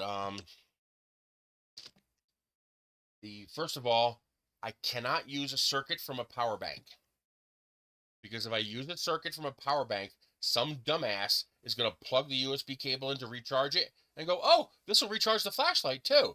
and then explode it because it's trying to charge a 3.6 volt battery up to 4.2 volts. Yes, some dumbass is going to do that. So what I need is the USB circuit without the charging capability. And if it has charging capability, it needs to be designed for lithium iron phosphate. And while I can get them for lithium iron phosphate, not for 1S. They're all designed for, I think, 4S, 5S.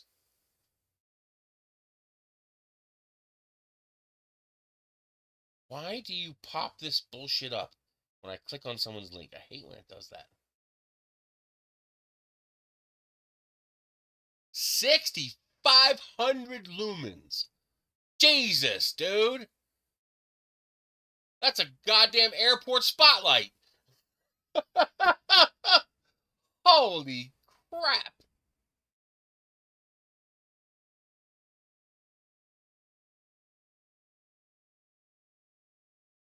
And that's probably legit too. All the tests I've seen of Nightcore products, if they say it puts out 6,500 lumens, it does. All the Chinese ones lie. Every single one of them lies right through their teeth. But Nightcore doesn't lie. They're legit. Wow, what does that cost? That's got to be expensive.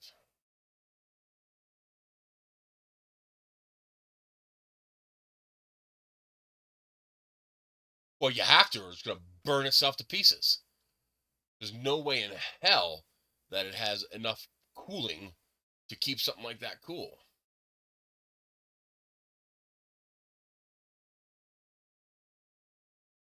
Nice. How much is it? I hate when they don't tell you the price. I really hate that. Like, I only care about one thing. How much is it? 200 bucks. Wow. It's even got a little OLED. Damn. Let's see what we can find. First, I want to save this. Well, I don't want that. They're actually pretty expensive.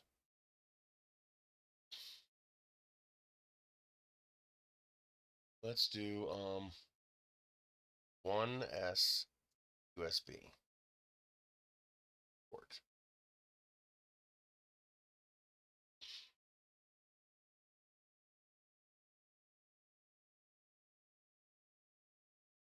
Okay. Yeah, see? You have stuff like this, and this would work for any other kind of battery.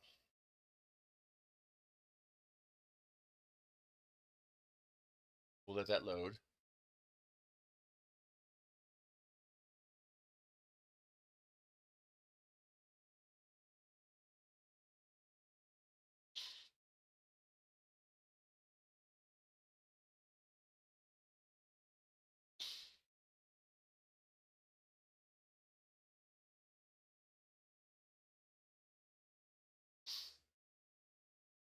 Huh, what's this? It's a battery charger. We don't want that.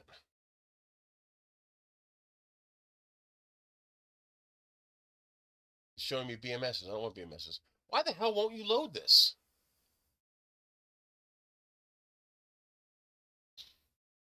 Charging boost module with balanced fast charge indicator. So, like, for example,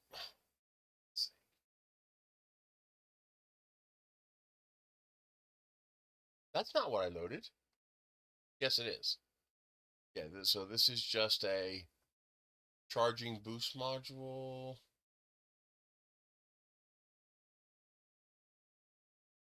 Four S, 2S, 1S, 4.2 volts.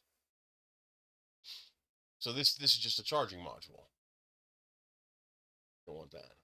This here is a bidirectional charging board. See, 2A, 1S, 1 amp.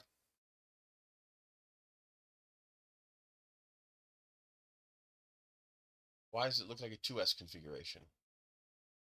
Oh, 2 in parallel, maybe?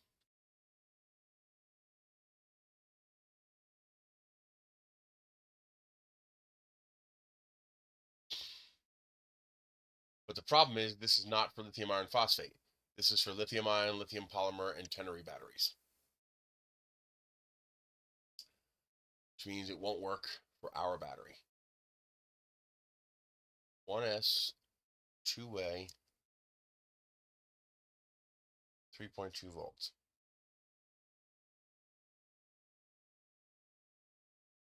Let's try that. Nope. Nope, nope, nope. That's a BMS. We don't need that.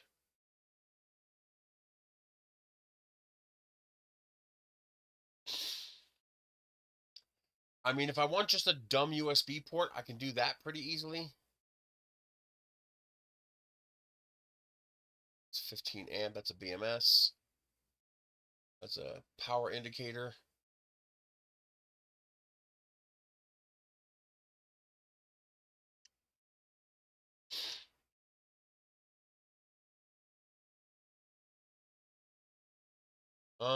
I know what we might be able to use. 18650 power bank. No, this won't work because our voltage is wrong. See, I was thinking something like this. Because these are dirt cheap.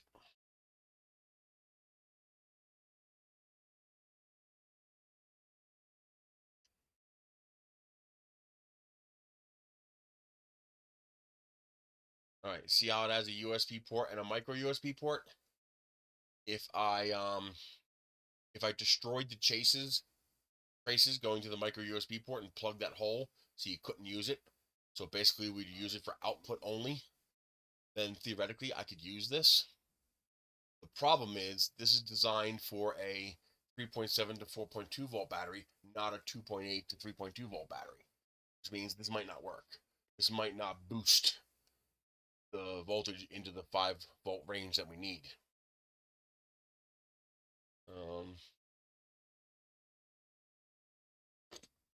1S LFP power bank.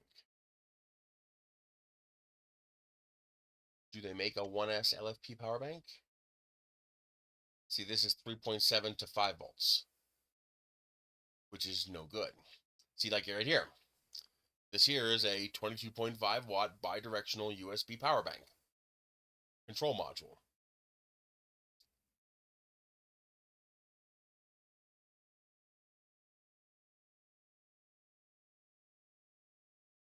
Uh, 18650, which means it's not compatible. 2.8 to 6 amps. It's battery charging.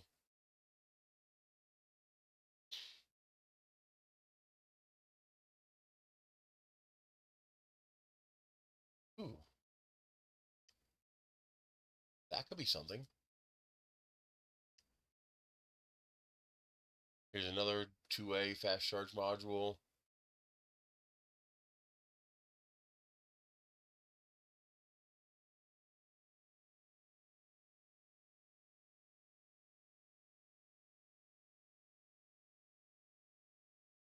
It's like this would work, but not for our configuration. Look at that tiny little module. That's amazing. Okay. Ah, this would work.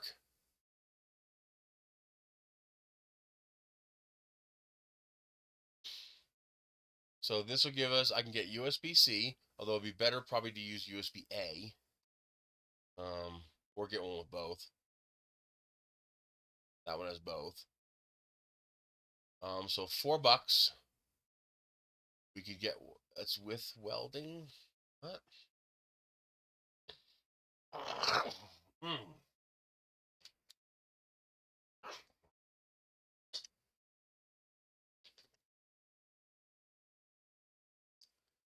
What's this?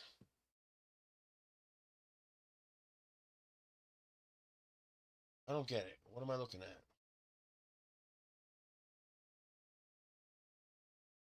It's saying you have to attach it yourself and that this one comes with it attached already? You see, I can get 10 of them for $7. Oh, wait a minute. I don't know if this will work. I'd have to test it.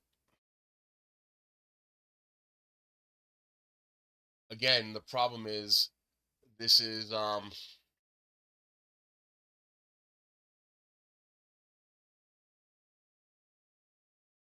probably designed for a lithium ion cell.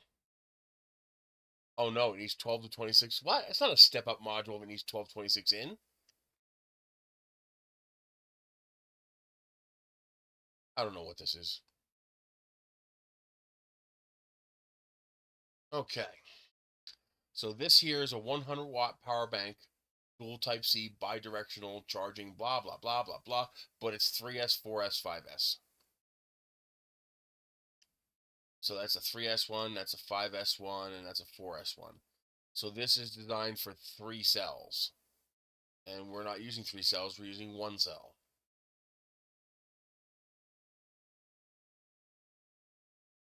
Here's one that's designed for lithium iron phosphate, 22.5 watt, all protocol charging. This is perfect. The problem is it's not, that's the trilithium, 1, 2, lithium iron phosphate, 2, 1. Okay, without the screen, with the screen. Okay, so this one's designed for lithium iron phosphate. The problem is it's probably designed for 3S.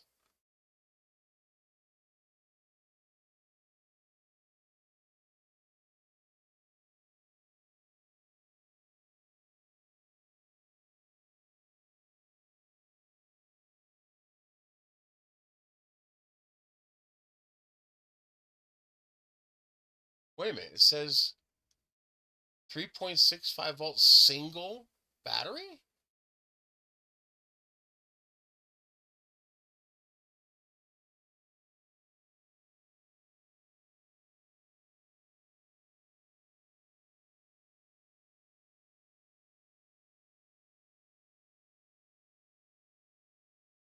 No way.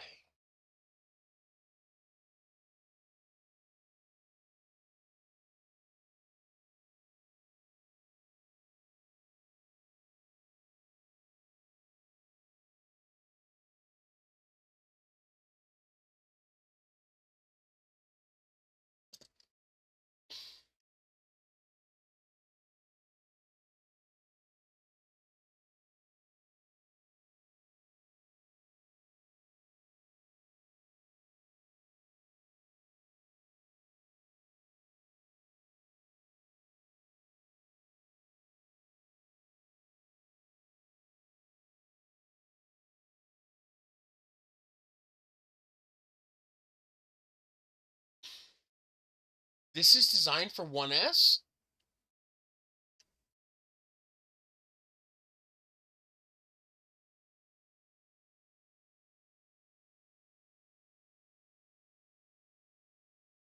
And it's bidirectional? How big is this? Looks pretty tiny to me. I mean, it's big relative to my flashlight, but might be worth it. Oh, that's nice. There has to be a lot of boosting going on to be full protocol support with a 1S input. Find that hard to believe.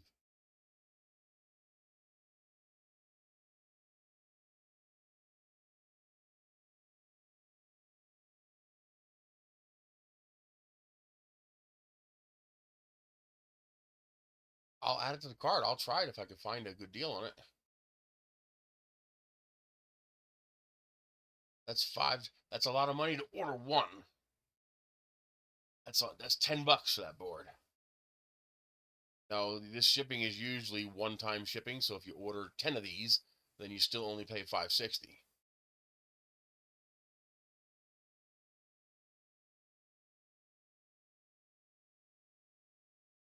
Boy, that would be nice.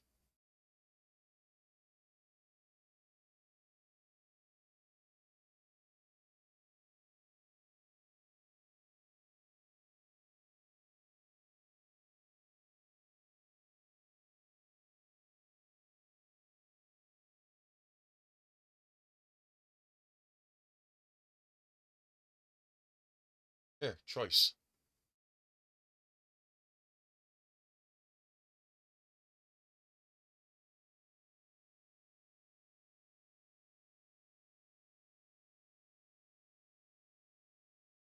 All right, that one is specifically for lithium ion. See how it says 18650?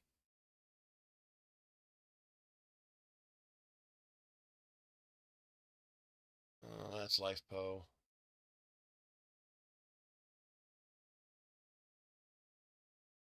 That's LifePo, but it's 7. It's a little bit cheaper.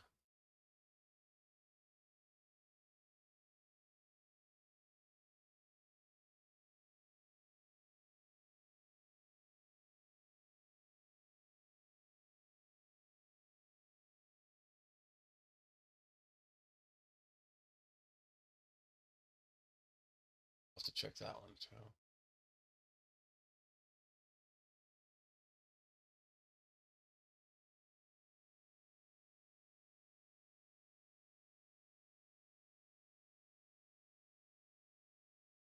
I mean, this wouldn't be very good for the flashlight, but this is kind of neat.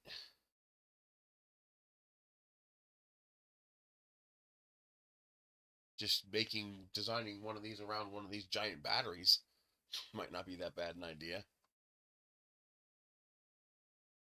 See, like this would be nice. See, I can get one with just the USB-C. Like that little module right there would be perfect. Problem is, this is not designed for lithium iron phosphate. I think it is. It's got a display. It's got dual ports. So you can get just USB-C, or you can get USB-C and USB-A. And it's, 22.5 watt, bi-directional, but it's not lithium iron phosphate compatible. Yeah, see? Module for 3.7 volt lithium batteries.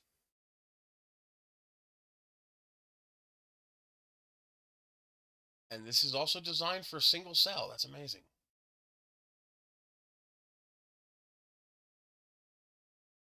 But it's not designed for LFP. This one is, though, but it's bigger.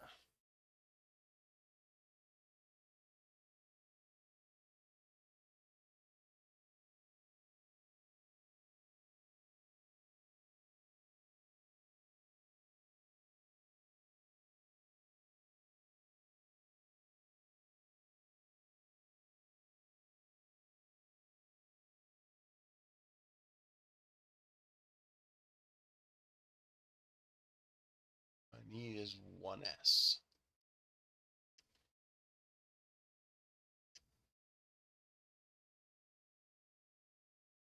So yeah, it's a 4S. That's a 3S.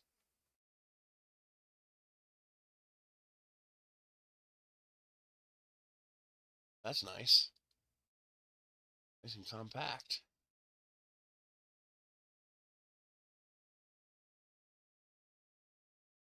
That's something where I might be able to design it to be right into the cap.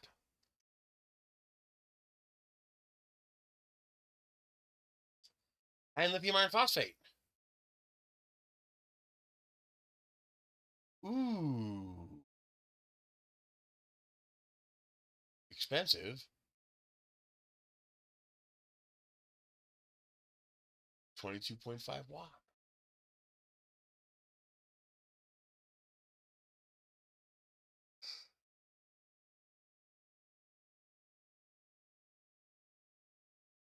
Five amps.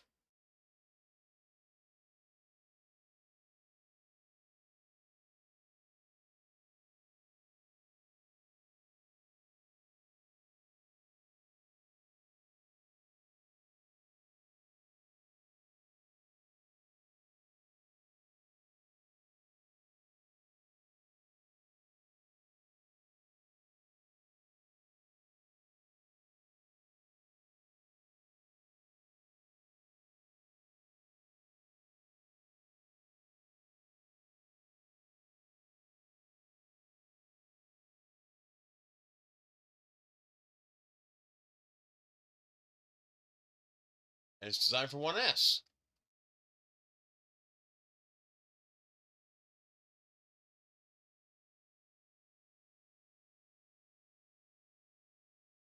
Oh, that is so fucking awesome. How big is it? Like, could I fit that in the cap of the flashlight?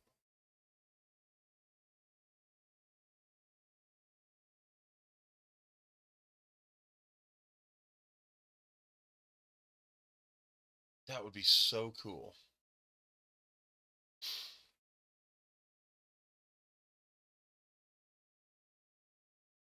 Is nobody going to tell me the dimensions of this damn thing? There it is. Yeah, 42 millimeters.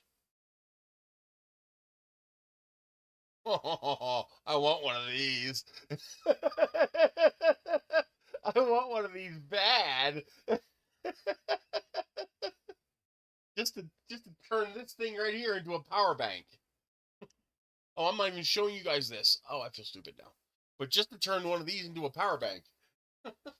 But yeah, that I could theoretically I could design a different end cap for the flashlight that'll fit this. Oh, that's cool. And that would handle the charging too. This is the USB port. This is the BMS. This is everything. Oh, with bidirectional USB-C and a USB-A port. Screen's probably useless.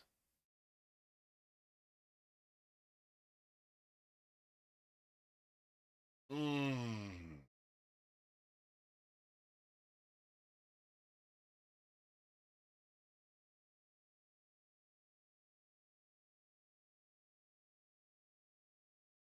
Yeah, I want one of these. Let's do this. Search. Here's choice. $4.25. Cheaper. $4.62. $5.39. All right, now, is this lithium iron phosphate? Yes.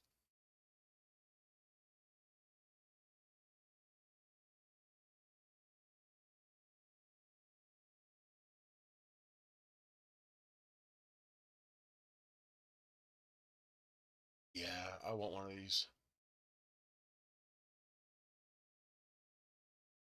That's cool.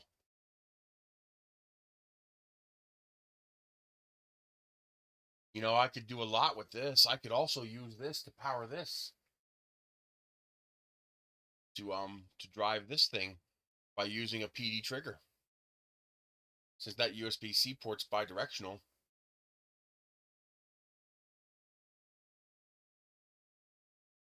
I could plug a PD trigger circuitry into this and possibly I could power it from that.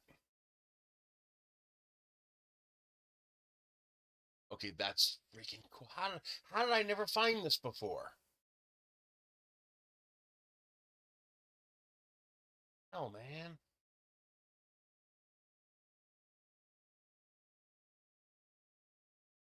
Let's do a search for 22.5 watt, 3.2 volt. Those are the keywords.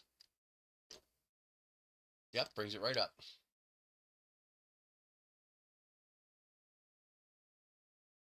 That's just so compact.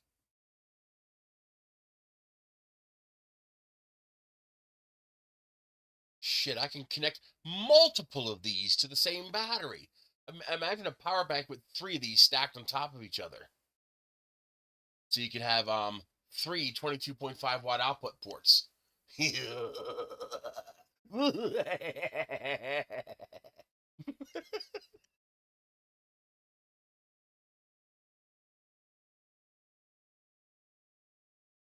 is so cool. Ooh. For a power bank, this looks like it has a proper screen. Yeah. Input and output wattage. Oh, it's probably not lithium iron.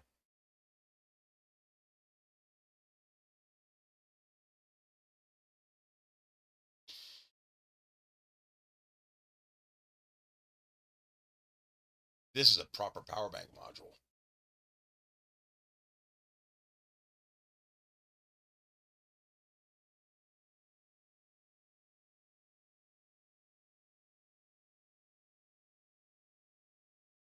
Yeah, lithium iron phosphate cannot be used. Damn it. That's what I want. I want one with this with a proper display. See?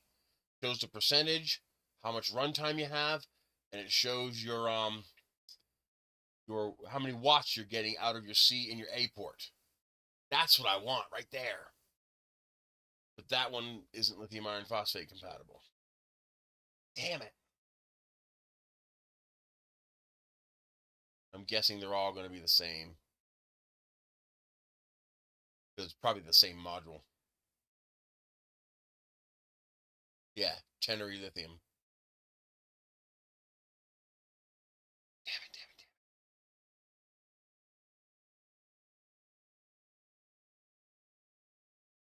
That would be so cool to have a little one like that was designed for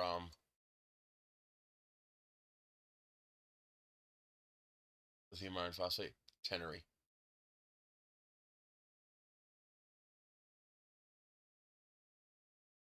Damn.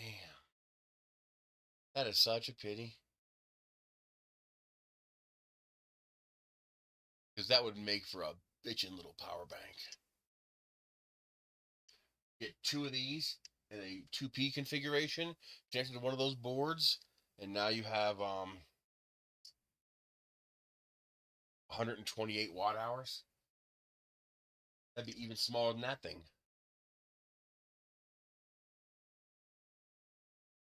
That's too bad.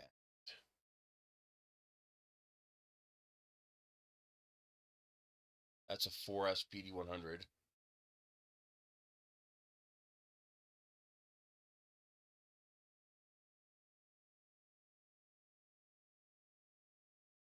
Bi-directional. But did I see 2S? 2 to 5S, yeah.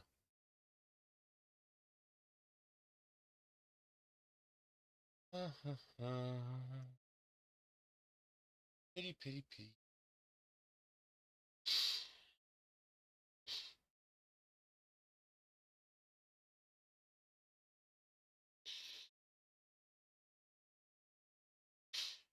I might have to redesign this thing around that new board. It wouldn't take much work. That would just be nice to be able to add that kind of functionality. You know, proper USB-C charging input.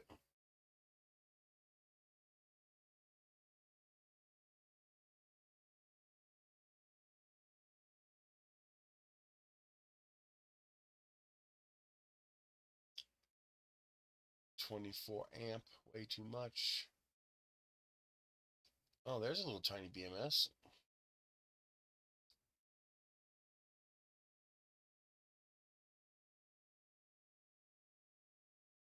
Oh, it's 7 amps. Too much. Not bad though. Really. It's 50 cents a piece.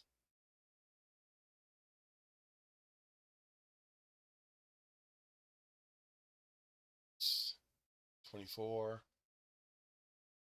That's cheaper.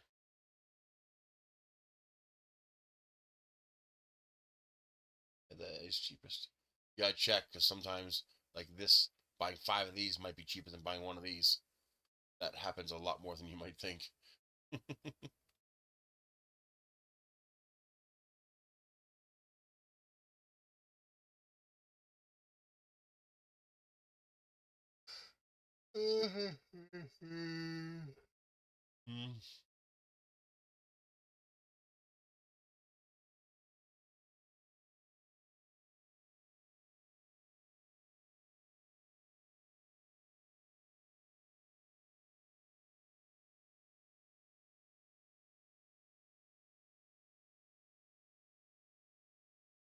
Lipo lithium.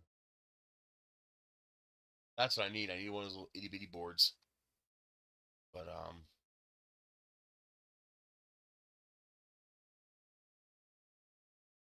it needs to be iron phosphate compatible.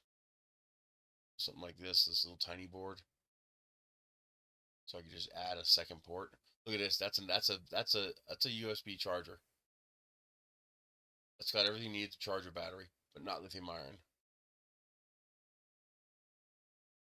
That's pretty compact.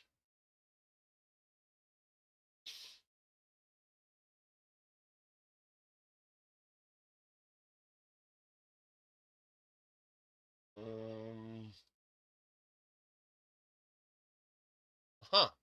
Got a bi-directional USB-C as well as a micro. Huh. It's probably not lithium iron phosphate compatible. Not considering how.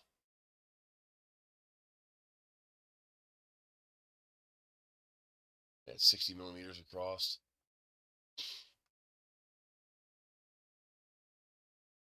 3.7 volts. So it's not lithium iron compatible. MPPT charge controllers. It's nothing.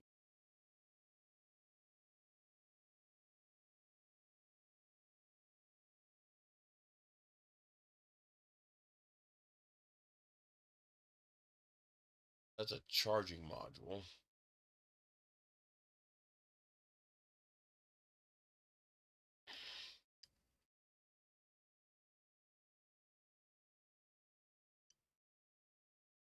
Oh, I see.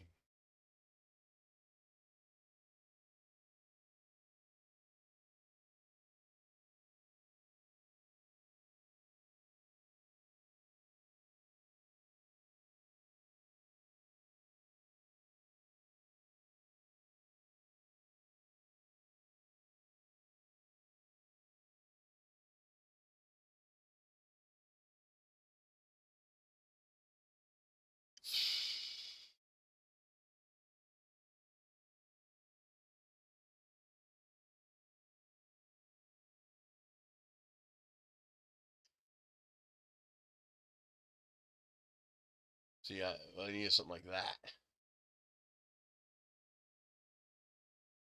If I had something like this that was lithium iron phosphate compatible, that'd be pretty easy to add.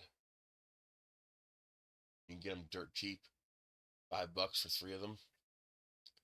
Just enough to get your 1 amp output to charge something up.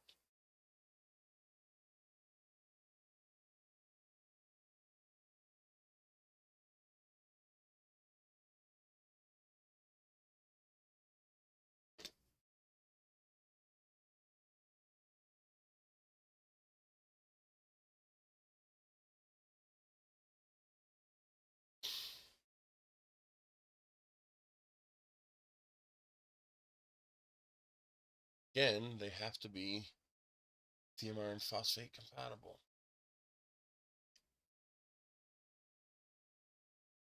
How about if we just do 3.2 volt USB?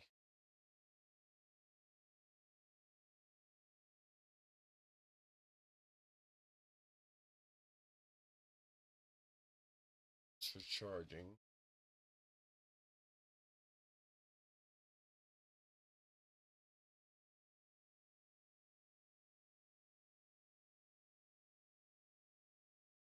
Charging.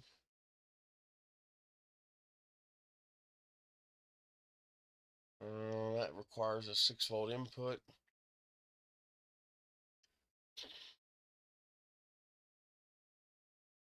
That's the LED driver.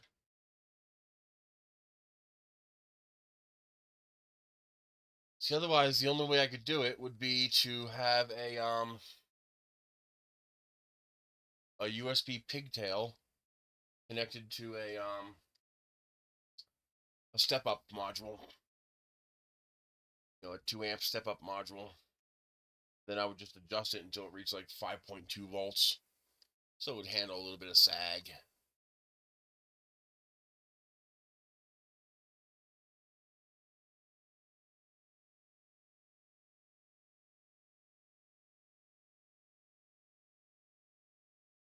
Let's see, what can we get that would do that? 3.2 volts. Step up. 5 volt. A dedicated chip would be nice.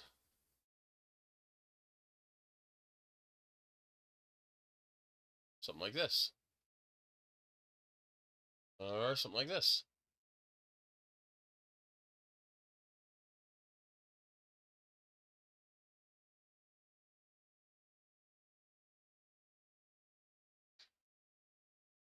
Something like this might work.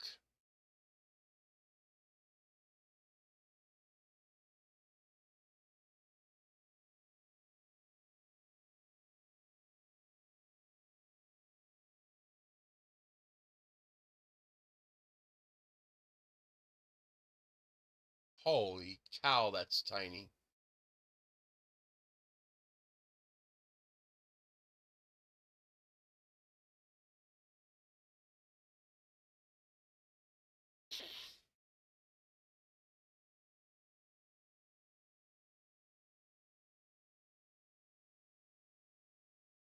Wait a minute, these all, oh, these boost to 12 volt. Oh no, you can change it.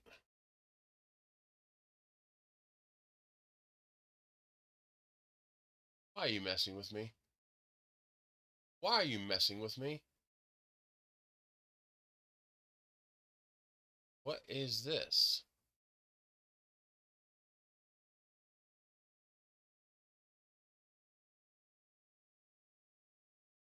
What the hell does that mean?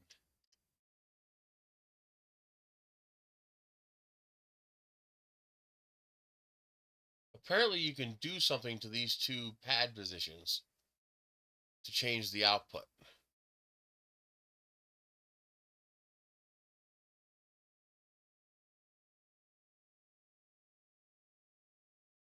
But I can't understand what is on the back of it.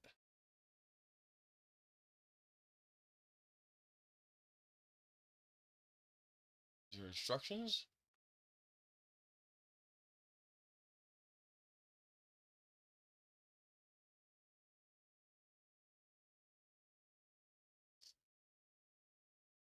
Oh.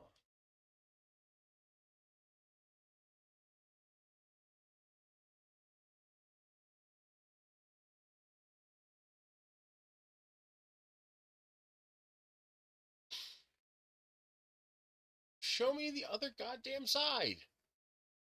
What's your malfunction that you won't show the other side? There it is. Oh, okay, so if they're both connected, you get 5 volts. Both disconnected, you get 12 volts. Okay. So these default to 5 volt. Is there any reason why you won't go up? Oh, because I'm looking at the wrong thing. What the hell? This over here affects... Let's see. 20 of them is $6.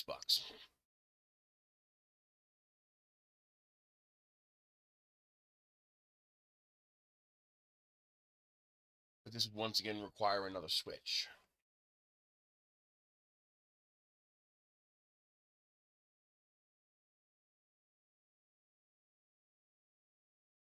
But this theoretically would work. So let me add that to the cart for now. USB pigtail.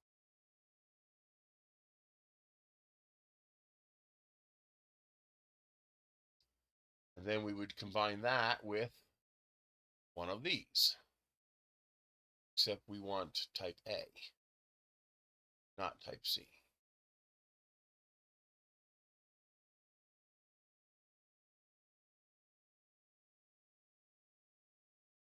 Hey, Conrail.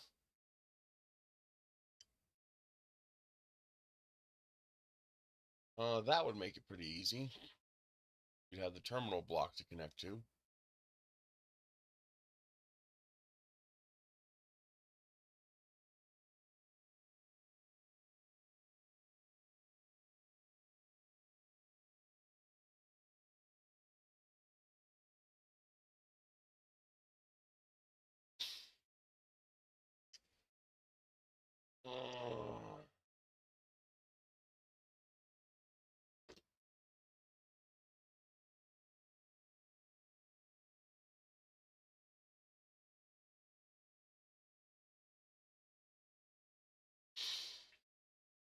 There it is. That's what you need. Then I could design a hole right in the side of the model, plug that bad boy right into it. Okay. So this is what you would use.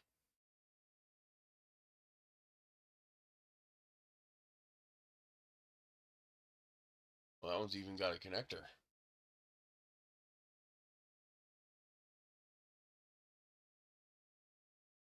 But we could just use bare. So we would design a hole to mount this in the side of the flashlight. This would run to this. And then this would run to the BMS. And that would take the 3.2 volts out. I would have to test it and make sure it actually steps up 3.2. That would take our 3 volts out and give us 5 volts. This would give you the USB port. You'd be limited to a couple of amps, but that'd be enough to directly charge your phone.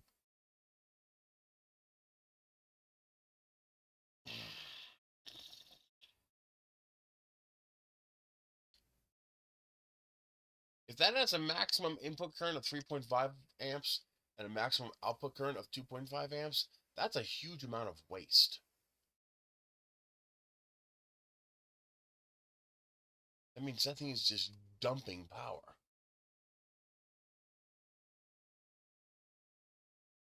Here's the 5 volts.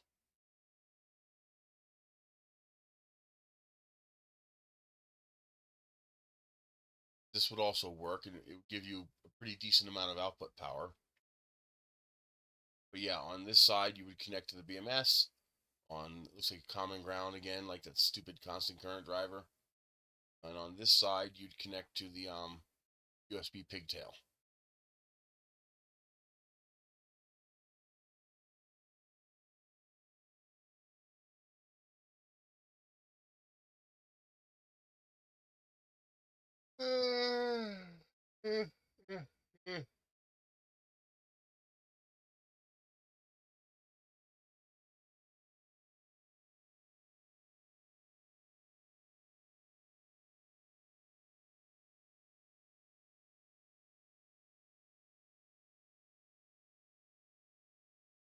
But yeah, this is doable.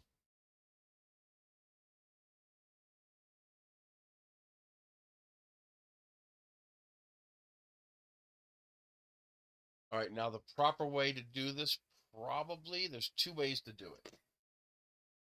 I can make this section of the flashlight bigger. I'll make it a little bit longer. And then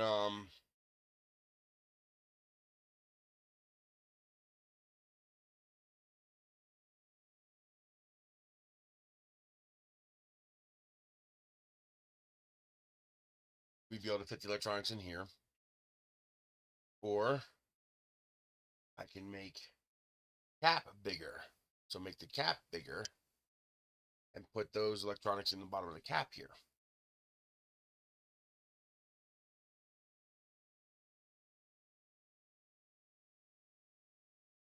Either way is possible. I'll have to look into it, but theoretically, I think we can do it. There should be a way to make that work.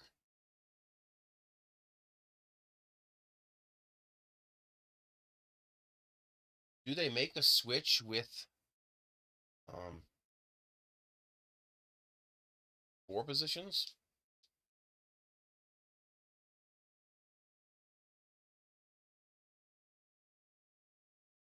So we want double pole 4T.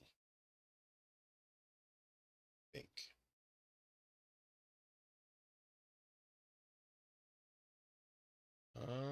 Yeah, 4 position. So 4 position, 6 amp.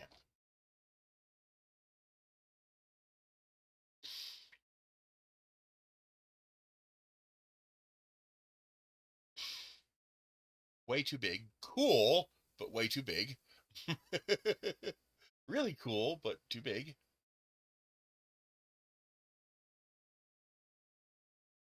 Rotary switches are nice because they're very hard to accidentally turn on.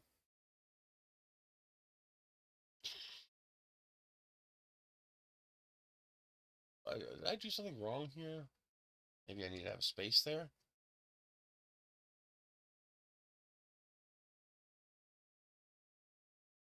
I mean, a rotary switch would do it.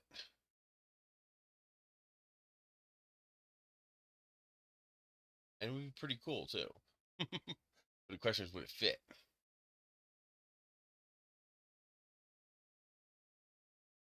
We don't need 6 amps. Come on. Why are you lagging?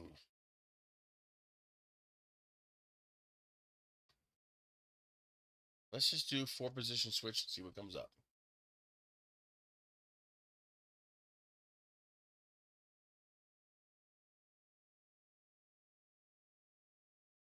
I mean, this right here would work, but it's the wrong kind of switch for our project.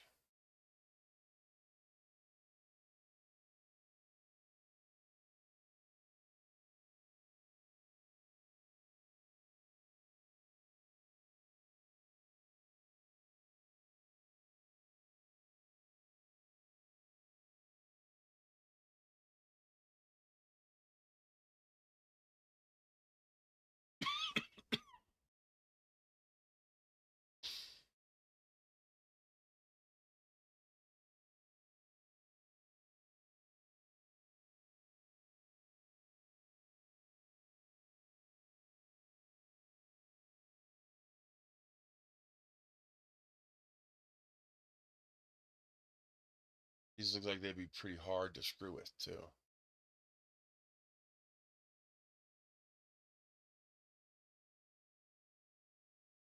These don't have tabs, which means difficult to install.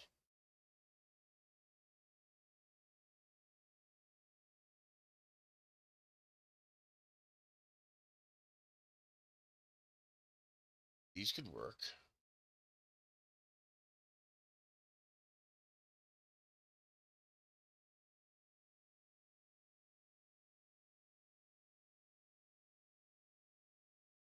They don't look like they have the amp capacity, though.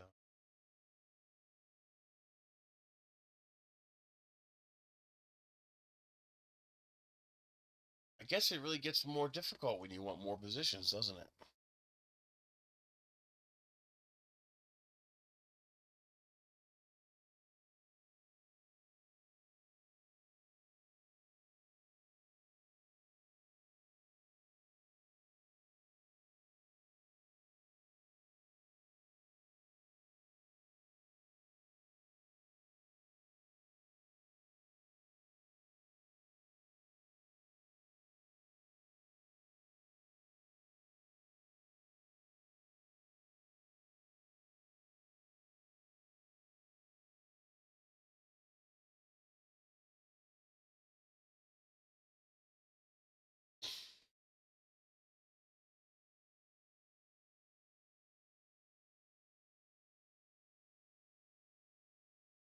I mean, it could be as simple as putting 2 of these switches in.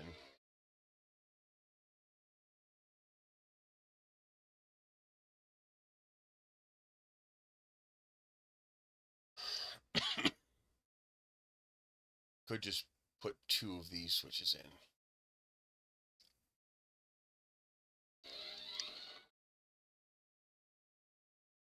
Could have this switch on 2 sides or just next to each other, 2 switches. Then we could power 4 different things with it.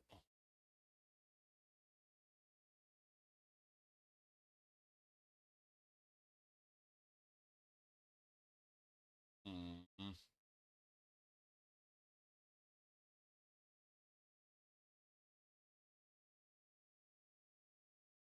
I gotta think about this. I mean, theoretically, it's possible. Oh, that's cool. A lighted toggle switch? No good for this, but that's a cool switch.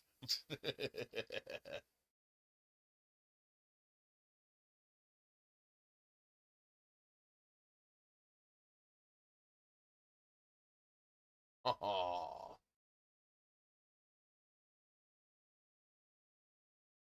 that's cool.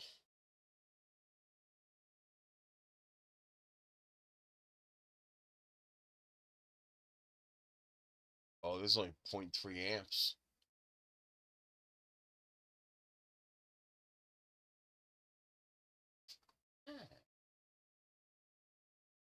That would be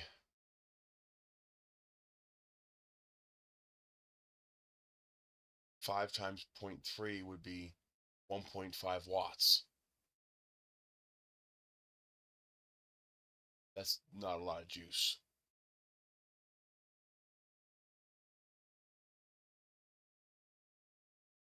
I'll try to figure something out. The solution is probably to integrate this, because this solves the problem. This replaces the BMS, this replaces the QC PD trigger switch, and this adds the ability to output USB power through the same battery. So this replaces a lot of the stuff that we're using right now. That gets rid of this. We don't need this anymore, and that gets rid of the PD trigger as well. So that gets rid of both of these parts. If we, and again, I wasn't showing you my screen. I'm stupid. But that would allow us to get rid of both of these and add a lot of functionality. If I could figure out how to integrate it into the design, yes, I think that would work. So I may try to make a version that uses the this board. I'm gonna have to get one and see how well it works. But that would work.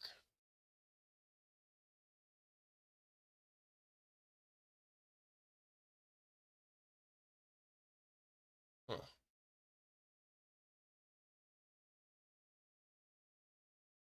Okay. We will see. Got it all saved.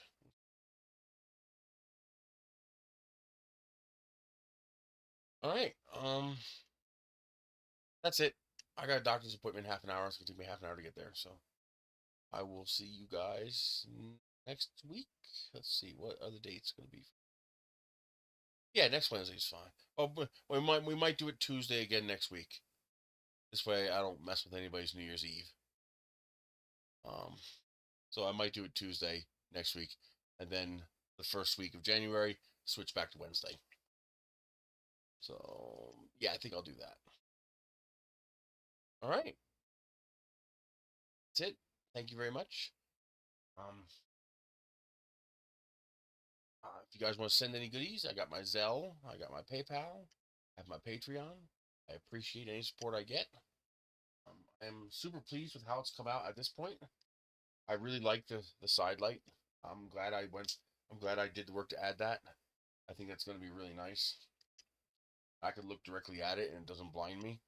So I really like that. And worst case scenario, we can even put a diffuser over that to make it a little smoother, but it looks pretty clean to me. I just got to clean up this interface right here. I don't like that. That's dirty. Yeah, I'm happy with that. Gotta clean it up. A little bit of cleanup. I will see you guys next week.